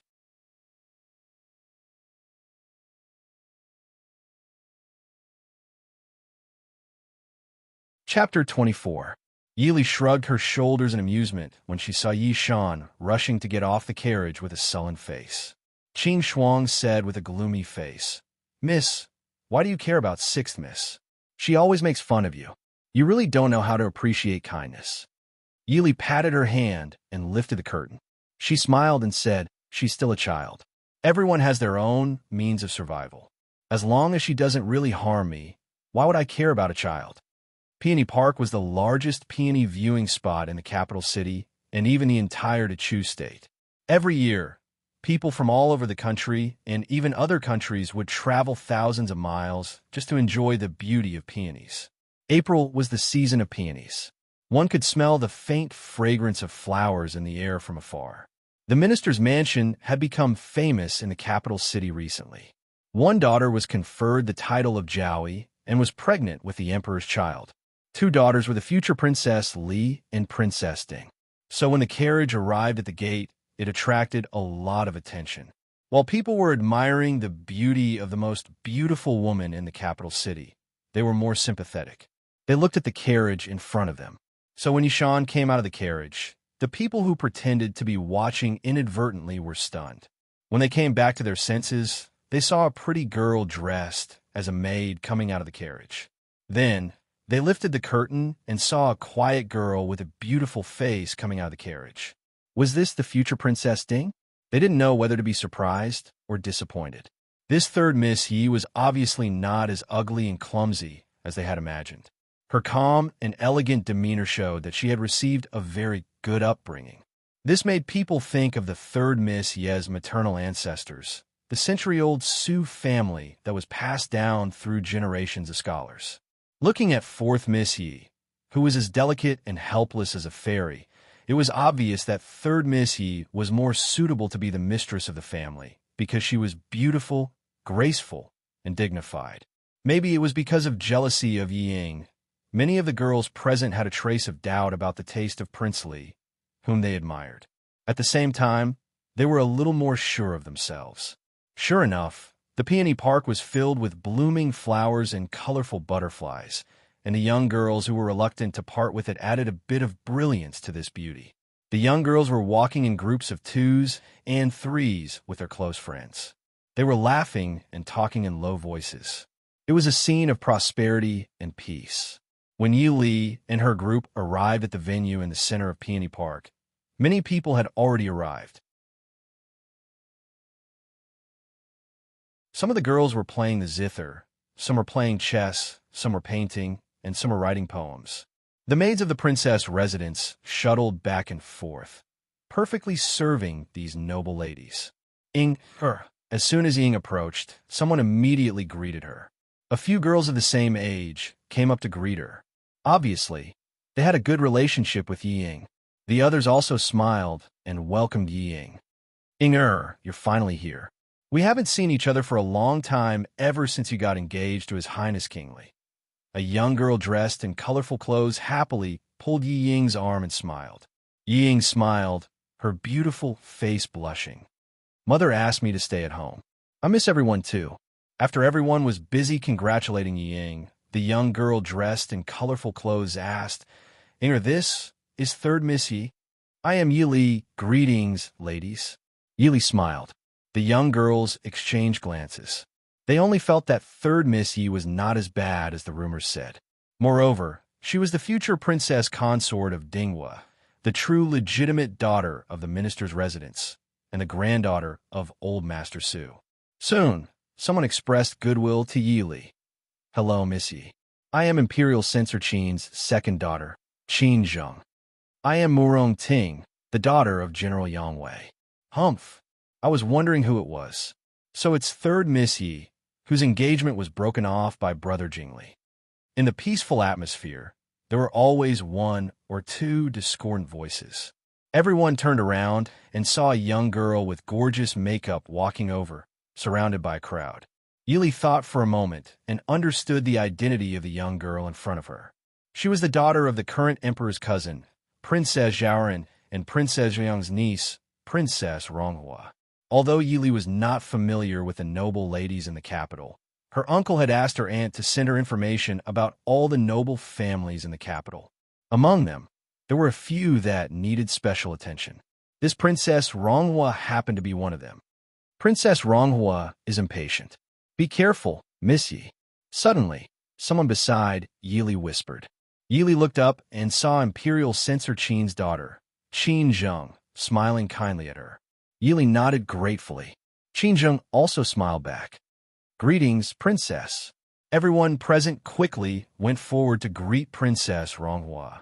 Princess Ronghua snorted and walked to Yi Li. She stared at her for a long time and then said proudly, You are Yi Li? Yi Li nodded. Yes, Princess. She didn't know why, but Yi Li was keenly aware of Princess Ronghua's hostility towards her. Yi Li had never seen Princess Ronghua before, so she couldn't understand where this princess's hostility came from. I heard that you knew you were ugly and didn't dare to come out. How come you couldn't wait to run out after being abandoned by Brother Jingli? Don't you feel embarrassed? Princess Ronghua's exquisite makeup was full of disdain. When the noble ladies standing by heard her words, they also whispered. Yi Li's eyes flashed with a faint coldness, but her eyes didn't avoid the noble and arrogant young girl in front of her. Even if Yi Li had always boasted of being calm, she couldn't help but admit that this girl was really too unlikable. Princess, thank you for your concern. Yi Li has been out for so long and hasn't scared anyone. Perhaps I underestimated myself too much in the past. Yi Li's tone was soft, but there was no weakness or avoidance. As for His Highness Prince Li, Yi Li is indeed not good enough for him. His Majesty is really wise to choose someone else for His Highness Princely. Princess Ronghua didn't expect Yili to say such things. She was stunned and said disdainfully, "It's good that you know yourself." Ying quickly came forward and smiled apologetically. "Ronghua, sister has never attended a gathering in the capital. If I have offended you, please don't blame me." Ying obviously wanted to be a good sister who helped her sister out in front of everyone. But Princess Ronghua didn't want to give her face. She waved Yi Ying's hand away and glanced at Yi Ying with disgust. "She is a good-for-nothing, and you are even worse. Whether I blame you or not, is it up to you?" Yi Ying's perfect smile suddenly froze on her face, and her hand froze as if she forgot to take it back. "Ronghua." Princess Ronghua raised her chin proudly and looked at Yi Ying with disgust. "How dare you call me by my name?" Looking at the obvious anger, disgust, and jealousy in Princess Ronghua's eyes when she stared at Yi Ying, Yili had a little idea. If Princess Ronghua was rude to her, then she was blatantly rejecting and humiliating Yi Ying. It must have something to do with His Highness Princely, who is famous in the capital. Yili shook her head in her heart. Although she didn't have any feelings for this sister, she didn't think Prince Li and Princess Ronghua would be a good match. There was no benefit in marrying close relatives.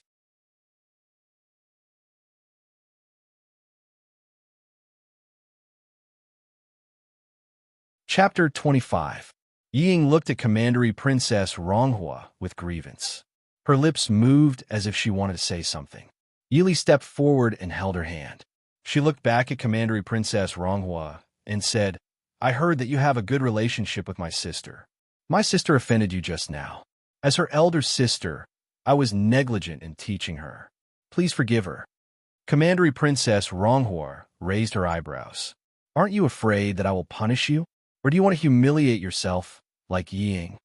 Yili smiled. "Commandery Princess, you are graceful and magnanimous. You won't be angry over such a trivial matter. When I go back, Yili will tell my father and mother. Then I will go to the princess's mansion to ask for forgiveness. So don't make trouble now." Commandery Princess Ronghua stared at Yi Li for a long time and said thoughtfully, "You are better than Yi Ying. Brother Jingli doesn't have good taste." Obviously feeling Yi Ying's stiff wrist, Yi Li couldn't help but feel speechless. "Commandery Princess Ronghua, will you die if you don't provoke me?" "Commandery Princess, you are flattering me. Prince Li's taste and reputation have always been praised." Finally, Commandery Princess Ronghua snorted heavily and left with a large group of people. She left behind a sympathetic and worried look. It was not a good thing to offend this spoiled princess. "Fourth sister, are you okay?" Seeing Commandery Princess Ronghua go away, Yi Shan and Yi Lin hurried to ask with concern. Several other girls who had a good relationship with Yi Ying also surrounded Yi Ying. Yi Ying had offended the princess's mansion and Commandery Princess Ronghua. Don't forget that she was the future Princess Li. Prince Li was deeply favored by the Emperor and the Empress Dowager. Princess Li's status was much higher than Commandery Princess Ronghua's. Commandery Princess Ronghua has a bad temper. Don't mind her. A soft and elegant voice whispered to Yili. Yili raised her head and looked at the scholarly lady in front of her. She smiled calmly and said, "I'm fine. Thank you for your reminder, Miss Qin."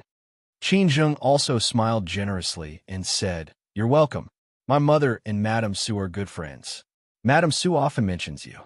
I've wanted to meet you for a long time, but unfortunately, you rarely attend gatherings, so I never got the chance to meet you." Yili remembered that Miss Qin's father, Imperial Censor Qin, seemed to be a disciple of her maternal grandfather, Sir Qingyan. Most importantly, Qin Zheng and her second cousin, Su Qingze, seemed to be engaged before they were born. No wonder cousin said that second cousin was going to stay in the capital for a long time. Second cousin was already 19 years old, so it was time for him to get married. Thinking of this, Yi Li's smile became more sincere. "Just call me by my name. I didn't like to go out in the past. Fortunately, I didn't miss out on a good friend like you. But we'll get to know each other better in the future, right?" Qinzheng clearly understood what she was referring to. She blushed and glared at her. I'm half a year older than you. You can call me sister. Let me introduce you to a few good friends." Thus, Yi Li and Yi Ying were pulled to two sides. Qin Zheng introduced Yi Li to her good friends. Unsurprisingly, these girls had taken the initiative to greet Yi Li. After discovering that Yi Li was not as bad as the rumors said, and was instead an elegant and well-spoken young lady, everyone happily accepted this new friend. Sitting together with her new friends, Yi Li began to talk about some interesting things that happened in the boudoir in the capital. She realized that these girls were not as boring as she originally thought. Indeed, the young ladies carefully nurtured by the aristocratic families would most likely become the matriarchs of these aristocratic families in the future. Naturally, they were all intelligent women with both talent and ability, and not those love-struck women who lived or died for love as written in the storybooks. "Missy, it's better if you stay away from your younger sister." Murong Ting had obviously inherited her father's forthright personality. She glanced at Ying, who was practicing with someone not far away, and said, "Don't worry." Yi Li raised her eyebrows and said, "What do you mean?" Murong Ting waved her hand and said, "Yi Ying's reputation is not very good right now. I heard that Zhaoyang Royal Princess did not want to send an invitation to her at all. Who knows how she persuaded the virtuous Zhaoyang Royal Princess to personally speak on her behalf. Zhaoyang Royal Princess is an upright person and hates those who do not follow the rules. If you get too close to her, Zhaoyang Royal Princess might take her anger out on you." Yi Li knew that Yi Ying's reputation was not very good now, but she was still a little surprised that it was bad to this extent. She thought that the requirements for women in this era were not as strict as in the ancient times of her previous life. If it was a normal betrothal, it would be fine. Even if someone was jealous, it would not be good to say anything. Another young lady from Duke Hua's mansion frowned and said, "She's already intimate with her future brother-in-law before she's even married. How can a sister like that stand?" Previously, Princess Ronghua and Yi Ying had the best relationship, but after the betrothal, Princess Ronghua and Yi Ying fell out. Murong Ting said disdainfully, "I heard that Prince Li and Yi Ying met mostly because of Princess Ronghua." Princess Ronghua probably felt that she was being used by Yi Ying. Qin Zheng frowned and said, "All right, why are you saying this in front of Li Er?" The two then remembered that Yi Li was the most direct victim of this matter. Princess Consort Li, who was envied by all the noble ladies in the capital, had now become Princess Consort Ding, who was pitied by everyone. They could not help but look apologetically at Yi Li, not knowing how to apologize for a moment. Yi Li covered her mouth and smiled, saying, "It's not a big deal. I'm just saying it. You don't have to be so worried." Qin Zheng looked at her worriedly and said, "Ugh." Yi Li waved her hand and said, "It's difficult to follow imperial orders. Since it's already like this, of course we have to accept reality. Isn't it useless to mourn and blame ourselves? Besides, Prince Ding was an extremely outstanding person before the incident. I haven't heard of him having a bad temper all these years.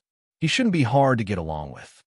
The originally heavy topic was said by Yi Li with an indifferent attitude, and it instantly became much more relaxed. The four of them chatted for a while before the maids of the princess Fu came to invite the young misses to the banquet. The four of them then stood up and left together. After everyone left, the noisy garden became much quieter. Only the laughter of the young girls could be heard in the distance. A blue figure came out from behind the rockery. The thin figure was sitting in a wheelchair as he looked in the direction the young girls had left. A deep look flashed in his gentle and cold eyes. "The bright sun, eldest princess, has arrived." On the lush grass of the peony garden, there were all kinds of delicacies and fresh fruits placed on the neatly arranged tables. The young misses in bright and beautiful clothes were sitting in order as they softly chatted. Hearing the arrival of the eldest princess, they quickly stood up and bowed. Greetings to the eldest princess. The bright sun, eldest princess, was wearing an elegant palace dress. Although she was close to 40 years old, her slightly cold face was still well maintained. A pair of beautiful eyebrows were slightly raised. Obviously, the temper of the eldest princess was not a gentle person. Princess Ronghua obediently followed the eldest princess, which was completely different from the domineering appearance she had seen in the courtyard before. Walking with her was a beautiful young girl in brocade clothes, who curiously looked at the young misses around with a smile.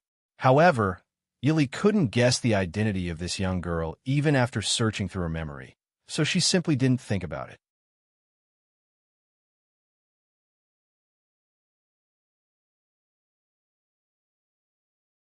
Chapter 26. No need for formalities, please sit down.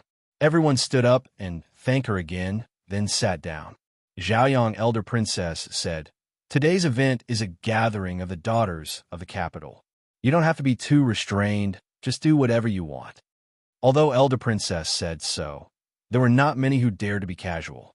Princess Ronghua sat next to Elder Princess, holding her arm and acting like a spoiled child.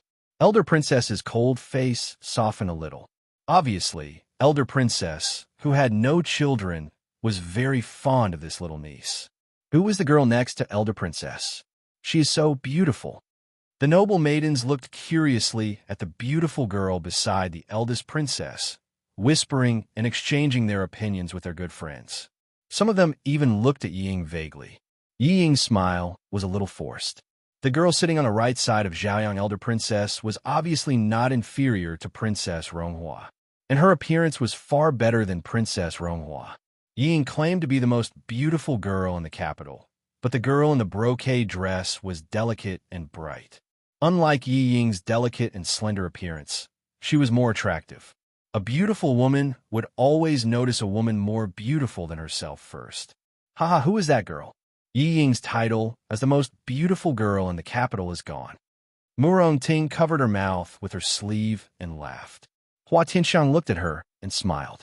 She is the niece of Zhaoyang Princess's husband. Zhaoyang Princess's husband. Isn't that? Qin Zheng was also a little surprised. She hesitated and said, "Which princess of Nanzhao Kingdom?" Zhaoyang Elder Princess's husband was a hostage from Nanzhao Kingdom to the Chu state. It was said that Zhaoyang Elder Princess and her husband loved each other and would only marry him. The late emperor had no choice but to marry his most beloved sister to a hostage. After the marriage, the husband and the princess were deeply in love with each other. Who knew that the husband would die of illness in less than 3 years? Elder Princess swore in front of the late emperor that she would not remarry and would keep her chastity for the rest of her life. Hearing this, Yili also looked at Hua Tianxiang curiously. Hua Tianxiang was the daughter of the Duke of Hua and the niece of the Empress, so it was not surprising that she knew some things that others did not. Hua Tianxiang glanced at the eldest princess and the beautiful girl and shook her head. That's the youngest daughter of the current Nanzhao king, the #1 beauty of Nanzhao, Princess Xixia. I heard that Nanzhao produces beauties. This princess, Xixia, is indeed extraordinary. Hua Tianxiang blinked and looked at Yili. She wanted to say something, but stopped on second thought. Yili raised her eyebrows and looked at her with a smile. "What can't you say?" Hua Tianxiang smiled. "Although this is the first time we've met, I think you're a wonderful person. There's no harm in telling you. This princess, Xixia, apparently, she'll be living in our Chu state for a long time. Permanent residence?" Murong Ting was no longer interested in watching the song and dance. She looked at Hua Tianxiang in confusion and said, "This princess, Xixia, seems to be about the same age as us. If she were to stay for a long time, wouldn't that mean that Princess Xixia planned to marry into the Chu state?" The marriage between the two countries was a major event. Why was there no news of it outside? Hua Tianxiang coughed softly. She covered her mouth and said in a low voice, "Princess Xixia came to the Chu state by herself. Do you still remember that last year His Highness Prince Li went to Nanzhao? You're saying..." Murong Ting was so shocked that she almost couldn't control her voice. Qin Zheng secretly pinched her to calm her down. Seeing that the people at the two tables couldn't help but look over, she quickly pretended to be dignified and calmly took a sip of the 100-flower fruit wine in front of her. Seeing that no one was paying attention to her, Murong Ting smiled apologetically at the other three. Hua Tianxiang and Qin Zheng obviously knew her personality very well, and they smiled without care. Murong Ting frowned. She looked at Yi Li and said, "Although I shouldn't say this, I still want to say it. Perhaps it really isn't a bad thing to discuss the marriage with Prince Li." Yi Li sipped the faint fruit wine in her cup and agreed with a smile. "You're right. Who do you think will be the judges of the 100-Flower Festival this year?" Hua Tianxiang asked. Yi Li only had a general idea of the process of the 100-Flower Festival. She only thought of it as a gathering for the capital's noble ladies to socialize. She shook her head indifferently. Hua Tianxiang angrily poked her with a finger. "This is your first time participating in the 100-Flower Festival. No matter what, you have to go on stage and show off your skills.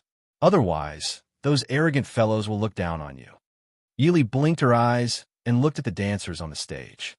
"You wanted to go up and sing and dance. I'll scare people. I don't know how to dance." Moreover, she wasn't someone who wanted to show off. There weren't any celebrity talent shows these days. Qin Zheng explained softly, "Most noble ladies won't choose to sing and dance. However, the 4 arts, poetry, and songs all have to be competed. Every year, the top 3 winners will receive a very precious prize." "Prize? You're all participating?" Murong Ting said embarrassedly. "Other than me, Zhe and Tianxiang are both very strong. Last year, Zheng won first place in poetry, calligraphy, and painting. Last year, Tianxiang was first in chess and third in zither.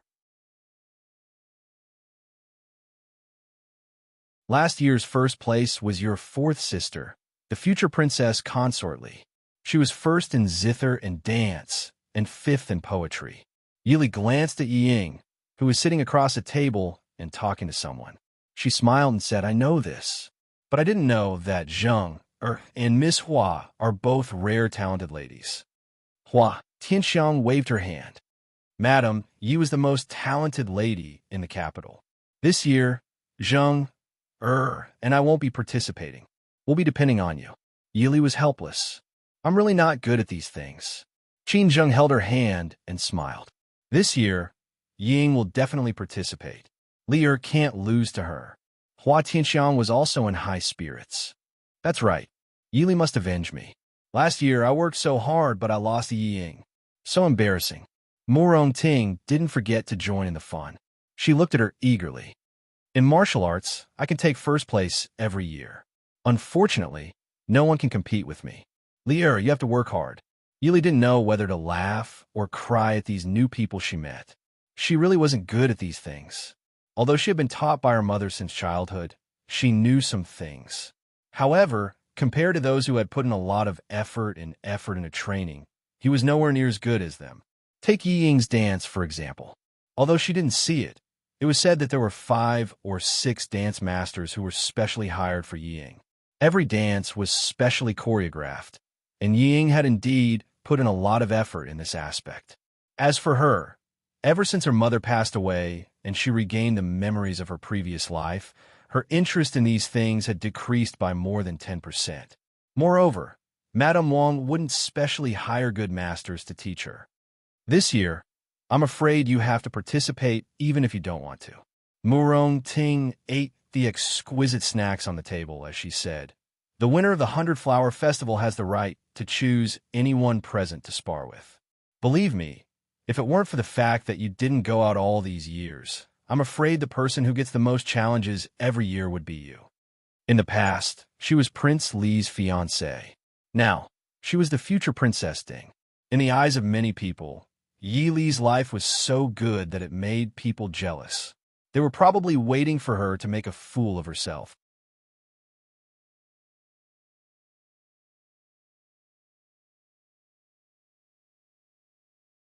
Chapter 27. Hurry up and eat something. When it officially starts, you probably won't have a chance to eat anything today. Hua Tianxiang reminded. Yi Li speechlessly looked at the dishes in front of her. She felt like she had been dawdling for 2 hours, but the 100-Flower Festival still hadn't started. Although Yi Li felt it was very boring, since the 100-Flower Festival was the most important festival for the young ladies of the Dechu state, it naturally had its own unique highlights. When the banquet was over, the Sunshine eldest princess ordered people to bring up the prizes for the young ladies that won the 100-Flower Festival. Seeing the previously reserved and elegant young ladies all reveal looks of desire, Yili was a bit surprised and understood. Every single one of the girls present was from a prestigious family, and they had seen countless treasures since they were young. Treasures that could move them naturally wouldn't be ordinary. More importantly, winning these prizes would bring them fame.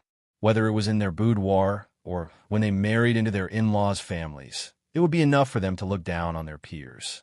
When the prizes appeared on the eldest princess' left and right sides, the young ladies' hearts couldn't stop beating. The judges invited by the eldest princess this year were all very important people. Although she only recognized the cold-faced Prince Li, Emo Jingli, among the 6 men and 1 woman seated around the Princess Royal's table, she didn't know him. There was also the man in embroidered clothes with a coquettish smile that mysteriously smiled at her. Although it was only for a moment, Yili was certain that she didn't see it. That man had indeed smiled at her, and that smile wasn't just a normal polite smile. Who was the one wearing red clothes? Yili whispered into Qin Zheng's ear. Only one of the 7 people was wearing red clothes. Qin Zheng naturally knew who she was talking about. She covered her mouth and whispered, "That is the 3rd young master of the Feng family, Feng Jiao. It's said that his natural disposition is dissolute and he was born of concubine, so he isn't liked by the Feng family head. There were rumors 2 years ago that the Feng family head kicked him out of the Feng family. However, his zither skills are indeed the best in the capital." Seeing them whispering to each other, Mu Rongting also came over and said with a smile, "The eldest princess has really put in a lot of effort this year, actually inviting so many famous people." Hua Tianxiang looked at the front with a dignified expression, but she didn't stop talking. The prizes this year are also very generous. The Beauty Retaining Pearl, the Purple Phoenix Hairpin, and the Snow Melody Zither bestowed by the late emperor. If it weren't for the fact that my skills aren't as good as Yi Ying's, I would have given it a try. Hua Tianxiang admired the snow guqin in front of her with some regret.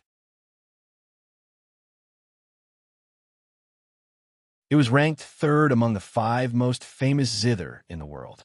It was a treasure that every zither lover dreamed of. Yili felt even more regretful. "I haven't touched a piano in years."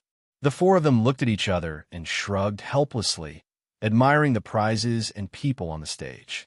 Qin Zheng continued to introduce the people present to Yili in a low voice. "Those on the stage, that old mister is the head of the Imperial College, old Darren Suzhou. He is also the teacher of the current emperor. If it weren't for the eldest princess, I'm afraid we wouldn't have been able to invite him. The other top scorers are the current assistant minister of the Ministry of Personnel, Emojian, the heir of Marquis Muyang, the eldest son of the Northern General's estate, Lung Qingyu." Yili's gaze swept over the people Qin Zheng mentioned and memorized them one by one. Who is that woman? Although she never felt that Yi Ying's beauty was truly breathtaking, Yili had always admitted that Yi Ying was beautiful enough. But when she came out today, she found that Yi Ying's title as the most beautiful woman in the capital seemed to be shaky. Not to mention Princess Xixia from the Nanzhao Kingdom. Hua Tianxiang's appearance was enough to be compared with Yi Ying's. Qin Zheng was beautiful, but her graceful and elegant temperament from a scholarly family was not comparable to Yi Ying's lovely and moving temperament. There were also several women at the banquet who were extremely outstanding. If it was only these slight differences, how could Yi Ying have firmly held the title of the most beautiful woman in the capital for the past few years? Looking at the woman sitting on the stage, her beautiful face had a bit of charm. Even sitting between 2 men, she was still calm and composed. It was a charm that completely disagreed with the ladies of noble families. Qin Zheng's expression was a bit strange, and she paused for a moment before saying, "That is Miss Yaoji from Qingqing District. She's known for being a master of both the zither and dance. Compared to her, Yi Ying's dance is not worth watching at all. Also, she has a good relationship with Marquis Muyang's heir and young Master Feng San." Qin Zheng said a bit awkwardly, but Yili understood the woman's identity. Seeing her sitting between Marquis Muyang's heir and young Master Feng San with bright eyes and a natural smile, She only felt that this girl was a strange woman. While the four of them were talking and laughing, the eldest princess announced the official start of the 100-Flower Festival. Yili was originally a bit curious about how to compete in the zither, chess, calligraphy, painting, poetry, singing, and dancing events at the same time. But it was clear that everyone was very clear about the process of the competition. The tables with brushes, ink, paper, and inkstones were placed at the edge of the venue, and the ladies who were interested in participating in calligraphy, painting, and poetry came forward. The maids brought up all kinds of musical instruments and stood at the two sides of the front of the venue, leaving the empty space in the center for the woman who would be praising the dance. Yili couldn't help but want to praise the organizer of the banquet. It was indeed a very humane setting. There were no hard and fast rules about which events each person had to perform. After all, not everyone was proficient in the zither, chess, calligraphy, and painting. It also avoided the possibility of many people making a fool of themselves. Besides Jiang, eldest princess, Princess Xixia, and Princess Ronghua stood up at the same time, but Princess Ronghua walked to the place with the brushes, ink, paper, and inkstones, while Princess Xixia walked to the center of the venue. Obviously, she planned to perform a dance. Ying walked to the place with the zither on the side. Her jade-like fingers lightly plucked, and a pleasant melody flowed out from her fingers. It seems that Princess Xixia is really going to compete with Ying. Murong Ting smiled. Who in the capital didn't know that Ying was the best at dancing? This Princess Xixia chose to dance as soon as the competition started, clearly wanting to show off her strength to Ying. Hua Tianxiang admired Princess Xixia's graceful dance and praised, "The people of Nanzhao are good at singing and dancing, not to mention the #1 beauty, Princess Xixia." It seems that today, Princess Xixia is going to outshine all the other beauties. Princess Xixia's dance was passionate and elegant. It didn't lack the unrestrained enthusiasm of a foreign nation, but it didn't lose the grace of the Dechu state. In comparison, Ying, who hadn't danced yet, seemed a bit inferior in terms of clothing. Murong Ting also agreed, nodding and smiling. "I think that in terms of dancing, only Yaoji can beat Princess Xixia. In this dance, Ying is going to lose this year." Ying isn't an ordinary person either. Seeing Princess Xixia's strength, she can still be so calm. Qin Zheng reminded. Hua Tianxiang smiled. If she doesn't have this bit of skill, Ying won't have the face to come out. She's destined to lose the dance, so her zither skills naturally have to be steady no matter what. Yili frowned. I'm afraid that Princess Xixia came prepared. Although she was no longer a sniper in this life, it didn't affect her eyesight. Yili didn't miss the sneer that flashed through Princess Xixia's eyes when she swept over Ying. Murong Ting was speechless. Don't tell me that this Princess Xixia's zither skills are better than Ying's.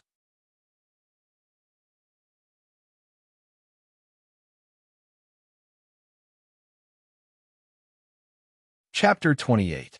Hua Tianxiang shook her head and said, "If that's the case, Princess Xixia should play the guqin first before dancing. Dancing consumes a lot of energy. Playing the guqin after dancing will affect your performance. Listen to Yi Ying's guqin."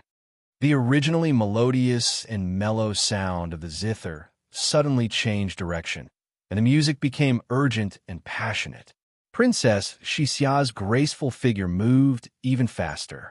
In the center of the field, her clothes flew like a gust of wind, and hundreds of flowers bloomed. Clearly, Ying had probably noticed this as well, or perhaps she had sensed that Princess Xixia's strength made her feel threatened. Everyone in the stands obviously noticed the change. Zhaoyang royal princess frowned, and her gaze on Ying was somewhat cold. Yaoji, who was sitting elegantly and admiring Princess Xixia's dance, suddenly giggled. She turned her head and smiled at Mo Jingli, who had a serious expression. "Your Highness Li Wang, the future Li Wangfei is indeed extraordinary. Yaoji admires you." Mo Jingli's face was cold. He didn't even look at Yaoji. He just frowned. In his eyes, Yaoji, who came from a dance troupe, was not worthy of speaking to him. Naturally, He didn't pay attention to Yaoji's words. Yaoji didn't care about his disregard. Her beautiful eyes moved, and she smiled sweetly. The number one beauty of the capital lives up to her reputation, but she lacks hospitality. Yaoji's voice wasn't loud, but Ying was sitting at the place closest to the stands. Yaoji's words passed into Yi Ying's ears. Su Zhe, the Imperial College's principal, who hadn't said anything, also snorted. If Ying didn't need to care about Yaoji's words, Su Zhe's attitude made Yi Ying's heart tremble. Her smooth fingering paused. Although she quickly reacted, Feng Jiao, who was sitting next to Yaoji, gradually frowned. He smiled faintly and said, I originally thought that after a year, Li Wangfei's Guqin skills would have improved. I didn't expect. Yi Li naturally couldn't hear what the people in front were saying. Although Yi Li was proficient in lip reading, she didn't plan on sharing it with others. Therefore, what Qin Zheng and the others saw was that Yi Ying's expression was even uglier than Princess Xixia's, who had just been schemed against during the dance. Princess Xixia ended the scene with a perfect posture. She glared fiercely at Yi Ying, then turned around and returned to the side of Zhaoyang, eldest princess. The fragrant sweat on her forehead also showed that she was not as relaxed as she appeared. After all, Yi Ying's song was too different from the sudden turn before and after. She was unprepared and did not make a fool of herself on the spot because of her superb dancing skills and adaptability. Since she dared to scheme against her, she would definitely teach her a lesson. After nearly 4 hours of competition, the winners of each skill were finally decided.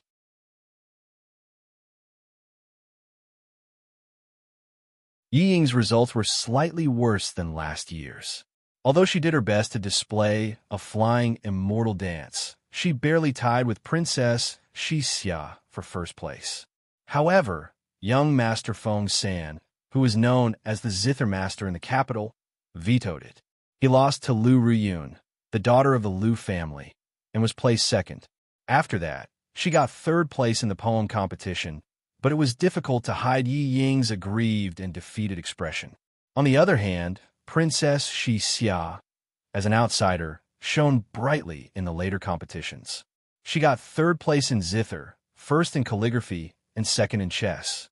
As a result, Princess Xixia became the champion of this 100-flower festival with 2 first places, 1 second place, and 1 third place. Zhaoyang, eldest princess, was clearly very satisfied with this result. The judges in the stands also praised this foreign princess a bit more. Just as old Master Su Zhe was about to announce the results of the 100-flower festival, Princess Xixia bent down and whispered a few words in Zhaoyang princess's ear.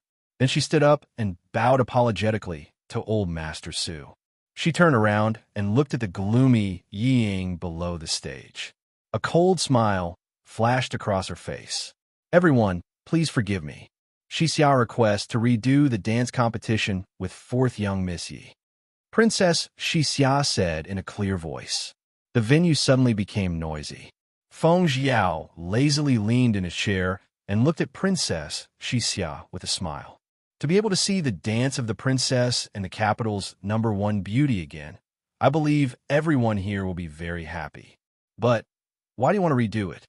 Princess Xixia raised her head and proudly said, Doesn't your central plane say that there is no first place in literature and no second place in martial arts? Although this dance is not the same as martial arts, this princess is not used to being on the same level as others. As she spoke, she disdainfully glanced at Yi Ying. She was just short of saying that Yi Ying did not deserve to be on the same level as her. Below the stage, Yi Ying's face immediately turned pale. Her slender figure was on the verge of collapsing. In the eyes of everyone present, Princess Xixia was unavoidably going too far in bullying others. Princess Xixia did not care about other people's gazes. She only stared at Yi Ying. Feng Jiao lazily swept his phoenix eyes over Mo Jingli, who was sitting on the side with a gloomy expression. He smiled and said, Your Highness Princely, what do you think? After all, 4th young Miss Yi is your fiancée. Mo Jingli glanced at Yi Ying below the stage. There was a slight fluctuation in his cold eyes. He faintly said, Is Princess Shixia dissatisfied with Yaoji's judging? Yaoji smiled sweetly. Suddenly, she was very charming.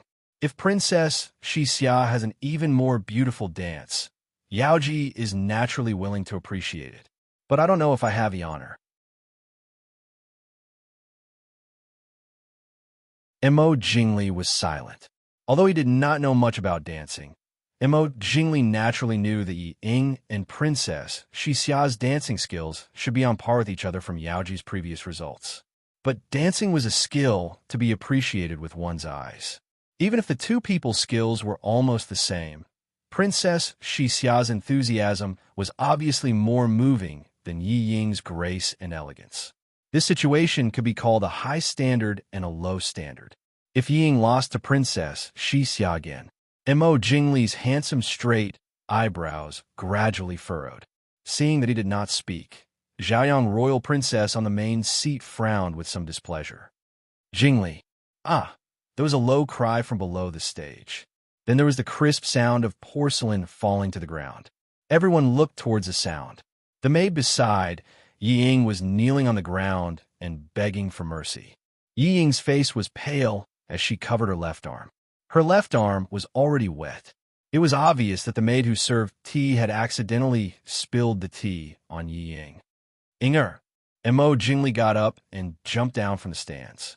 He pulled Yi Ying into his arms and kicked away the maid kneeling on the ground. Get lost. On the stage, Princess Royal's face suddenly turned ashen. Mo Jingli had kicked her maid from her Princess Royal's residence. Someone, invite the imperial physician to treat Miss Yi. The young ladies present couldn't come back to their senses when they saw this sudden turn of events. Although each of them tried their best to maintain their manners as young ladies from noble families, it did not prevent them from privately exchanging their opinions in various ways. TSK, Miss Li, you have to be careful. Your sister is ruthless. After a few hours of sitting, Mu Rongting's address for Yi Ying had evolved from Miss Yi, Yi Li, to the intimate Miss Li. If it was really that maid who had accidentally spilled the tea on Yi Ying, Mu Rongting would not believe it, even if she bet on her brain that she did not like to read. How could it be so coincidental that Princess Shixia had just issued a challenge, and Yi Ying was scalded? Hua, Tianxiang frowned. I don't know why, but I have a bad feeling that you're tuning in to the Romance Rendezvous YouTube channel. We're so grateful for your support, and don't forget to subscribe to join us on this incredible journey through captivating stories. Your generosity through donations truly makes a world of difference, as it's the primary source of revenue that allows me to expand and enhance this channel for you. Thank you from the bottom of my heart for being a part of this adventure.